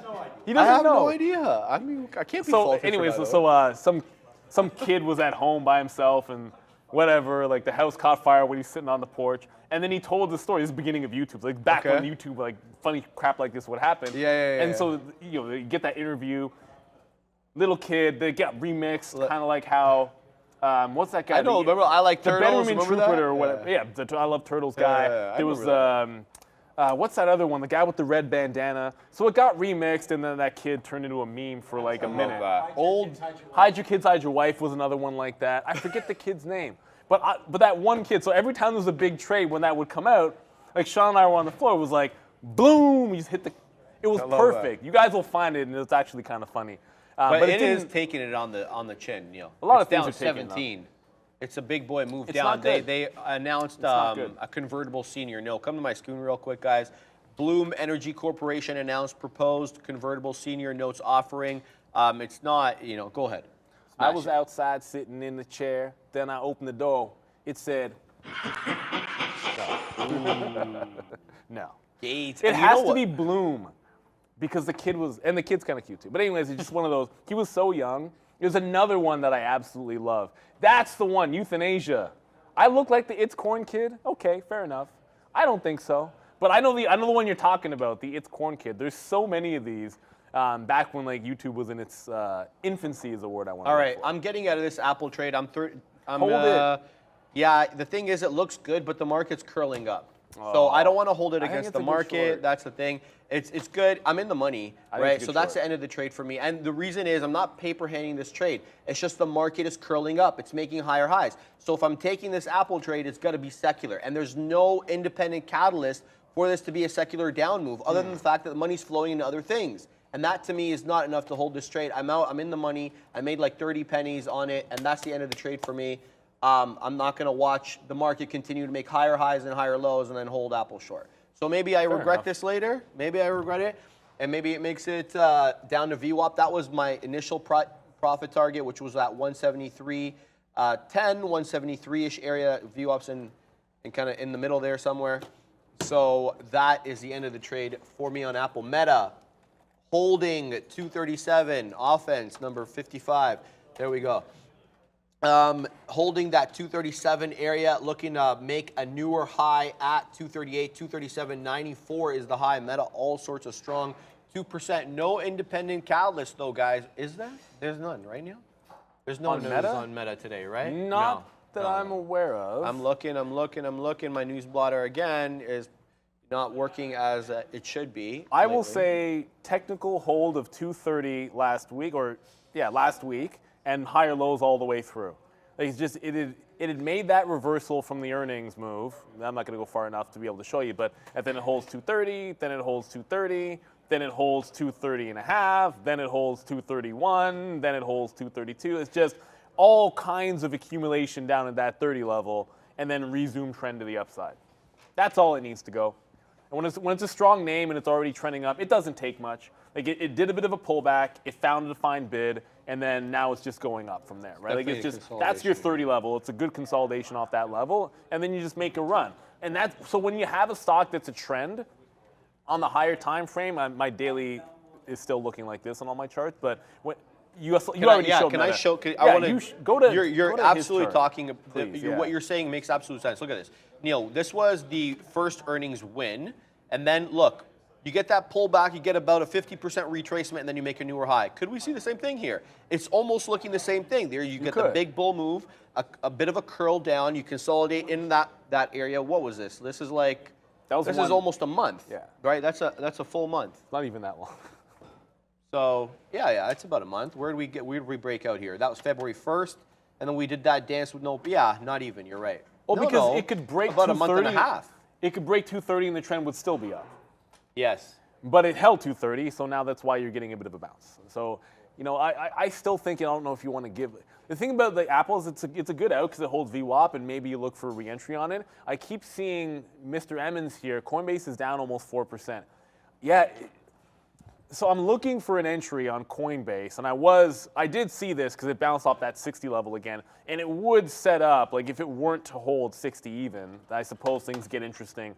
But without it getting back up to resistance, I tend to find that if we short Coinbase in the middle, it doesn't really work on the back end. Like when it looks like it's trend down and it bounces, double bottoms, like it tends to rip some faces off there. So it's one of these consolidation zones. When it's in the consolidation zone, like look at this bounce here. Like you had to let that carry till about mid-afternoon and then it flushed to the low of the day. That tends to be what happens when it's in that phase. So if I kind of look at this, which is the same pattern, up move, and then kind of weak the next day off that resistance at 52, up move, weak off of 63, bounces off resistance. It typically makes it back at least closer to the high. So I'm not going to jump in too early. But you're looking at the bear flag overhead and resistance, lower high in the intraday. I see. Yeah, I can see that as well. This is probably something I'll be looking at in the afternoon, to be honest with you. I like where I'm at here. Like I like Google, Intel, PayPal, and beyond. If I'm looking to add something, it's Amazon. With respect for me, it's Amazon if I'm adding something here. With respect to BTC, this was the move yesterday. Come to the 15-minute chart here. We were just minding our own business, and then all of a sudden we really moved down from 28.3 all the way down. This is a real wick down to 26.808. It got bought back up above 27.1, but this move was as a result of what is now being alleged to have been false rumors about the U.S. government selling off seized Bitcoin. And here you get this candle that particular that has over 80 Bitcoins of volume on one. See how this looks on the 1 minute. That's exactly what they'd say if they weren't done doing it. Yeah, I know, right? So I know that's what. So this particular candle right here at 356 had how many coins? 3. No, this is not what I'm looking for here. That's not it. No. I gotta look back. What? But what I'm looking for is exactly how many minutes it took for those coins to accumulate. But on this 15-minute, we have it over 80. So that was in response to that rumor now being debunked. Still, ETH and Bitcoin down the day. Micro strategies, though, it's also really taking it on the chin, guys. Why not micro strategies? Micro strategies, my guy. Thank you for bringing that to my attention. That was How could I have not thought about that? You may regret that, Neil. No, just joking. I immediately regret that decision. There you go. There you go. I told you. 290.54. You get that one? 290.58. Oh, Sharif. Oh, no, Anchorman. You always catch me when I'm like focusing on analysis and like I'm not trying. Yeah, I got it. Love Anchorman, man. That guy, he's next level. Man, why isn't he coming in with anything new? That's a good question. Yeah, because he kills me. You know what's hilarious? He was at. So if you've never been to Toronto, the Toronto Film Festival is amazing, and you get to see there's always lots of celebrities around and stuff. So this wasn't me. This is somebody I know. They spotted Will Ferrell, and he was going in real life. I don't know. He was going into a Starbucks or something along those lines. Okay. And they yelled at him. They go, "Frank the Tank," and he turns around in character. You know it. What an awesome guy. Imagine you're that cool that you can, look, he's just Will Ferrell trying to get a goddamn coffee, right? And then it's just without skipping a beat, he goes right into character, having fun, just sort of having fun. What a guy. I had a guy in high school that genuine right there. Was very much like him physically and then kind of adopted his persona. I don't know, maybe subconsciously he did it, but anyway, he was very much like him. Shout out, you know who you are, Peter.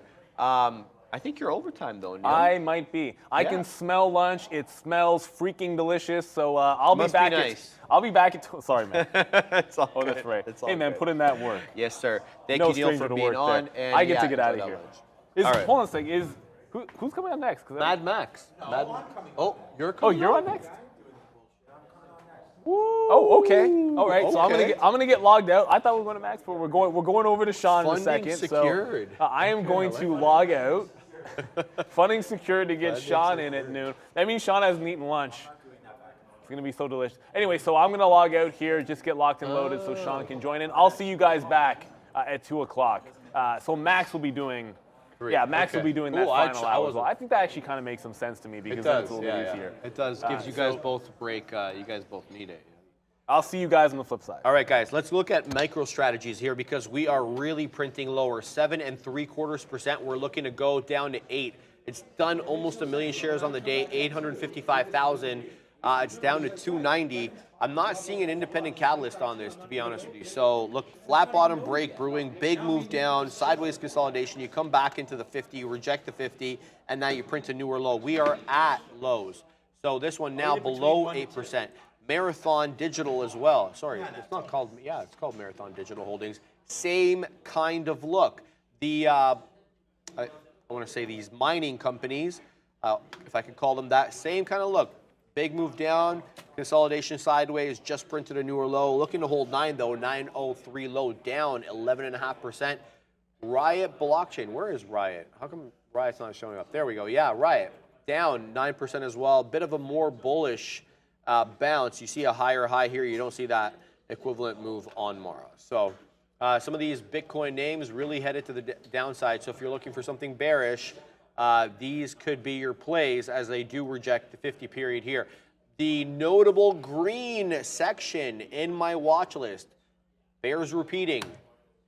Chinese ADRs, very strong today. Look at this Baidu trade, up 4% on only 1.4 million shares, but Baba up 5 1/3 now on 16 1/3 million shares, holding VWAP quite nicely. Look at all these VWAP dips here that were bought up on every single occasion, looking to knock on the door of 87.50 again, 87.83 the high. The other notable names that are strong in Chinese ADR world, PDD, this one also up 7%, 6 million shares of volume done the day. We have a 650 low and a 65.22 high. You also have some of the more usual names, Li Auto, that one reported not too long ago. Very impressive report for Li Auto. Sean, quickly, Li Auto, do they only make EVs or are they like BYD where they have hybrids? I have zero idea. All right, let's look real quick. According to our friends, my expertise is Li Auto is a China-based new energy passenger NEV, whatever the hell that is, automaker principally engaged in the design, development, manufacture, and sales of smart electric vehicles. I'm just trying to see if they make any other ICE vehicles. Primary products are sport utility vehicles under its brand name Li One. Also sells peripheral products, provides related services such as charging stalls, vehicle internet connections. No, so this is an EV company. So the reason I'm saying it's impressive is because they're talking about 80,000 cars per quarter in 2023. That is obviously quite impressive. That's almost a quarter, that's over a 250,000 shares, about 320,000 vehicles for the year if they're able to actually meet that. Actually, that's not possible because, well, it's possible, but they only delivered 50 in Q1. They're talking about 60 to 80 in Q2, 3, and 4. So we'll see. You mentioned that yesterday, 80,000. Yeah, it's big. I mean, I'm still impressed. I got to tell you the truth. Like, it's not a joke. We're talking about Rivian doing 50K for the entire year. Right? Like, shout out to Rivian. If they're lucky. Yeah, it's if they're lucky. Thank you for that. Yes. Quickly here, I want to go back to Apple before we send it over to the Kahuna. This is my Apple trade, and I got out here, Sean, because I didn't like the fact that the market was curling up. But it looks like we may be poised to make a newer low on our friend Apple here. 173.20 if we break down there, Sean. All right, yeah, it's great to be back. It's great to be back with everybody here again today as Neil holds it down. And then the reason why we're doing this switch is to be very, very simply put, is that, Sharif, I go back at 2 o'clock. Makes sense. So what's the point of me sense. ending at 2 o'clock, then running over there, setting my layup out again as Brendan continues to talk about the afternoon show, and then I'm like, oh, okay, you know, so we're going to do it like this. Neil, me, Max. Cool. But as long as everybody has Sharif, then we are all over that. I got to switch this to put it back over to my board right now. Okay. You got All right. everything set up good? Yeah, so yeah, good day today. I mean, for Good. sure. We've hit the longs. You know, we're well up today, and it's been a pretty good one. And a lot of it started, of course, and I know you're in this name, or we're talking about Amazon a lot. And unfortunately, we have that one out there at the bottom, but it was a great long from that. We waited. We were very, very patient with it. We stuck with our guns, and we hit it there on on Amazon. Why I'm talking about Tesla is because I want to look for another trade. And I think Tesla could be one of those trades right now. Tesla making that move up to 170. Look, we brought the NASDAQ down, and we talked about why I think it bumped there, and it was pretty obvious. We went right back into a level of support right down there at 13.4. Right here, 13.360. It knocked that almost to the knot right there, came right back in, and then that's when everything took off. That happened about 10:30. Everything or did it happen 10:30? About 11. Everything took off right up to the upside. Yeah, well, it's a 30-minute chart. So between 10:30 and 11, we sort of based out there and made that bottom. And then if you're going to look to other names, I mean, what name do you want to look at? There's tons of names that bottomed today at that time. Microsoft down to 307. Microsoft actually bottomed earlier, and now it's coming back. This is the name that if we're going to look short, down 1% today in this market. The market's now green. I still think there's some pullbacks coming for Microsoft, so we want to try to look short on that. We're only now long 2 positions. Oh, you can't see it in there. We're long Disney and Google, so we're going to have to take a position to get that fill. But Tesla, the reason why I talked about that real quick, just to give you a little bit of a break, is right here, 170. So, it came right up to 170. Whether or not you like to read charts or anything like that, when you see a level like that just come right in, you almost short that blind because of how key that level is.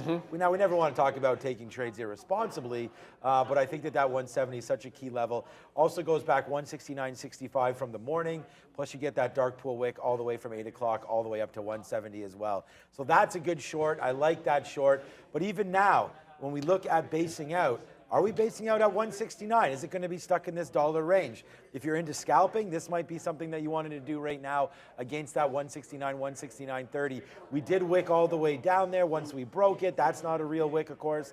But I could see me going long right now on Tesla.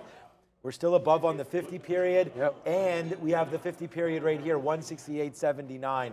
I'm going to take a long on Tesla right now just against here. It's a 5-minute, it's 169, 168.85, plus you're bouncing a little bit right now. Tesla's green today, double the market. If this market really wants to run back to day's high, I don't see why Tesla doesn't test that 170 again. So let's do that. I think it's well worth the risk and reward. Our out is going to be that bottom wick of 169, yeah. So if you zoom in a little bit here, unfortunately we have that bad wick right there, but it did tick down to 169 flat. I think it's worth 25 cents worth of risk here. Do you like the long or the short in the market now? I was going to talk about that right now. And here's the look at the ES. Someone was asking me to look at the ES, ML. And here's the thing. We accumulate at that base, 41.21 low of day. We make it back to VWAP. VWAP on my chart, 41.37. And now we're hanging out above VWAP, consolidating in the same way that we did at low of day and moved back up. So I feel we have another move left in us, Sean, especially maybe back to 41.50, 41.52, which is yesterday's close and has been a key level of both support and resistance depending on which side we've been on. Obviously, it goes without saying the NQ stronger than the ES, no question, and you're probably looking for an NQ. I'm long Tesla, but the thing is like I got rid of that wick. It just makes it even more obvious. You have a half hour here. Oh, yeah. Where we've been strong at 169. Absolutely. And you have a couple little trades that hit the 200 period down here at 168.70. I'm long. It's 169 now. Look, could be not great, but in this market here right now for today, I think we try it against that bottom right there for Tesla. So if we do zoom back out just a little bit, you're going to be able to see the trade that I'm talking about. It's coming right in right now, so maybe we're wrong on this. But there it is down to 169. So we have to average in. We don't have a whole heck of a lot of shares here, so it's okay. But we're going to give this down to 168.70, which is right there. It does look like it wants to break. So this is a little bit of a scary position because the market now just took down the 50-period moving average, and we're moving back in. But we're here to trade, and this is just a midday meltdown maybe for Tesla off that 170. Let's see if it holds these bids. And then honestly, this 200 period right down there, 168.65. So look at the average price. This is how I trade. The average price right now we have is 06 on Tesla. So if we're going to get hit down here on a break of 65, pretty clear for me that that's going to be where we get out. So long, that's 40 cents, right? So we need to make sure that we get 40 cents on this. So we're going to put an offer right now. Hopefully it can get up there. We don't go exactly 40 cents, but if we can get something in the 30s, we'll take that. And then even higher into the 50s. And then maybe we'll wait. Let's get our 1-to-1 out if we can get it. And then watch out for that. So I'm going to put a stop order in right now at 168. So what was that price I said? 64 or so. And then we're going to get out if it breaks lower. So that's going to be my trade. Stop order initiated right there. So hit the sirens for that one. We're now long Tesla. Flat trade for right now. What do you guys want to watch? You said Tesla? No, sorry. What's up to John McDonald? What's up, John McDonald, former Prime Minister, of course, of Canada, there in the chat. And you said, or I said out at 169. Sorry if I said that. I just meant that's been the level right here that's been holding. You don't want to get out right away when this kind of stuff happens because we could just do what we're doing now, wicking to the bottom, and then everybody that's sort of using this 169 as an out just got out. So, we'll wait. We'll see what happens here if it holds. So we take that 169 as support, and then I just go down. That's why the 200 periods here. We have VWAP, if you like that, all the way down at 168.40. For me, that's too big of a hit. The best trade for me on this would be $1, and that would be back up to 170. Even if we got out around here, 169.70. So it's like try to figure out maybe a little bit of a lower area there. And now we'll wait to see if it breaks. It looks like it's coming back in. Look, I can't, pick the tops and the bottoms. We're just trying to make a trade that we think makes sense. And I think that Tesla one does. And again, VWAP there. We have the 50-period right about here now as well. So, yeah, I like this trade. And let's just see if it works. There's not much to it other than that. So that's what we're going to do. And that's my trade idea for right now. We also have, you can see on the board there, Disney. Man, that Disney worked out quite well. We took a bath on it, not a bath, but we took a hit on it early. And I shouldn't say that. Normally, we get really pumped up about earnings plays. And lately, we've tried to slow that roll down right there. So, yeah, what's up? You want a banger, Ponzi Fonzie? I mean, okay. The problem is the market right now, we don't have that Google event waiting to come through, right? So we're going to have to wait for a good trade. I like this Tesla trade. I think we can get $1 out of it, and we're only risking 40 cents. So we'll see. May or may not work. That Disney trade down there, I think this was a really good one, man. Wait for that 92. We talked about 92 down there. Then it just came back in. So that's a 92 fill there on Disney. So I really like that. Now you're up to the 200 period. This is our best trade that we've had on an earnings play today, and that's going to be Disney. You want a banger? Okay, so then we have to look. Well, we all want bangers, and there goes Tesla. Not quite yet. But we'll wait to see if Disney or if Tesla can turn into that. We just withheld that move down. And we started our position a little early at 14s, but it's right back into the money on that trade, let alone the average in that we took at 98. So right now, hey, you want a banger? How about 7 cents on Tesla? Oh my God. Yeah, you don't want 7 cents on Tesla. We're going to wait till the upside. You got body checked? By Wayne. Nice one, Wayne. Coffee there, so... I mean, I'm looking at you and I'm looking at Wayne, and I don't think that really should have moved you. Said so you better work on some core strength there, bro. If you're getting pushed around by that guy. What's up, Contrunet and everybody? Computronet. I love you too, but it's SEAN, SHAWN. Oh, I got to put that on the board, Brendo. What happened? I like having our names at the bottom. Oh. So we had that at one point. It got taken away. And I think that would be cool because people, they spell your name wrong all the time. Neil, even Neil today had to N-E-I-L? say N-E-I-L. Your name is like, I wouldn't spell it the way you do, C-H-E-R-I-F. Well, it's the French way. Oh, no, but I'm just saying, there's so many ways. It's Sharif, a like lot. 2 E's into an Sharif. F. Yep. Start it with an S. You know, so anyways, doesn't So matter. many days. So many different ways. You only have 2 for though. Actually, I've seen S-I-A-N. Have you seen S-I-A-N? No, you never saw that before. I've saw- You I've see, seen you it. see S-E-A-N, and then you see my name with a U. I swear to you, I saw S-I-A-N. Yeah, but Sion. really? Because I Sion. know Irish. Sean for Irish is that, and that seems like an Irish spelling as well. Yeah, yeah. S-I-A-N.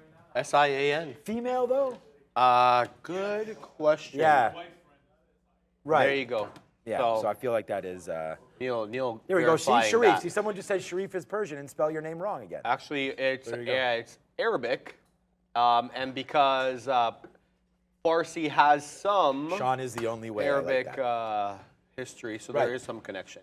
Yeah. Anyways, not to dive into the history of our names. I know, but, right? But I think that's a great idea, and I really did like it when we had that before. Sean, we I brought you still a piece, have, and these are a lot better now. We The probably nectar, still all have one of these. Nectar 'cause secured. Nectar secured, okay. So I don't have a napkin secured, so sticky note today is going to be the napkin where I put this down. So I was just talking for basically 10 minutes straight. Yeah, I know. So why got don't I body try check. this? And I hope that your body check is okay. The only position we put on was a long Tesla for everybody. They want the bangers. Oh, just quickly come to my screen right now. I see some shenanigans right here. Look at baby. Disney. Disney, by the way, Sharif, we are $1 now Awesome. in the money on Disney, but there is somebody trying to stack some bids right there a little bit on that. So we'll have to watch out what happens here with Disney as it's trying to get back up to the highs here, not to the highs, but breaking out through 93 and trying to give us a winner on DIS, man. Man, we're in a pretty good mood today, that's for sure. I'm happy, man. That's good. And usually you are. Usually you're always This like is 99% peanut of the time butter. you're high energy. So, No, 100% of the time. yeah, well, there you go. Peanut butter, Yeah, these oats, Yeah, it's the oats that are. agave nectar, protein, obviously, these chocolate are- protein, cinnamon, and a pinch of salt. So the last time, so how do you, not that you screwed it up, but how does one screw this up? Because last time. I didn't screw it up. Remember, my was- test was I put less That's what I was nectar, asking. less That's sugar, what I'm because I was asking. trying to do this whole summer Right. diet. I'm like, no, I'm going to keep them good. I'll just eat less of them. That was good. Yeah. Sharif's Legume Special, says Darwin. All right. Brain Food, says Yes. Lilia Nene.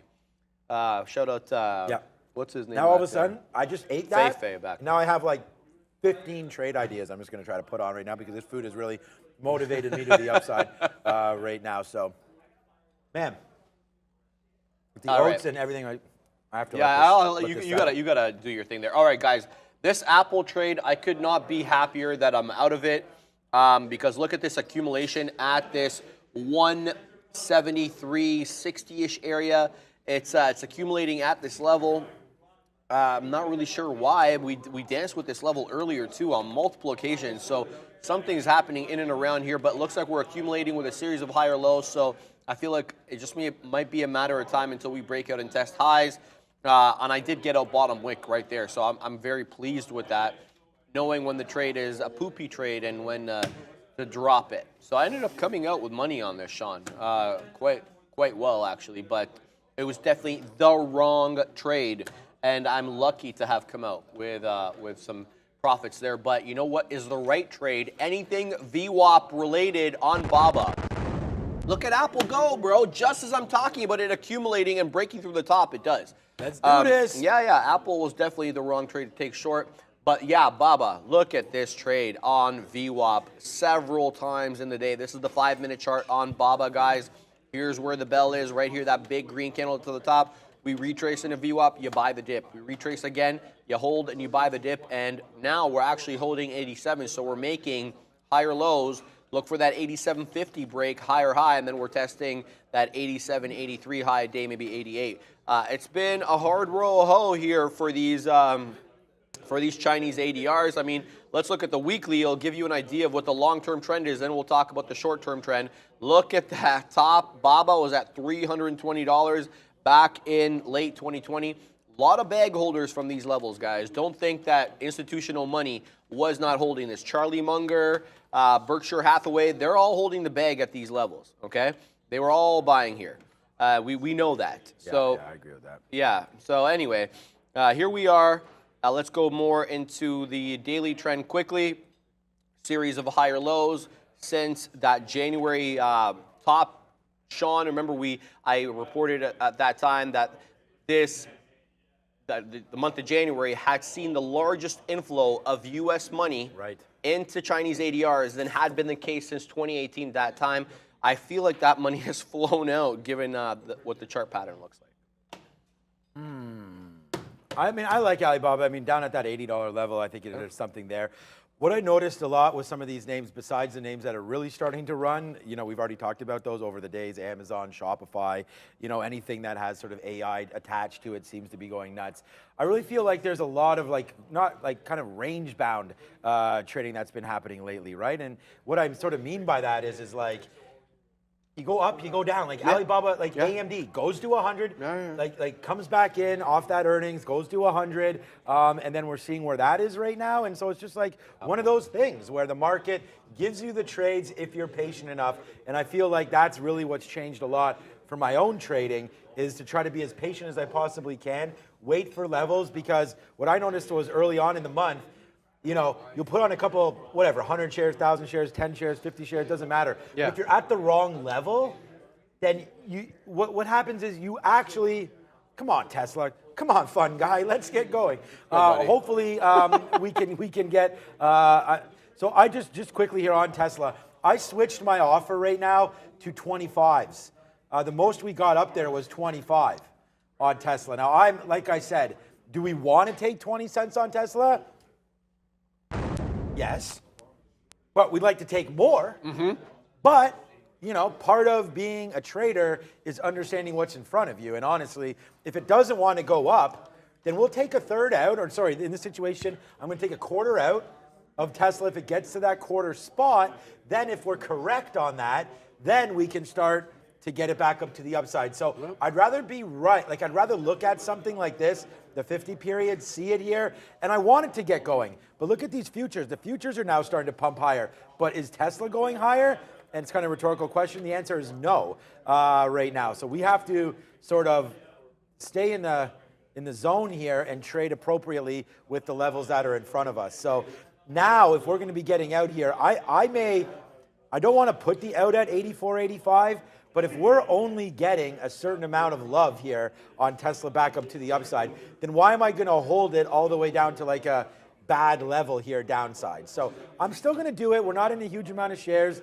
But if you are, I would watch out. Like if you really like Tesla here today and you're scalping it and you like sort of like I'm trying to do, I would watch out for that 168.85. I'm going to give it a little more love down here. See if Tesla's just late to this party because everything else is going up. Yeah, Apple's absolutely flying to the high side, testing day's highs again, coming right back into that level where we shorted last time. So could we see resistance again at this level?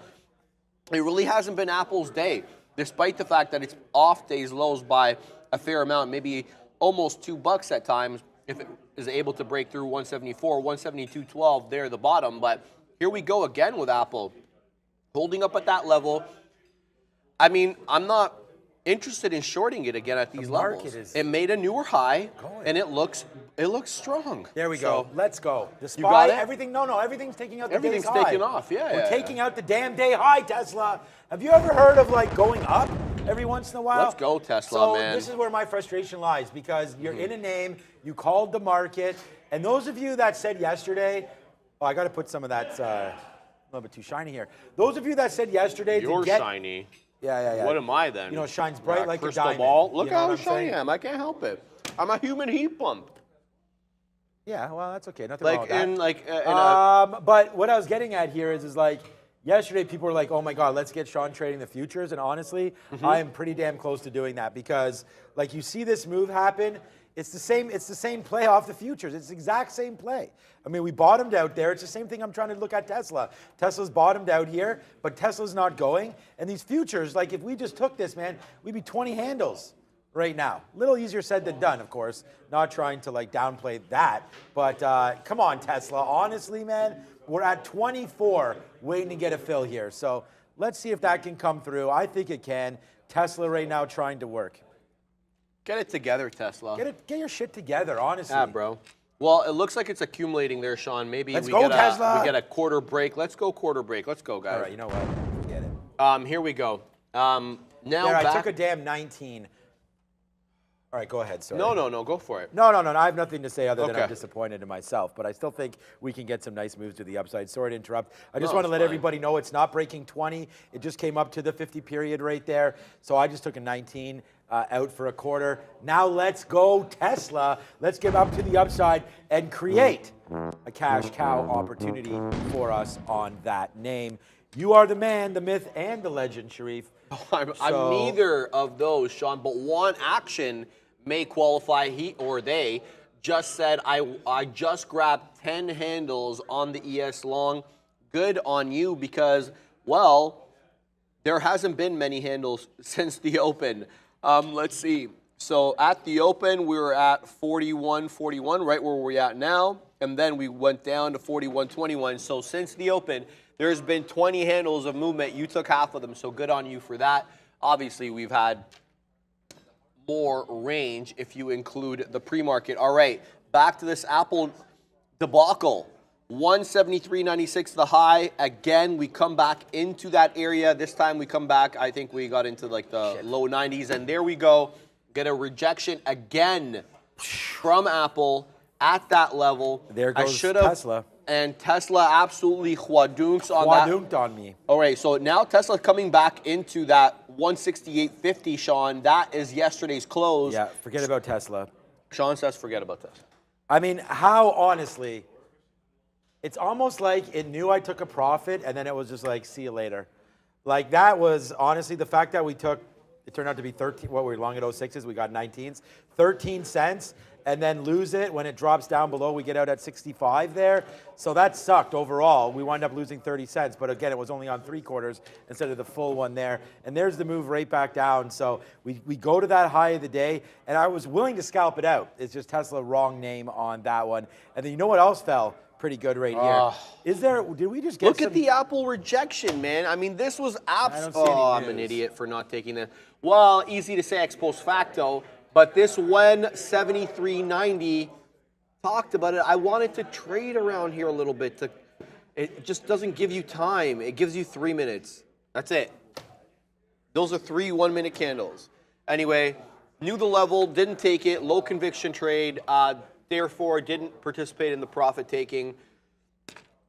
It is what it is.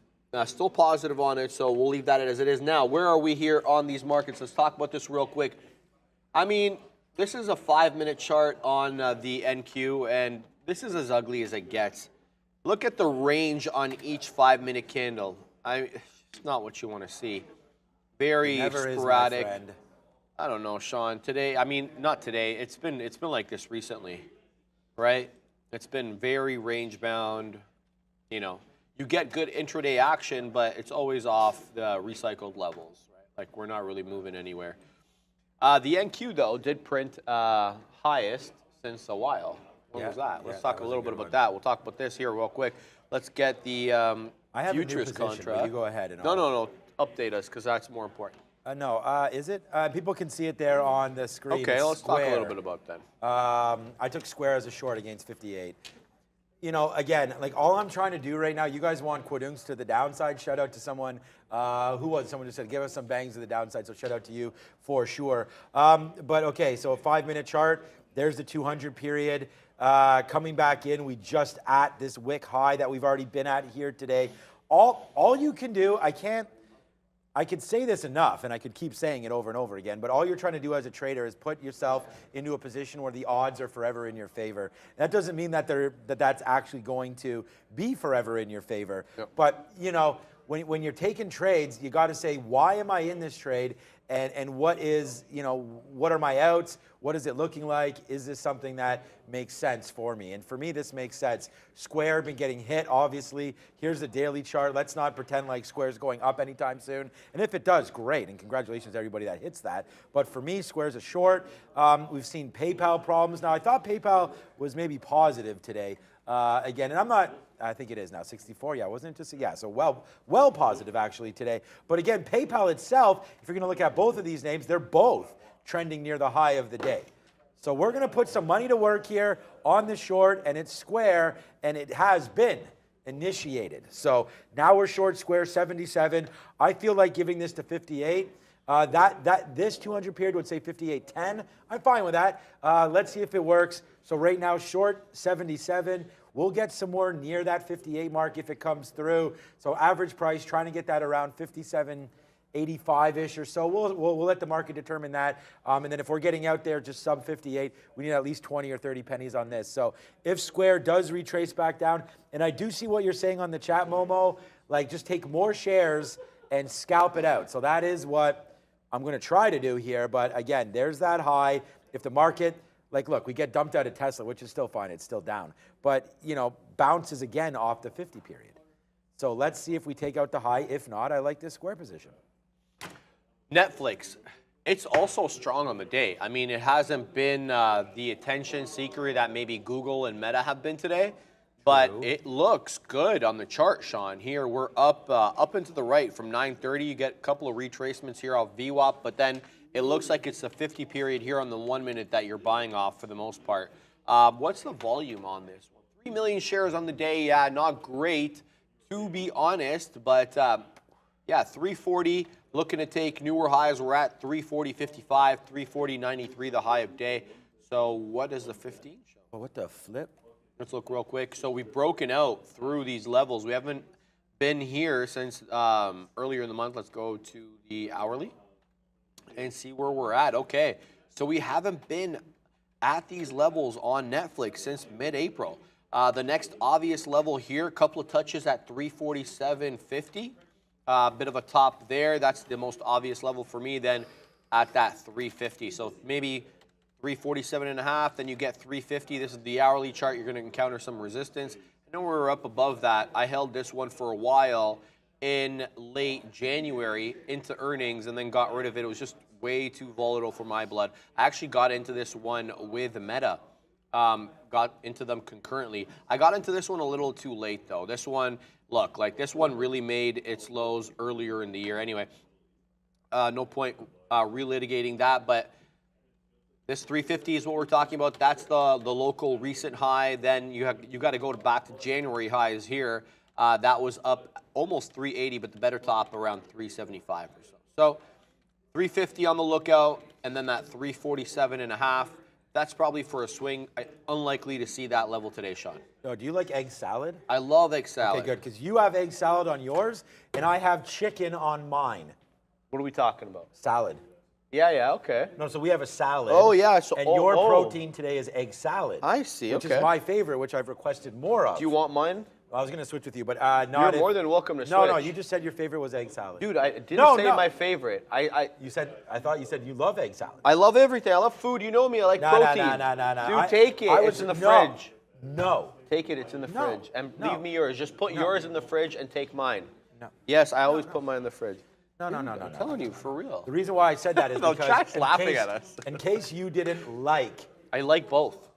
That's flat the truth. Well, I could be convinced to take yours, but I don't. I was only saying that because I don't know. Neil's not there right now, but I don't think he likes egg salad. But you can have mine, dude. I'm for real. No. I'm not. I'm not going to have it. I'm going to save it for you because you deserve it and I do not.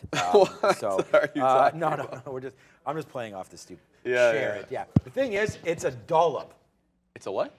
Oh my God. A dollop? Oh, like I thought you lived in England and all that stuff. Yeah, I did. But we use stones. Britain. Yeah, British. yeah. We use stones and quids. Yeah, like there it's like whatever. So a dollop. So I would say this size is basically what they put in. So whether or not it's tuna, they'll throw it in there. Is that a standardized unit of measure? This is a standardized dollop unit. This. So generally speaking, as what you would use a dollop for, as we're still waiting for Square to go down. Square just went 10 pennies in the money, but we didn't take it. You would generally use, there it goes. So there's Square, see? Just went down here to 68. We're short 78. Yeah. So anyways, we're not getting out. The most common use of a dollop would be when you're having like butternut squash soup, which my wife makes, which is fantastic. All of her soups are the best, by the way. And you would put in a dollop of? I don't know. Soup? Chat, it is a soup. What would you put a dollop of in something like a butternut squash soup, sweet potato, something like that. Let's see. There it is. Sour cream? Euthanasia with the win. What would he say? Oh my God. Sour cream, yeah. Dollop of sour Look cream. at these guys, man. That's- I don't know, that's- guys. These guys making me look Oh, bad by today. the Like way- they keep making all these references. I'm not getting any of them. It's not my day. It hasn't been my day with these guys the last couple of days. I've been What? It's been a great day. flying over my head a lot of these references. Yeah, but a dollop is not, yeah, okay.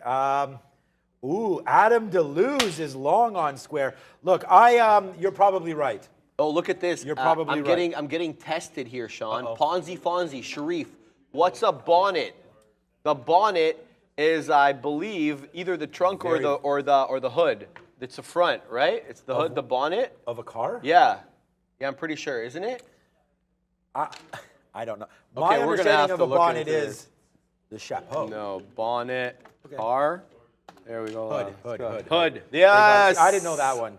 Okay, good. I was Yeah. about to say a Scotch bonnet, like the it was the boot is the trunk and Yep, the yep. bonnet is the hood. Okay, All if you're right, I talking about got it, cars, baby. then you're dead on that one. Congratulations. Okay, so this is why I said that, Adam. There, good trade, Adam. It looks like you're going to be. Well, right now I'm out of the money. 14, 12 cents. You're in the money, so that's good. I don't know where you're long Square, but there it is. It is breaking higher. This is probably a great trade. We should not be against the market. So that's the one thing. I really got soured on that Tesla trade, I guess. As right now the market is Market's right coming, back, yeah. taking out the day's high again. So it's just a matter of what you think about the market, to be honest with you guys. I mean, if you think this market's going to take out highs right now, then yeah, taking out this 58.10 is not going to be a problem. And for me, it'll be another 30-cent hit, to be honest with you. Fighting the trend is not a good idea, especially in the midday. That's some of the things that I'm learning right now when volume is pretty light. It's better just to find longs that maybe have dipped down and then take advantage of that. Like our Tesla trade, although we lost a little bit. Look what it's doing right now. Tesla comes, so I like the idea behind the trade. Oh, wow. It's just, it came down into, and we said Yesterday's this. close. That Yesterday's doesn't matter. close, That was yeah. already violated lots of times. But what I'm talking about is that it came down into an area. I was using this as support, and I just thought the market was going to come down. But the market's range bound right now. It's just bouncing back and forth. So when we hit the bottom of the range, all you're doing is getting your stops run. So it's like as a trader, I should have, we should all understand that is what's happening right now. They're coming down to key levels. It's hitting it. That might not happen in the morning or the close, but definitely here in the midday when volumes can be manipulated, that seems to be a little bit about what's happening. And I'm not just saying that because we lost on that Tesla trade, but it's doing it. It's doing it. It's doing it right in front of us. Coming right back up to the top again. Oh, yeah. But it's like, do you want to short it is the question. Yeah, I'm not staying in front of that. I'm going to do this strategy long now, not short. So anything that dips long, get the long at the bottom. Don't wait for it to go up and then short that top because tops is your friendly supermarket chain. Yeah, nice. I like that. That's an American brand too, right? Shout out to Renata because she's printing on Palantir. Come to the chart, guys. Palantir's getting dumped today, isn't it? Yeah, so it's flat right now, it got Sean, back. believe Look it how or low not. that. What left? If you tell me that that's 80, then I'm honestly, I'm not. It's knock on the door at 10s now. No, but if that bottom is 80, the one that I talked about. The bottom in the is pre-market, 70. You're close. You're real close. It's 75. So that's what Renata asked me. Earlier on the show when Neil sat down, Renata's like, Sharif, what do you think about a 975 long on our firm Palantir? I said, Renata, I like it as a double bottom and a higher high. But what it did here was violated that 75, got down to 70, and then we made higher highs. And she's printing now. If she got in here, she's 20 pennies in the money. So shout out to you. Did you put 980 on the sticky note? No, we didn't. We had it. This is a third day play, but it was already well up there, and I was saying, let's look at that. If it comes, I said I'd only be interested in it if it came down to 980. Yeah, it did. It started the day north of 10. I think it was 10:15 or so. I don't have the charts up. I should go back and look at it. Yeah, it's right here. Yeah, let's Put see. 15-minute for you right here. I don't So need- the yeah, day, whatever. yeah, it was around over north of 1020. 10. Yeah, right there. So Yeah. that's what I'm saying. So we were upside looking to take out some of those bottoms. And then if you go back, I mean, we can just, just right there to yesterday. Yeah, Just right at that here. 980 yeah. level. Sorry, yeah. Oh, my bad. What's going on here? Now I'm all confused. Where am I right now? But yeah, right there, right into some accumulation levels. That's all. So it came back in there, and that was a great trade. So I'm going to say shout out to you, money, Miss Renata. Although Sharif, Yes. I know there must be something between you and Renata because There isn't. We did. We're just Okay. friends. I didn't get a little tea thing. She sent a gift to one person. I'm just saying. Shout out to Renata. You could have put like a little note in there, said like, oh, Sean, like you as well, or. I'm using that, by the way. Yeah, of course. I'm using it. Yeah. Shout out to Renata, man. Thank you so much.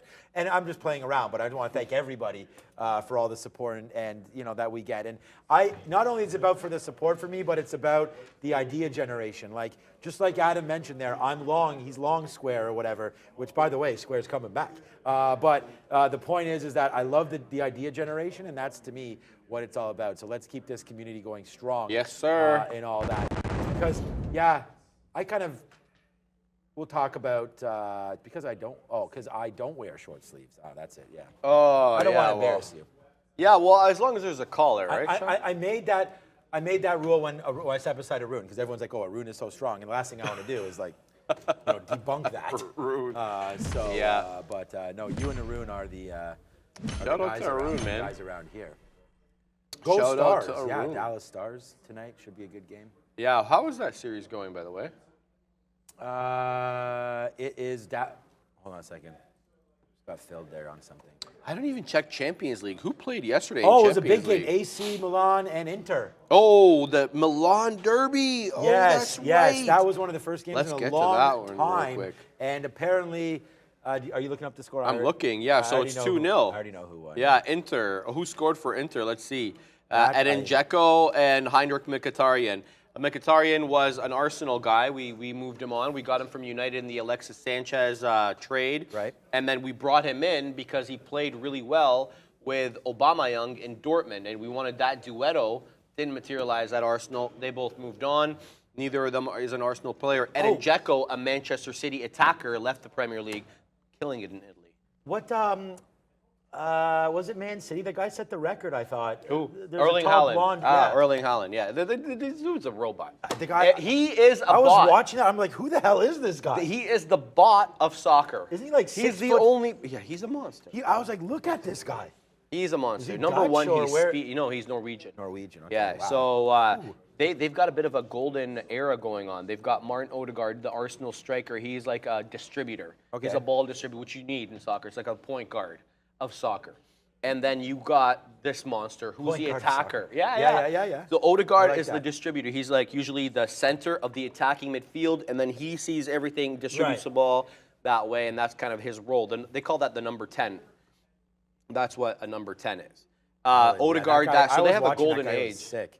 35 goals or 36. He's an absolute monster. You can't stop him. The season's not over. You can't stop him. He's speed, he's height, Yeah. he's strength. He's like a type of Ronaldo. I was actually at the barber and he was watching Yeah. it, and he got that goal. I'm like, wow, this guy's a monster. And then all of a sudden it showed it, and it was like league set the record. Oh yeah, he's nuts. And He's I was nuts. like, wow, Yeah, this yeah. guy is insane. Apparently Messi wants out of PSG now. Yes, well, he got suspended. He went to Saudi Arabia. He wasn't scheduled to go. Aye. They're offering him, like, people are reporting about $500 million. Well, wasn't to it go and play in 400 Saudi. for Our friend Ronaldo, who wants to leave? Apparently, Jorginho My wife is watching that show. Did you? doesn't want to be there. Then get the hell out, man. You just please that woman if you can. My wife is there's a Netflix show. Oh, she has. It's her own show. dude. Jorginho Rodriguez? Yes, No. it's her own Oh, Netflix I gotta see this. show. I and gotta see Ronaldo's this. in it all the time. What? Yeah, it's following her around. Why dude. am I so devoid What of is wrong popular with you? culture? I Stop don't know, working bro. out and start watching TV, man.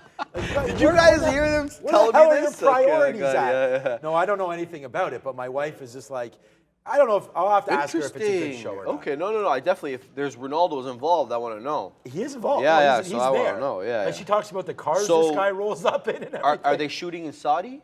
Is it being shot in Saudi? So maybe I have to Yeah, we'll find talk out. about We'll this a find little out. bit less because I know nothing about it. That's But fine. what I do know about is this. Money. Finally, we get a winning There you print go, there on you Square. go. Sorry about that, There it Adam is. DeLuz. Oh, Adam wants me but to, he could still win no matter what. Say obviously. English football instead of the Prem. Who does? Who wants Adam. you to say that? Adam DeLuz? Displeased that I'm referring it to as You say whatever you want, but you actually lived there. Yes, I did. Leicester. Shout out to Leicester. I went Yeah. to the University of Leicester. And there were 2 universities in Leicester, Du Montfort University and the University of Leicester. go One Square. was good, one was not. Shout out to those. Well, I'm sure that you were at the best possible school. Leicester was better.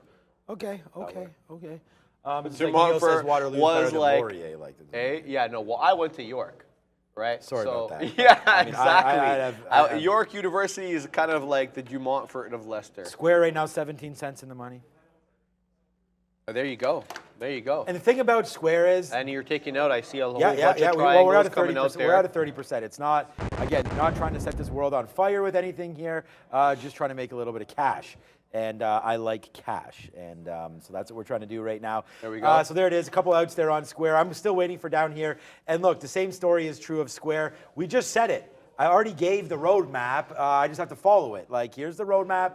Go follow it, see what happens, right? And there it is right there. We said that we would just try to play into the range. Unfortunately, we got in a little bit too early, but we averaged it the same amount of shares against 58.07 right there. So if we just waited and only took this fill at 90, then we would now be that 25 pennies in the money, which would have given us about 2 to 1 on our out. So right now, if our out is 10s, we're short at 84. It's now 20 cents in the money, so we're 1 to 1. That's why we're starting to take this profit out. Not only that, remember what I said roughly where my average price would be? Yep. I said 85. We got 85 dead on right now, Smash so that. we'll go bang on that one, and now we'll wait to see if Square does pull back. Sean, Sharif. IONM moving here, guys. It is Assure Holdings up 82%. Look at this chart. It's up using the elevator, not the escalator. Rejecting off 3 for the moment. This one, micro float, 848,000 shares. Be careful. Don't know what the short float is on it. We'll check momentarily. IONM, let's check our friend at Trade Ideas here, IONM. Ooh, we have a new Streamlab poll. IONM, let's go, bro. Assured Holdings, 3.12%. What's up? Oh, I just, did we have What? Streamlabs. Oh, yeah, No, yeah. go over your thing. I just didn't know if Streamlabs was. People want a small cap, so. Yeah, well, we're knocking on the door of high day, Sean. That's why it's exciting. We're right at that $3 level, $2.92, $2.95, accumulating around there. Let's minimize this and get to the tape here because that's where we're going to see a lot of the moves. I believe this is a NASDAQ stock, and I'm right. Okay, good. So here we go. What's the book look like? Okay, so spready a little bit. Look at that. That spread opened up 7 pennies, even though it was momentary. That's not what you want to see in a $2 stock. So at the moment, we're rejecting off 295. I don't have levels for this, guys. Let's go to the daily real quick here to figure out our tailbone from our elbow. Here we go, 5-minute chart. Do we have anything level? I like that. No. I know. Just talking nonsense. Yeah, a lot of sporadic volume in and around these levels, but it is a former runner. Sporadic You're volume. able to dissect that pretty quick. Look at that big drop. Is that an earnings drop here? This chart is so distorted. It's not giving me any information. But Tesla can go to hell. what's up with Tesla? Wow, it's Were you making the curling? move. Nah, it's making the move without us. Like it goes when the futures don't go, and then when we're in it. Wake me up. Before it goes. goes. That's That'd wham. be nice. Yeah, that is. And people There's like. no were- way that if you do that to Max that he'll. Oh, come on! Everybody knows that song.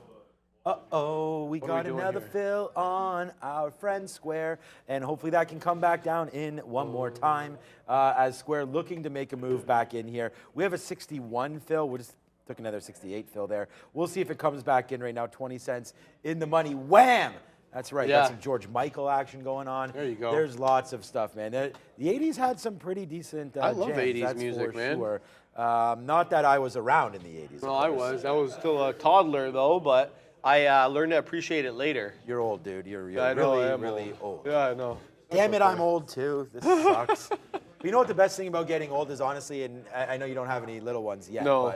but it's the little ones. And honestly, it's like, this is going to sound cliche, but I don't, I do this not for myself. Yeah. You told me. But I've got mouths to feed. I don't, no, it's not even, Yeah. it's just, they watch the show. I've had them on the show numerous times. Yeah, of course. I've had my eldest kid, Baxter, in here trading. He first hit keys at 3 years old. Wow. This has been my life since 22 years old. and I talk about it all the time. And someone in the chat there goes, you're a trader, you're always thinking. I mean, it's just like why I said put those names on there. Yeah. It's just like why we're going to soon have green or red on our positions. I like we that. We might not be doing I like P&L, that. Yeah, but I watch the show back, and I'm like, you know what? We need to tell everybody if we're green or red on symbols, I like that. if we're not going to do our P&L. So that's coming very, very soon. That's bang. Okay? That's bang. Just thinking about what we're going to do with the midday show. You know? Yes, okay. We brought you on. You're Yes. up there at the desk.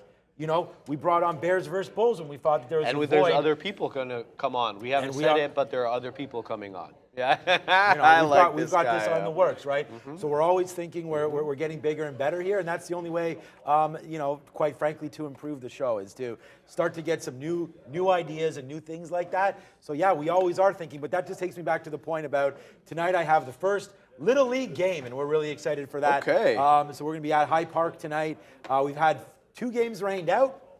And today, Oh, yeah, I remember that. yeah, my arm is recovered. I threw 300 soft toss pitches at the kids the other day, and we're ready to rock and roll for that. I think we should be investing in a pitching machine at some point, so that should come through. But I'm really super excited. And then I want to say early, in case we don't get to it or if I don't see people tomorrow, Mother's Day is on Sunday, Yes, my guy. I know. So- I told my mom, go pick a present. I told her, what do you want? She's We like, got I you want a Nita perfume. Stonk. I see what you're saying in there, Nita Stonk. Don't worry. Go Who's ahead. Anita? Oh, No, in the keep going, chat. keep going. Okay.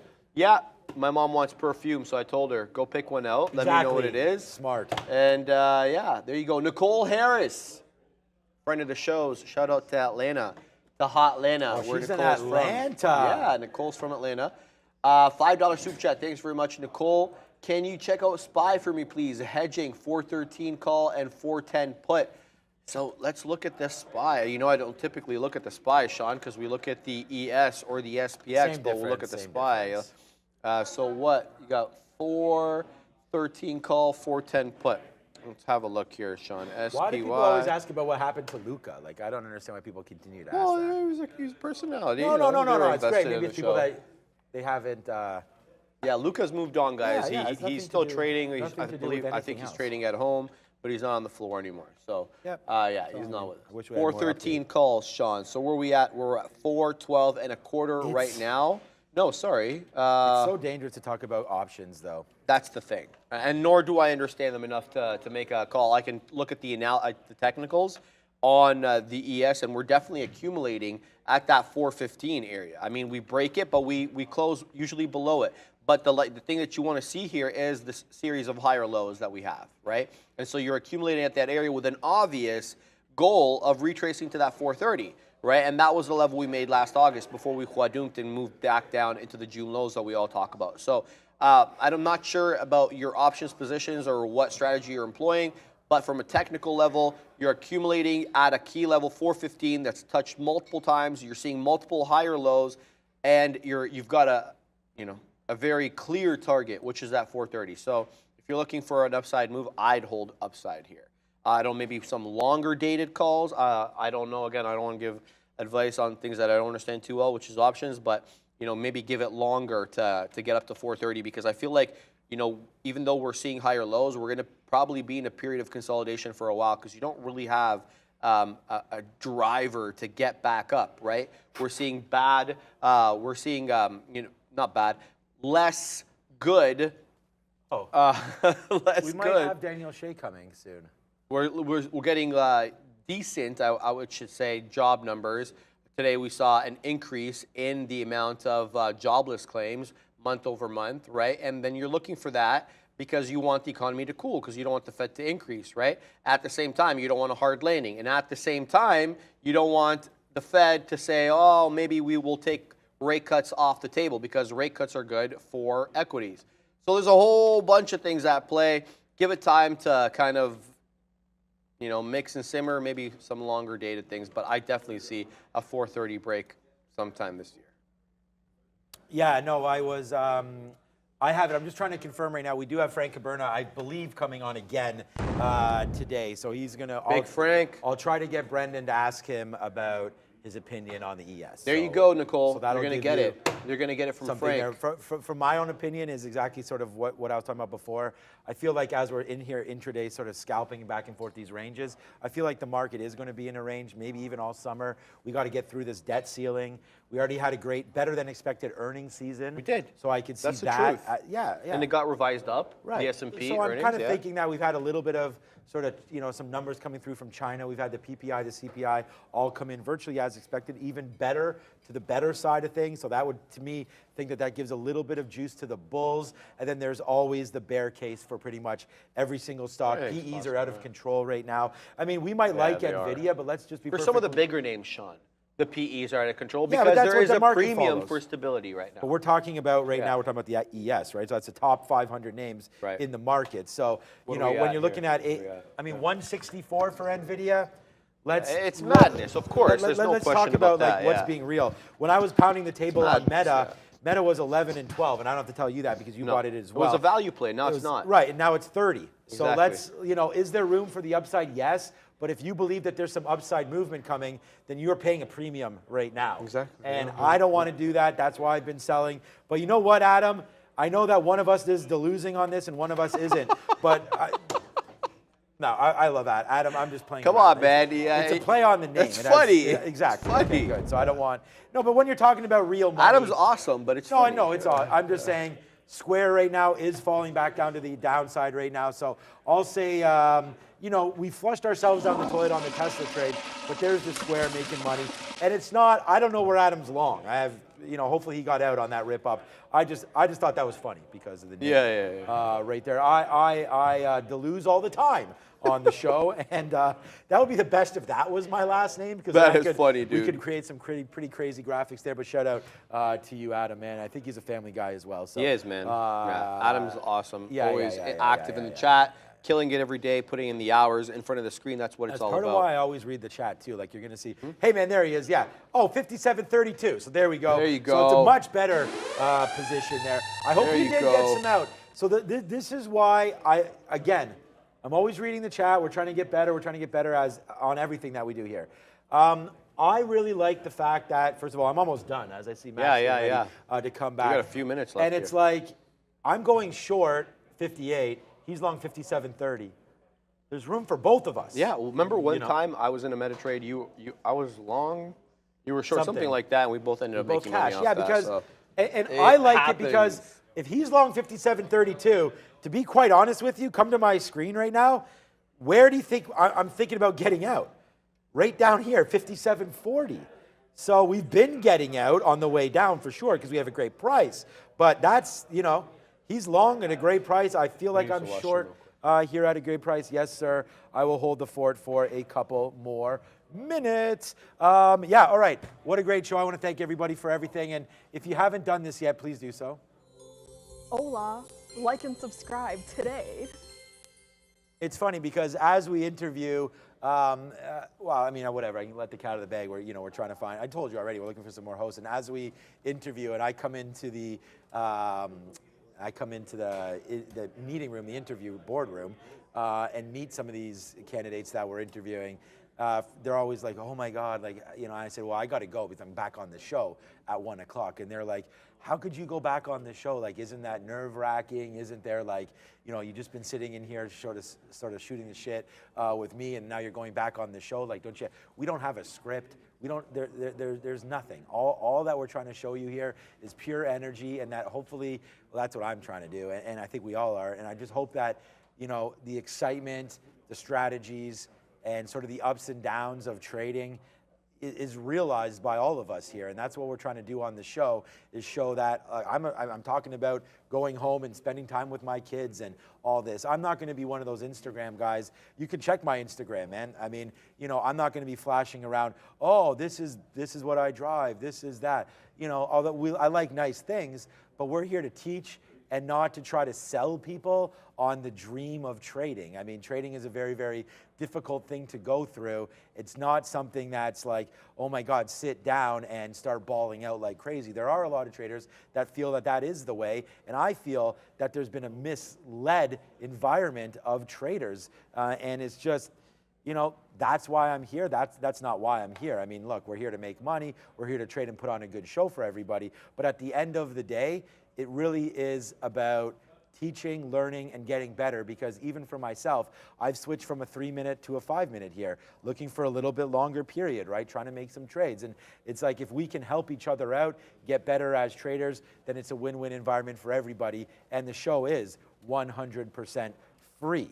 So, you know, all we do is tell YouTube, give us some money for those ads. So we do appreciate you watch 1 or 2 seconds of those ads, you push skip, and we move on from that. But it's been a great couple years as we get over and get near to 400,000. So this is what I'm doing.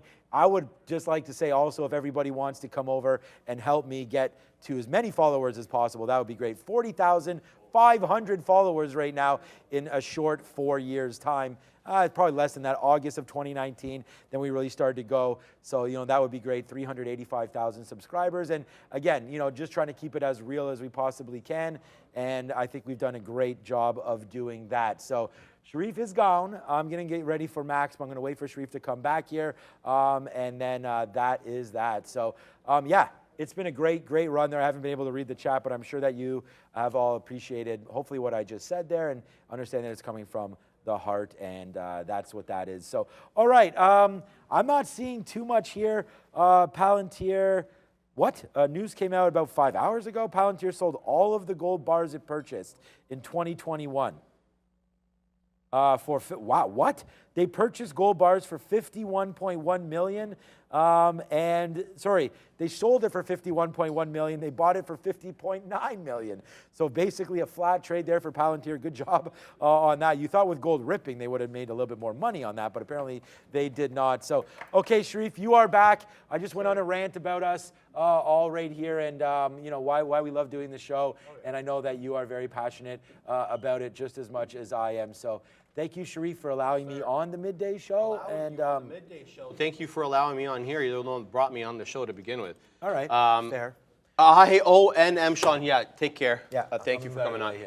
All right, guys, let's come to my screen here. IONM moving up into that 394 area, but just as I bring it up, Quadunks right back below I want to call this a halt level at 356. A bit of a random area, but nonetheless doesn't hold. That's typically where I try to get dip trades on the halt levels, but in this case doesn't hold, goes all the way down to almost 40. We'll see if we can get some support in and around here as we got the small cap king setting up, baby. 3.14 million shares IONM has done. It's done about north of $250,000 in the last 5 minutes. And the short float, I know I mentioned this, but it's worth mentioning again, I believe is sub 1 million. Yes, 848,000. So right now, doing that dance below 394 the high. Here we go again with that test. Spready. Now, we looked at this one. We actually looked at the tape. Where is it? There it is. Now, it's a $3 name, $4 name almost. Now, we just saw 15 pennies. I saw 75s and then 90 on the ask, right? That's not what you want. The bottom really does drop off the bid on this particular name and really gets spready, so be careful. Now, I think you do probably get a push through 4 here eventually. As we hold that $half level for the most part, you're probably going to get a push through 4. Here's what I'm going to do.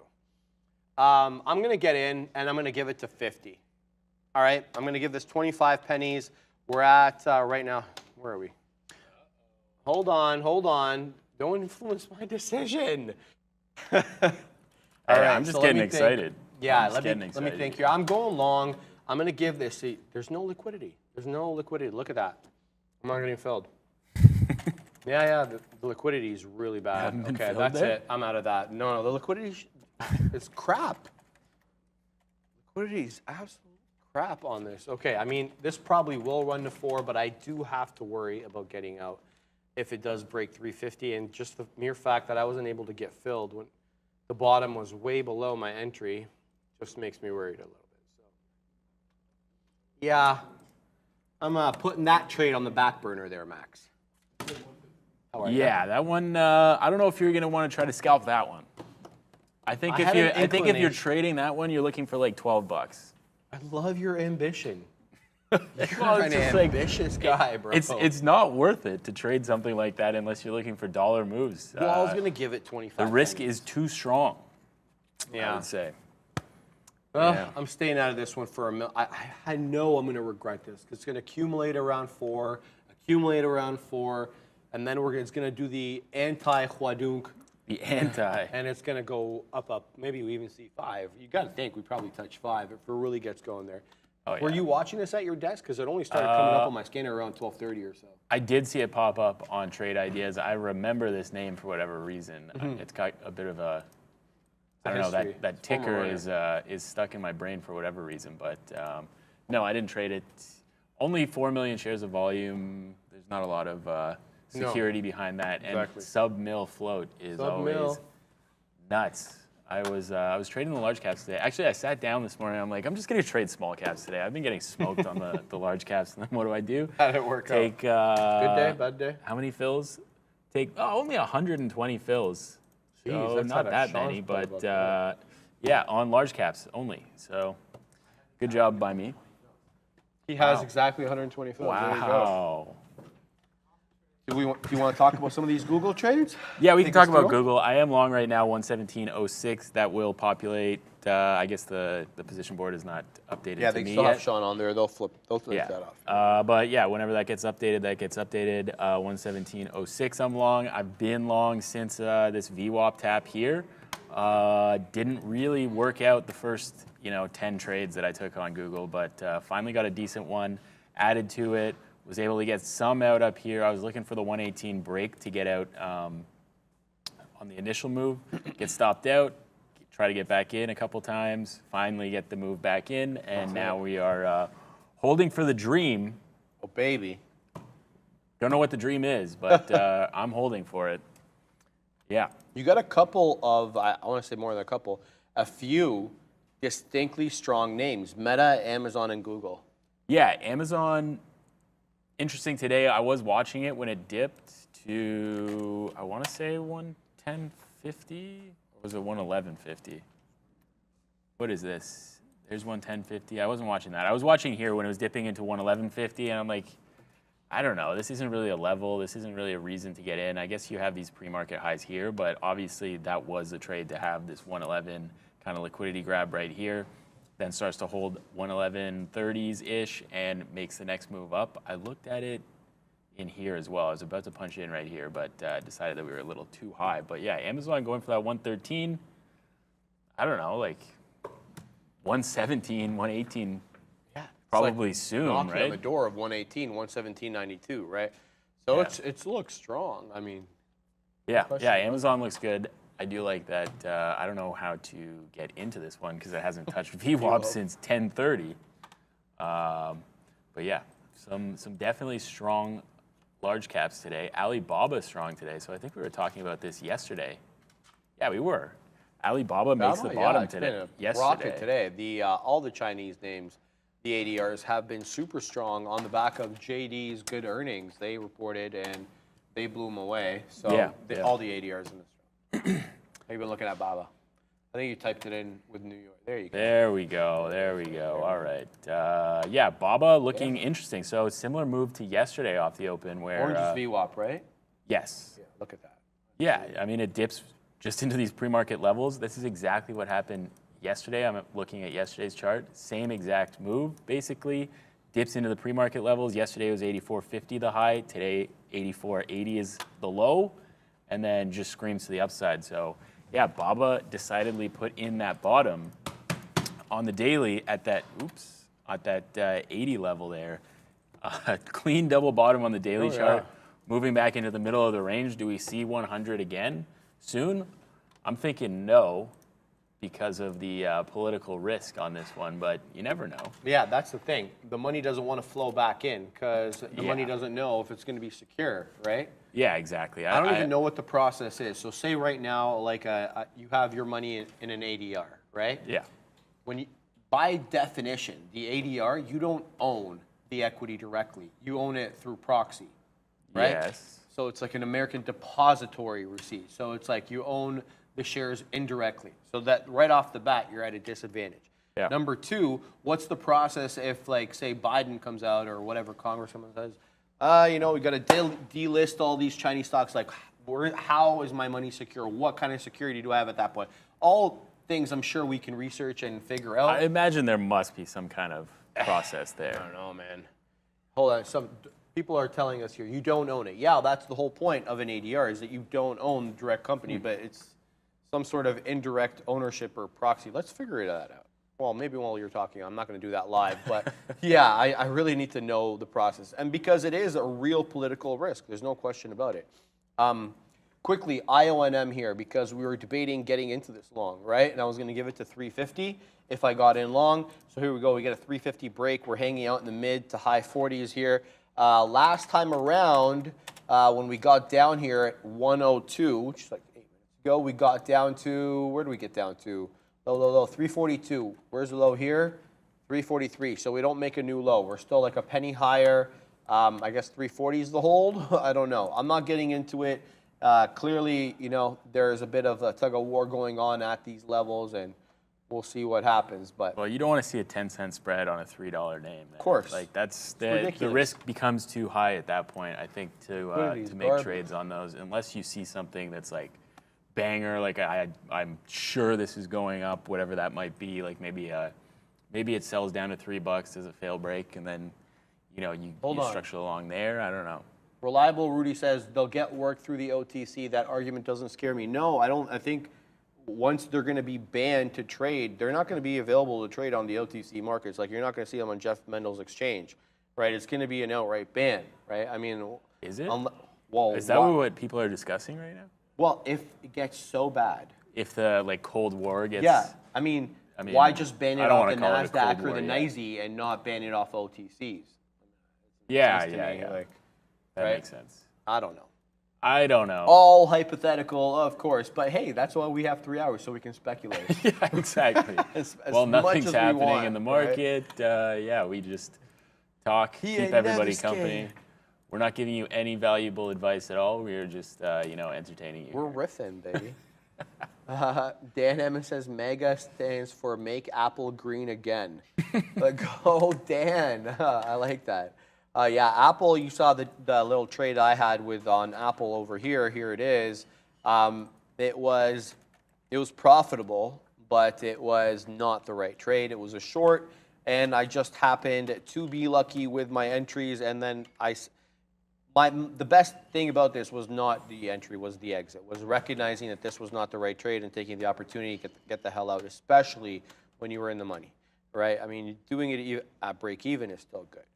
So it's been stair-stepping up, to be fair. Apple has been continuously printing higher lows all throughout the day, but it just hasn't been that trade, that's really shown itself. 174 level has been very, very strong on Apple. As a rejection? Since earnings, yeah, as a resistance. We'll see if we hold above there any day off the open. I will be looking for a long to get that next move into like 176, 177. But for now, the seller's stepping in front of that 174 for whatever reason. Exact same high today as yesterday, 174.03, which is interesting. And then, like 174.30 post earnings high. I don't know, 175 break could be something. I saw that. Who was it? Someone was asking me about if I saw the game yesterday. I was golfing until mid-second period, but I made it to my buddy's house to watch the third. And? I don't know. They won. But it was like not convincing. I mean, fair. Okay, if you're gonna come back, if you're gonna come back from 0-3, not like that. Like you should be scoring 12 goals. Right? In this game. Yeah. There's got to be that momentum. Like I feel like that's like an anemic retracement on a downward trend. You know what I mean? Exactly. Yeah. But the goalie looks pretty good. Their young goalie? guy. Or our goalie. Samsonov got injured. Yeah, I know. So now we got Joseph Wall. Joseph Wall.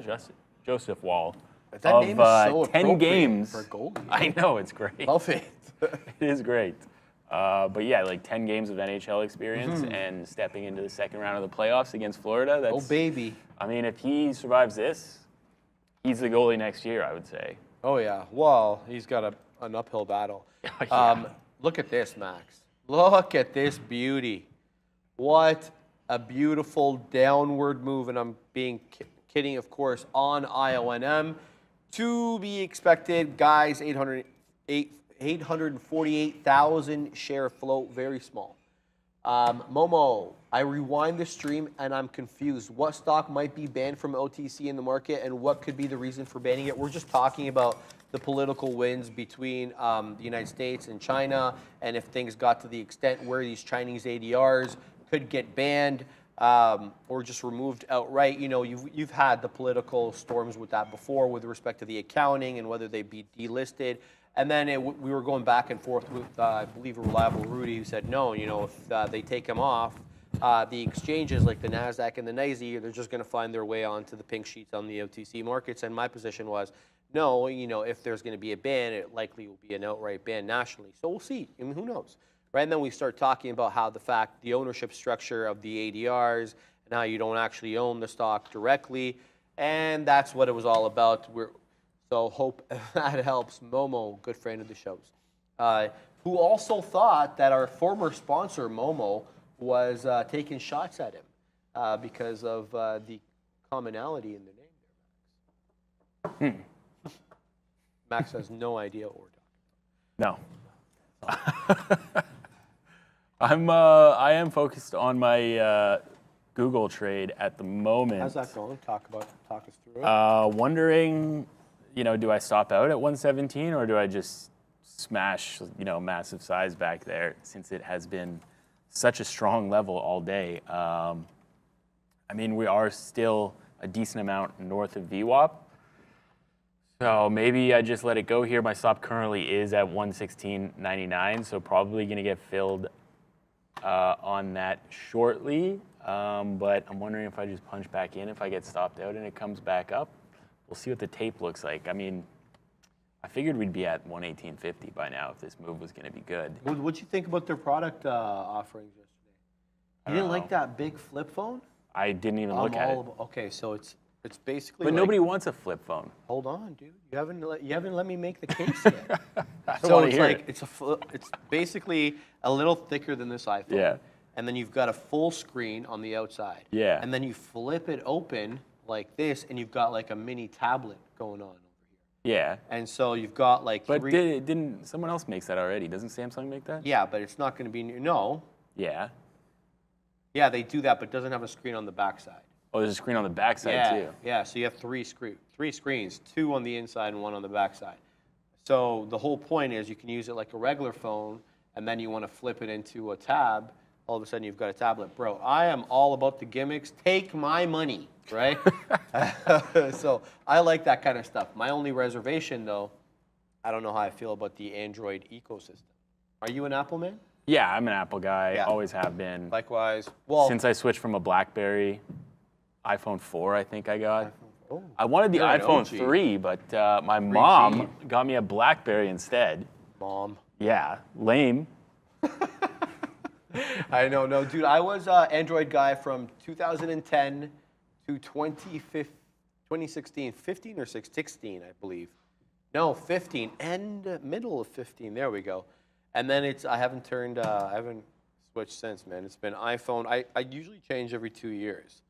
Yeah, I usually do like the financing, whatever, and then somehow my phone breaks right at 2 years, and then I had to get a new one. All right. I don't know. All right, I think they send vibrations through the phone to make me drop it or something. So let's not get into tin hat conversations because I don't even want to talk about what I saw yesterday on a YouTube video. What? Some shenanigan tin hat conversations. All right, let's just. You don't want to go down those. No, I don't. Those rabbit holes. Yeah. You get a DRMA though, Max. Moving drama. DRMA. Yeah, drama's moving up here. Let's go to the 1 minute. Here's a 1 minute. Very light volume though. 1.75 million shares, but has done 500,000 shares in the last 5 minutes. So the volume really starting to come into this one. 600K float. Yeah. 10% shorted. 10% short? That's only 60,000 shares, though. You know, you could punch that right now if you wanted IBKR to. is telling me 32,000 share float. Obviously incorrect. Yeah, that can't be right. Yeah, that's obviously incorrect. But yeah, this one They're stepping up. Nothing really here. The market is at a crossroads in general. What's happening? The market's at a crossroads. We're topping out here on the NQ, maybe retracing a little bit. The ES super flat. We're talking about a 5-point range within, or 10-point range going in the last 2-3 hours. So very, very limited momentum and range on them. So therefore, we're looking for other things. Enter small cappers, and that's what this drama thing is all about. What does this drama company do? I know this Dermata Therapeutics, clinical stage medical dermatology company. This one was running a few days ago. So if we look on the daily, we're going to see more action. Yeah. So back mid-April, drama was being dramatic. And yeah, looking to print maybe a higher high here. A higher high comes vis-a-vis $4, but that's been definitely a range of 4 to 50. Between the January to like mid-March, we had a bit of a range in and around that. Intraday trade, going to be tough to get any levels. What does a 15 look like here? Yeah, looks like we got to this level May 3rd, and we have resistance at 270. We got to 261 today. So eye on 270 for possible resistance. That's an early May level. So yeah, that's what I see on that one. What else we got, Max? What do you got over there? Market pulling back. Amazon ain't. Still sitting at high of day here. This is an incorrect wick there. My other platform does not have any Go to his prints screen, guys. above 112.99. So Amazon high of day 112.99 still hasn't even printed 113. So people getting short in front of that 113 for whatever reason. We will see if they get blown out or if this does hold that 113 level. Definitely super strong. Like, there's really nothing on the daily chart for Amazon. I mean, these are all after hours. So what was my, I think it was 114.80 from before last earnings was the high of day. If I just look over here on this 2-hour chart. I don't know, it was 114 something last time. So yeah, looking for probably that kind of range if Amazon decides to keep going. Probably not getting up here anytime soon, but you never know. You never know. Obviously, the earnings were not received as poorly as many people thought. So keeping on up on Amazon. I don't think 113 breakout is necessarily the play, but I like potentially getting long on a dip to try to get into that breakout later on. What's going on with Google too? If Google gets to VWAP, I'm going to try to get long again. But for now, hanging out above VWAP, below 117. That's clearly the level today. This 116.80 I had as a level as well, and that's what was holding here. These like 85s kind of for the previous move up. So maybe it just stops there and doesn't even get to VWAP again. I think we can probably get to VWAP, get along here at the high of this consolidation at VWAP. Good spot, good risk to reward if we could get a continuation move today, as the NASDAQ just hanging out a little bit below the lows, 13,435. And low of day, interestingly, on NASDAQ, if we load up the day chart, low of day is the high of this consolidation here. So resistance turning into support on the NASDAQ, and probably going to make another move up, I would say, unless some bad news comes out. I think we have PMI or PPI tomorrow, one of the two. If we get a light print there, I'm going to be looking long. Like this could be the catapult into the upside if we get a good PPI. Do you know what it is? PPI or? PPI, we already got today. We got it today? Expected, yeah. Hey, bro, welcome to Thursday. CPI was yesterday. PPI was this morning. Well, it was cooler than expected. Somebody back there told me that there's no economic numbers ever on Thursdays, so I'm gonna have to go talk to him. Yeah, I think you may want to. Because I was talking to him yesterday about this, and I'm like, we got PPI tomorrow. He's like, no, tomorrow's Thursday. What the hell does that mean? What does that mean? Who I'm not gonna say. I'm not gonna say. Put him on blast. I'm just joking. No, we got PPI. It came cooler than expected. We also got jobs today. continuing jobless claims, more Yeah. than expected. So, you're always looking for weakening signs of the job market for the Fed, right? A little tidbit of a print today on that. So we shall see what happened.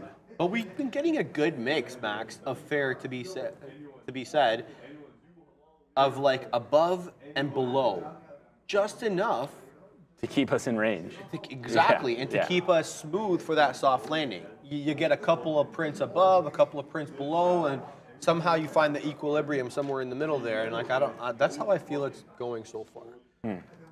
So yeah, Adam DeLuce, PPI today, jobless claims every Thursday, Max mate, always learning. Yeah, man, we always learn, dude, every day. Like when I sit with Sean and Neil, they're always dropping some new stuff. Arun sits down, you guys, he has a hilarious saying before he sits down, he's like, "You gonna learn today.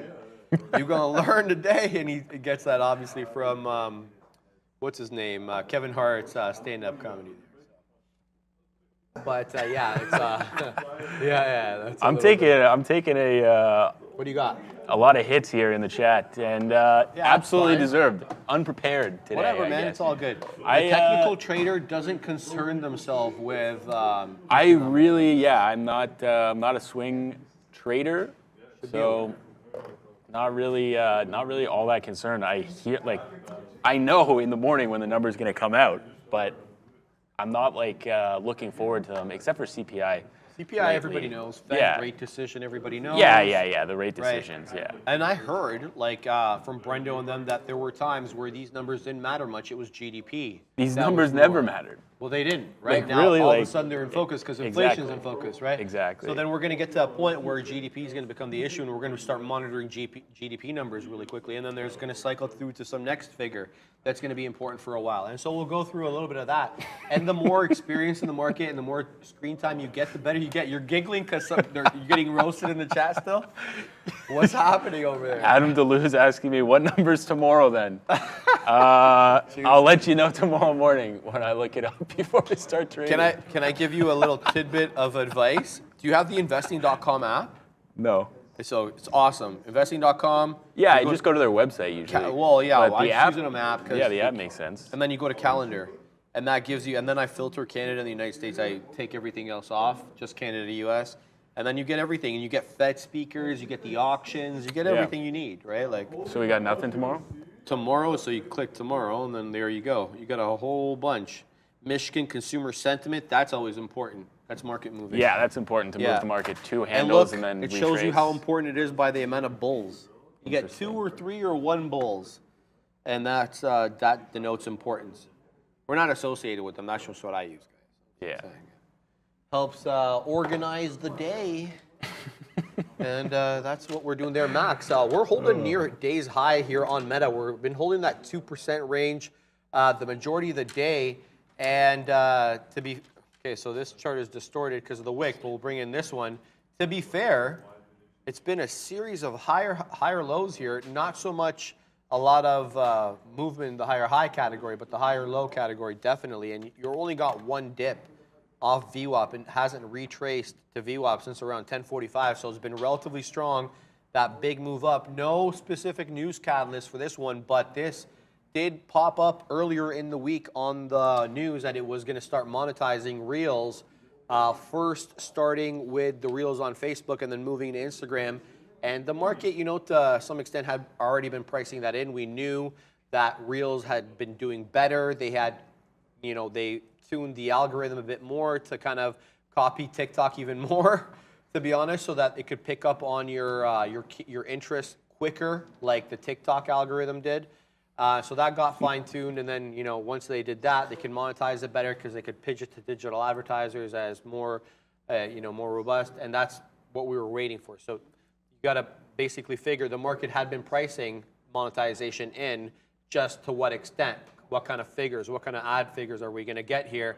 We'll be looking, obviously, I think they're talking about Q3 or Q4, where we'll actually have some of that data depending on when monetization starts. So super interesting. Meta, still a lot of tailwinds, man. You got the Reel tailwind, you got the TikTok tailwind that could get banned. I still like this stock. I'm out of it, but I feel like, we may not have seen the top for now. I think Meta's gone up enough. I don't know. I think you got out at a good price there. All right. I don't know. I just feel like the what's been propelling it up really hasn't changed. Yeah.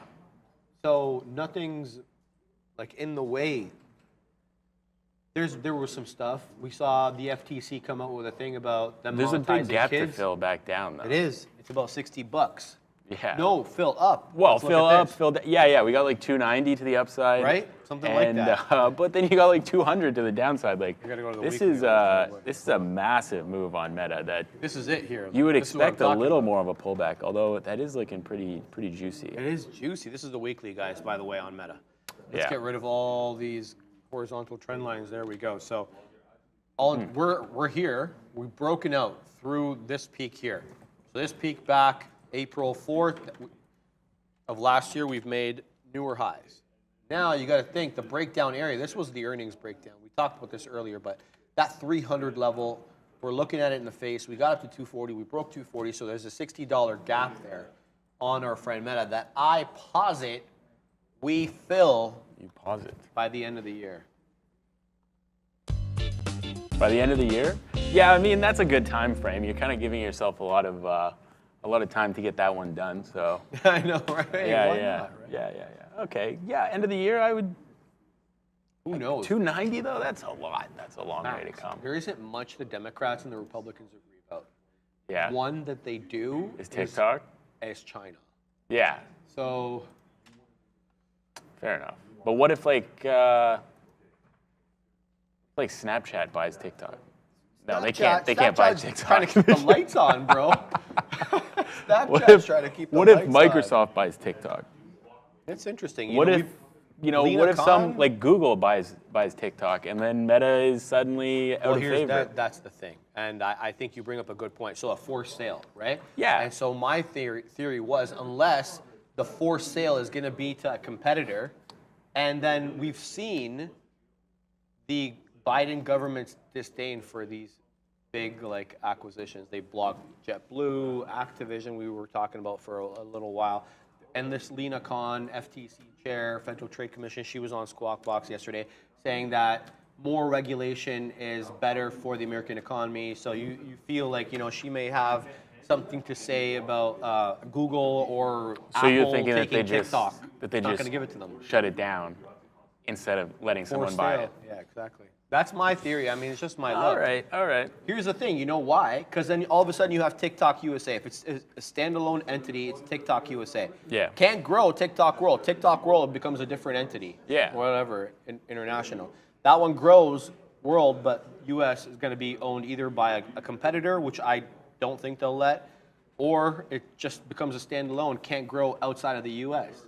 I mean, like, what's the point of that? That's fair. I don't get it. That's correct fair. me if I'm wrong, chat. Maybe I'm And like it's probably thinking hit incorrectly here. But. hit like peak capacity in the U.S. at this point. Like you're not getting that much growth inside of the U.S. on Yeah. TikTok. Everybody who's going to have it probably has it Already at has this point. it.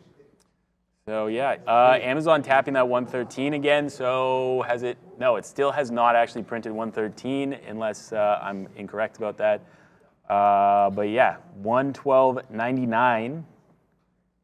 I'm looking for 13 prints. Twitter buys TikTok. Yeah, Elon Musk buys TikTok. Elon and converges Twitter. Oh, and there we go. TikTok together? 113 break on Amazon. Kind of muted so far. Congrats to the longs on Amazon. Congrats to my retirement account. 13% in the money now. Hey. Hey, man, Probably I'll should have been celebrate buying that. 85s instead of buying 100, but whatever.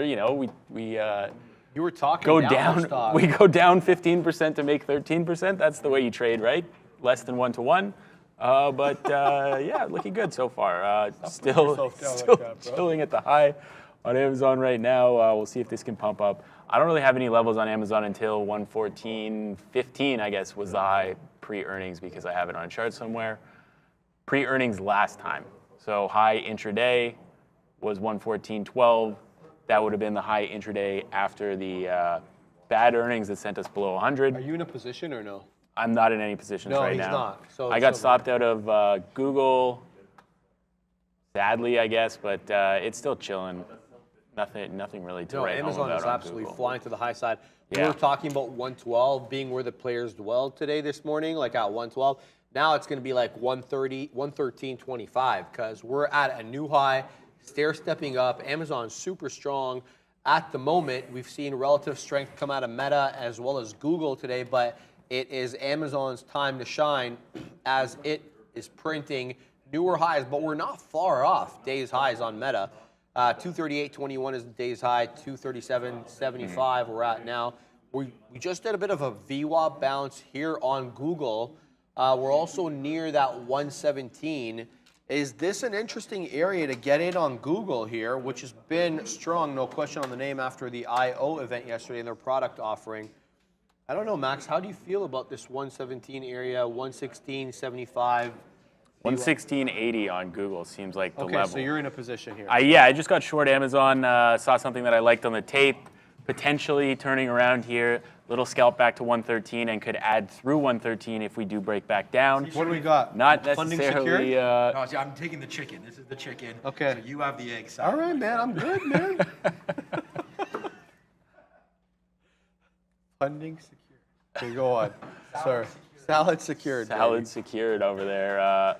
Yeah, thinking I saw an offer at 113.20 that it filled, and then there's another offer at 113.21 that wasn't filling. So as soon as I see selling on the tape, I get into the position, and then I will stop out 26 if we get there. Yeah, willing to add to this through 113. Not willing to hang on to this as Amazon is super strong. But if this is going to be a fail break, I like to have that one fill above the level and then one fill below it, and then try to get back into like that 112.70 kind of area. Market's not really breaking out, so I don't know. We'll see where this goes. Not really looking If you're great enjoying yet. this video, please take a second and hit the like and subscribe on this channel. And never forget, do not put pineapple on your pizza. All right, there you go, guys. Baba, high day, up 6.5%, 88.37 high on Baba. Let's get to Baba here real quick, and then I'll discuss this potential Google long that I may take here as we get into a more liquid time of the day. Our friend Baba trades on the New York. Let's go, Baba. Wow, up and to the right, Max, is what Baba has been doing today. Here's a 3-minute chart. This is where we start off the day. The pre-market, we danced with 85, and now we're breaking through 88. It hasn't been a trade that I knew exactly how to get into. To me, it's you're just getting in on a couple of red candles and basing it on the theory that you're going to continue to rise. I didn't see any obvious levels from which to get in, but this is the 3-minute chart. Let's go to the 15. No, I'm not gonna see any levels because we haven't been at these levels for a while. So yeah, it was one of those trades where you had to structure it on a retracement and maybe half dollar cost average a few times, and then you get that eventual bounce. It hasn't really bounced off any of my indicators. This is the 3. Let's look at the 5. Yeah, likewise. I mean, let's look at the 1. No, not really. I mean, it's held 20, but nothing really discernible, guys. So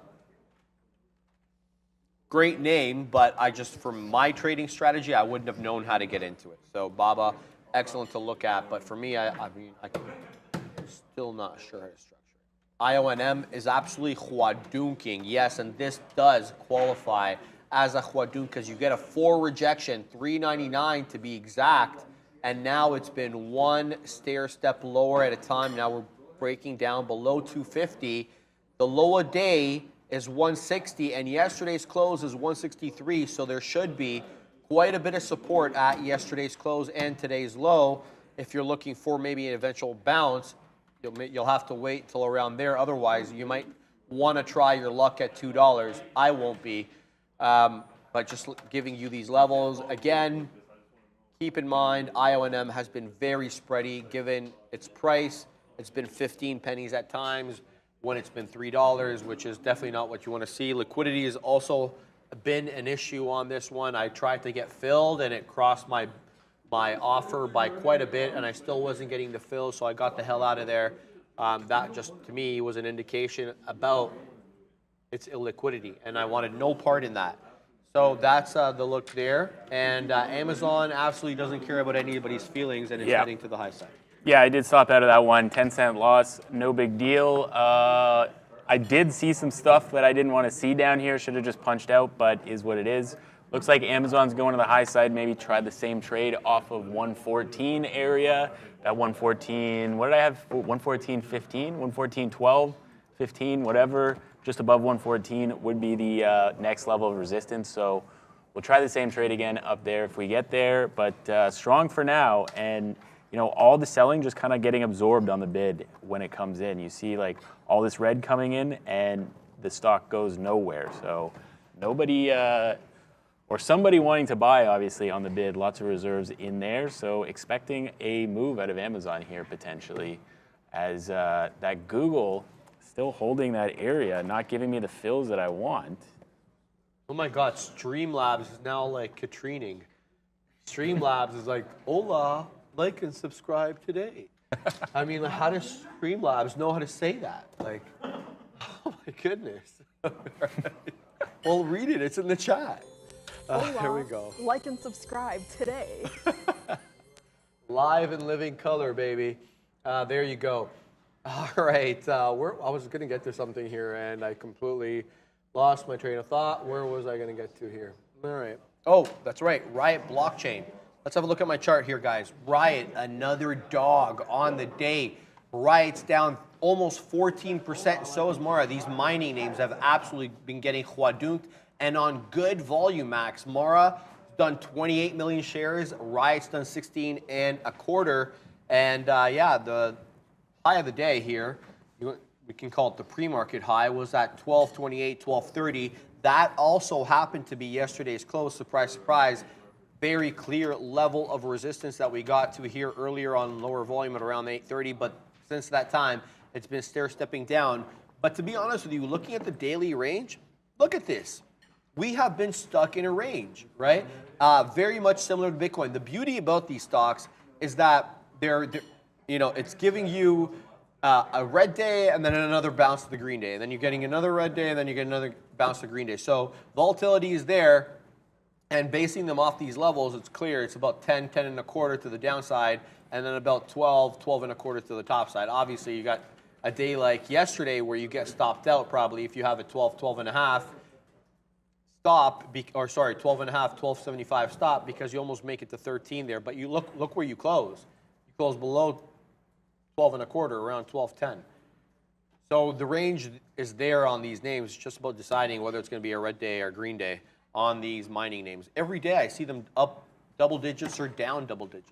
So they're providing you good volatility, I think, these mining names, Mara and Riot. There were so many more in 2020 and 2021. But when I did a spring cleaning on my watch list, you had to remove all them.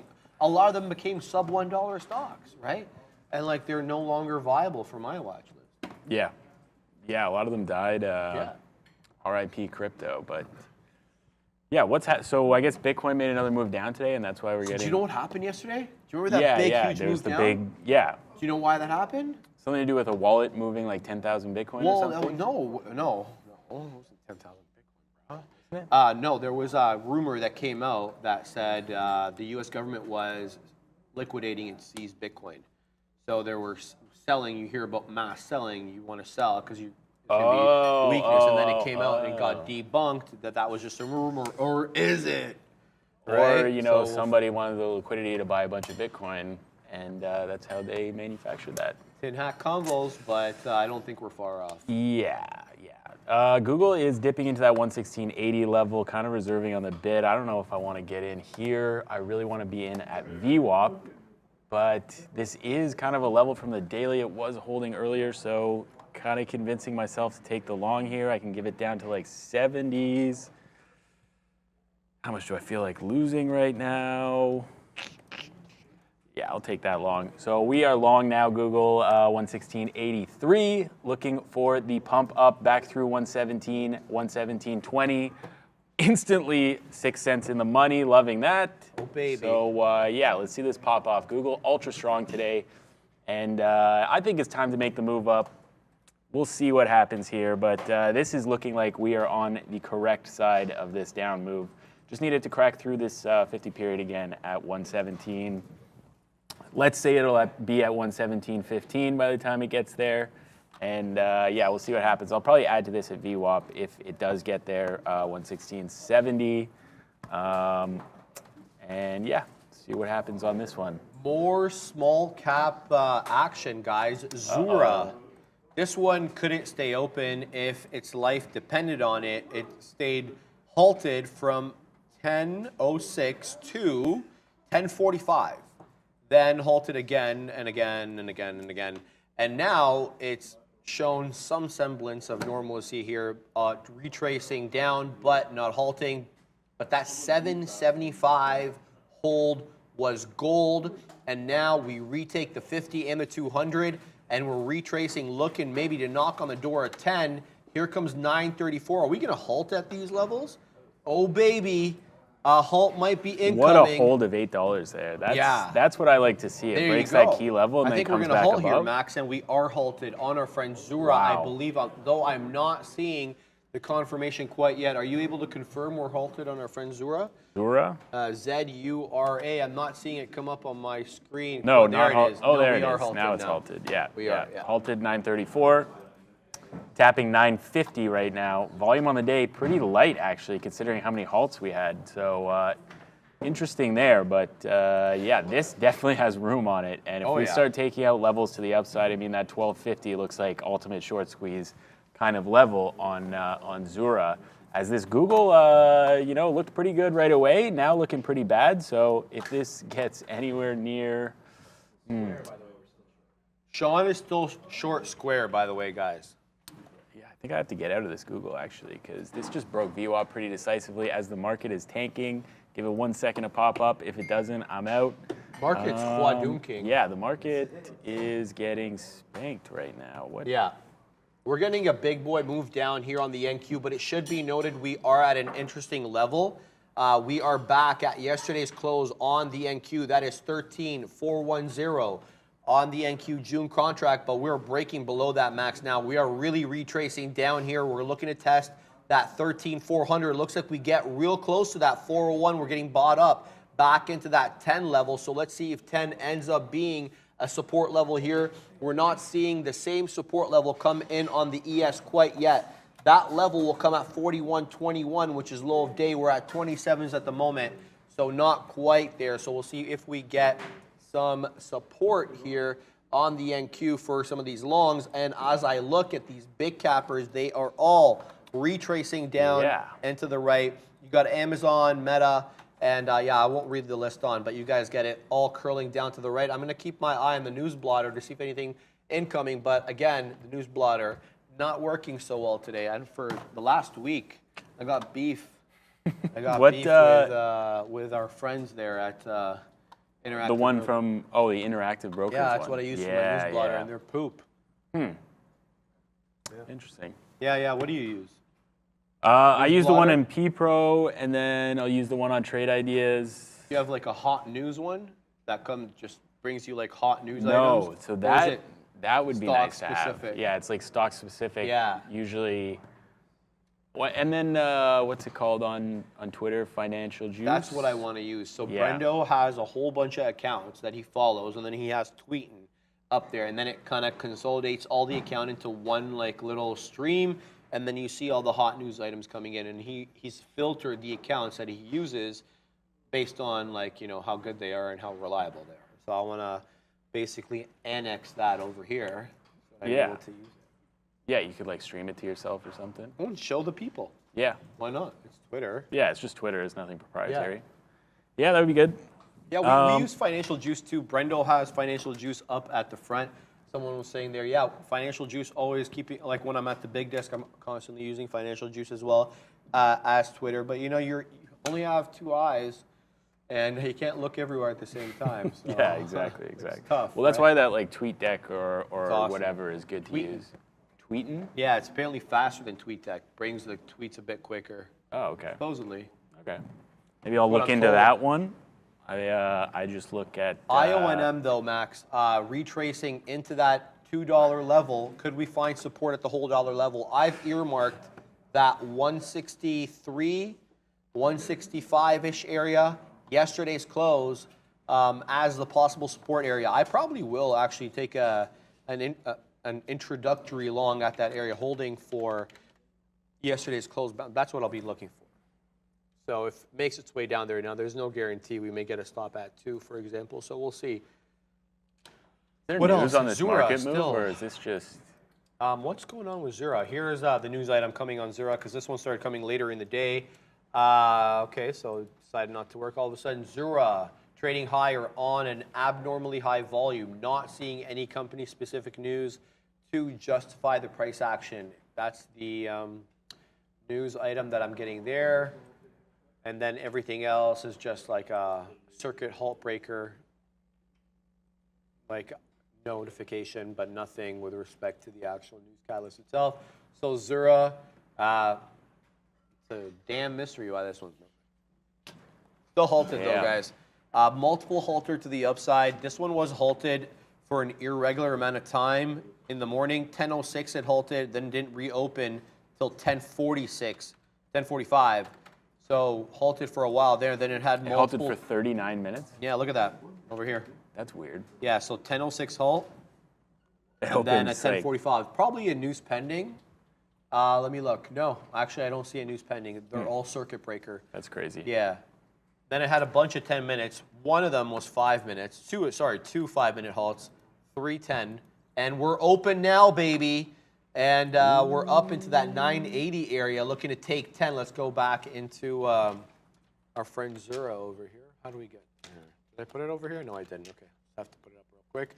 ZURA, and it's a NASDAQ stock. One's So looking what's the kind of spread? nasty. The spread is not very good, No. especially on this type of name. The liquidity is suspect as a result of the wide spread, and I don't like how the bid just absolutely drops off there. I saw 15 pennies.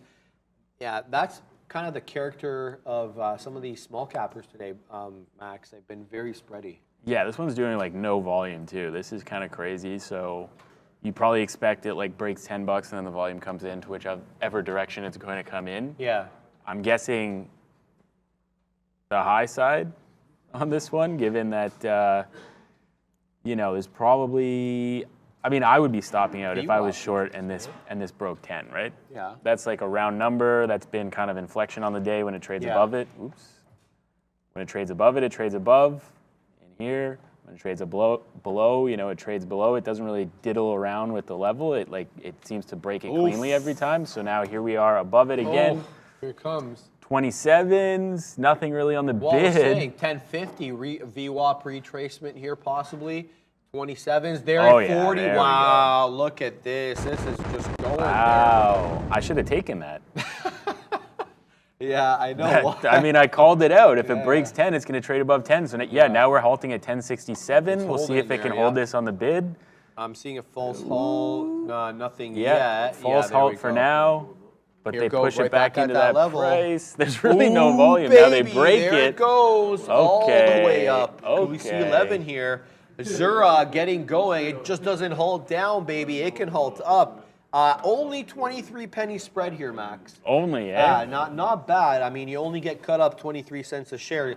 Multiply that by however 1,000 shares to take on these small cappers, and you know exactly who I'm referring to when I say that. But we talk tongue in cheek here, guys. But really, this is a 17 penny spread on a $10 name. That should give you an idea of what kind of risk you're looking at here. Ideal if you had, spread, like, says Swizzy Jake. I'm sure they're being facetious. Of course. Yes. Yeah, If what you are had a you lot of shares on this name, what are you getting out on here? If you have 2,000 shares, you can barely get out on the bid, and you'd be crossing down to You're not like gonna 10 be able to cents get here everything at out least. one time. Yeah. No. There's So no way. you can trade these with 100 shares or whatever, and you can make good money doing that. Obviously, the 8 goes to 11. That's $300 with 100 shares, and you're able to get in and out. But if you want to size up on that, you want to get bigger, I don't think that you can do it on a name like this. You're just risking kind of everything there, trying to do that. And it looks like that market move down was a little bit of bamboozlement finding all the stops, stopping me out, and then going straight back up. So I considered punching back into Google there when it held 116.50 so cleanly. Look at Zura. Where is it? Where is it? Let me bring that one back up. Oh, baby. We're filling that yeah. gap, the Hall gap. Here it comes. Do we hold this Hall gap, though? I don't know. I do like these dip trades, especially if you're quick on the keys or if you got resting orders. These dip Well, you got trades people at that are Hall. reloading at 950 here, trying to get That's what you see filled. there. Yeah, okay. And then if you have real size, you have to cross down to Can you 911 tell right us now. about your color coding? Yeah, these I just highlight size anything over 9. Okay. 9 lots. So anything over 1,000 shares, I like it to pop up nice, I highlighted like here. Obviously, on a name like say Palantir, if I bring this up, then everything's going to be highlighted. Yeah. So then I can just change it. Like you go in here, customization. Oh no, not that one. In here, and then you just change the size. So for Palantir, I'll do like 100 lots, 10,000 shares, just because this one trades more thick. That's very cool. And then I'm you can gonna probably see. employ that. Yeah. I really like it. That's Wayne actually showed me very that. good. Yeah, Wayne the brain. It's helpful to see like where the size is trading. Like if you go onto a Google, NASDAQ, and you look at the book here, there's not that many levels that have more than 1,000 shares on them. So that's nice when it stands out. yeah, you know it stands out. You know where people are actually trying to sell the stock, or people who can move the price of the stock are trying to sell it. And a rudimentary version of Bookmap. yeah, exactly. We don't see Bookmap anymore because Cal's not here. Shout out to Cal. We miss you, Cal. He's been in the chat a few times. Yeah. Cal, if you're in the chat, say something. Yeah, I know, right? Yeah, he was always on Bookmap, and we'd always come see him. F1, F1, F1, F1, F1, F1. He'd be hitting F1 because that was his buy key, right? And it was refreshing. So he'd constantly be hitting F1. All right, shout out to Cal. Can't believe you didn't notice that. You sat like 2 people down from him. You saw that? I'm staring at the. Yeah, you're usually quite focused. Yeah.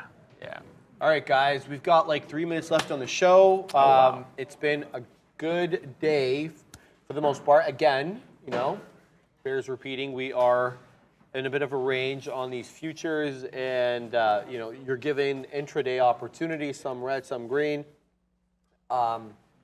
It's tough, especially if you like to have a bias, if you like to come in, this era I'm going long. It's been tough. You've been having to switch your bias daily depending on what wind is blowing at what time. I don't know how you fare during these type of consolidative times. Not good. A bit tougher for me. I don't know about you. Harder for me when things are consolidating, not breaking out so much. I like having things get to new levels instead of just recycling old levels all day. Speaking of recycling old levels, I just got a long Google again, holding this bottom again. Every time it gets below 50, it seems to bid back above, but maybe I'm wrong here because it is now holding below 50. I don't know. I think if anything's going to go back up, it's going to be Google as this NASDAQ candle just kind of wicks to the downside and then gets bought back up right back above 13.4 and now going higher and higher. So expecting this Google trade to get back to 117 and then see if we can push into those like 20s, 30s. I mean, I'm not really going to let this go any lower. So like probably like a 42 stop or something on this one.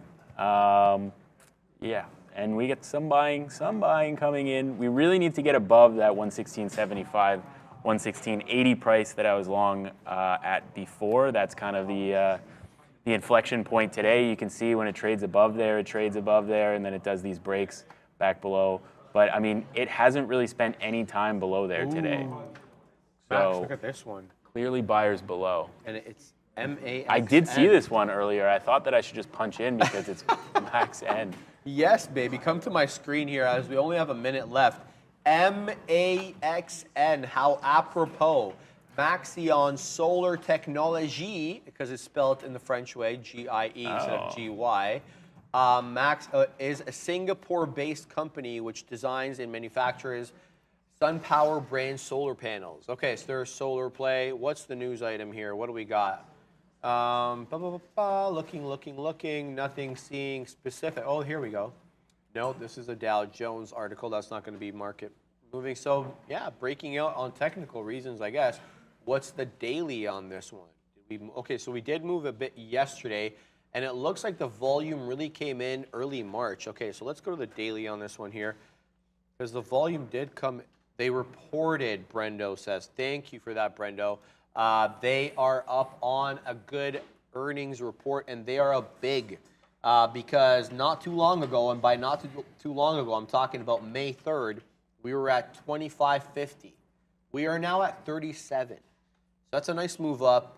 It's a bit of a range-bound stock, you could say, for the most part.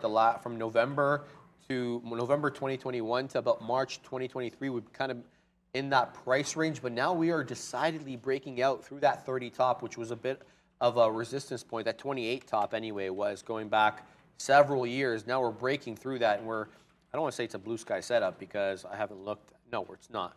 Did you see the short interest on this one? No, I didn't. What was it? 31% according to Trade Ideas. Well, there you go. So if you're salivating at a potential short, he's just giving you a little tidbit of information there. Make of that what you will, but also make sure that the trade is structured correctly. Well, I mean, we're at the highest points that we've been at for while. 2 May years, 2021. right? So March 2021. Yeah, March 2021. So you would think that short interest is pretty offside at this point. Yep. Unless somebody's holding a short on this for 2 years. Exactly. I don't know. Yeah, that should be interesting. All right, Max. Yeah. We are overtime. The big kahunas are waiting, and Brendo's at the big desk. We'll be on the same time tomorrow, same bat time, same bat channel. See you tomorrow. Hey guys, yeah, as we head towards the end of the day here, a couple hours left on what's turning into another kind of choppy afternoon, mostly to the downside as far as major indexes are concerned. Here's how things are shaping up as we head past 2 o'clock market time. 1% for the Dow now, 1.12 leading the way as far as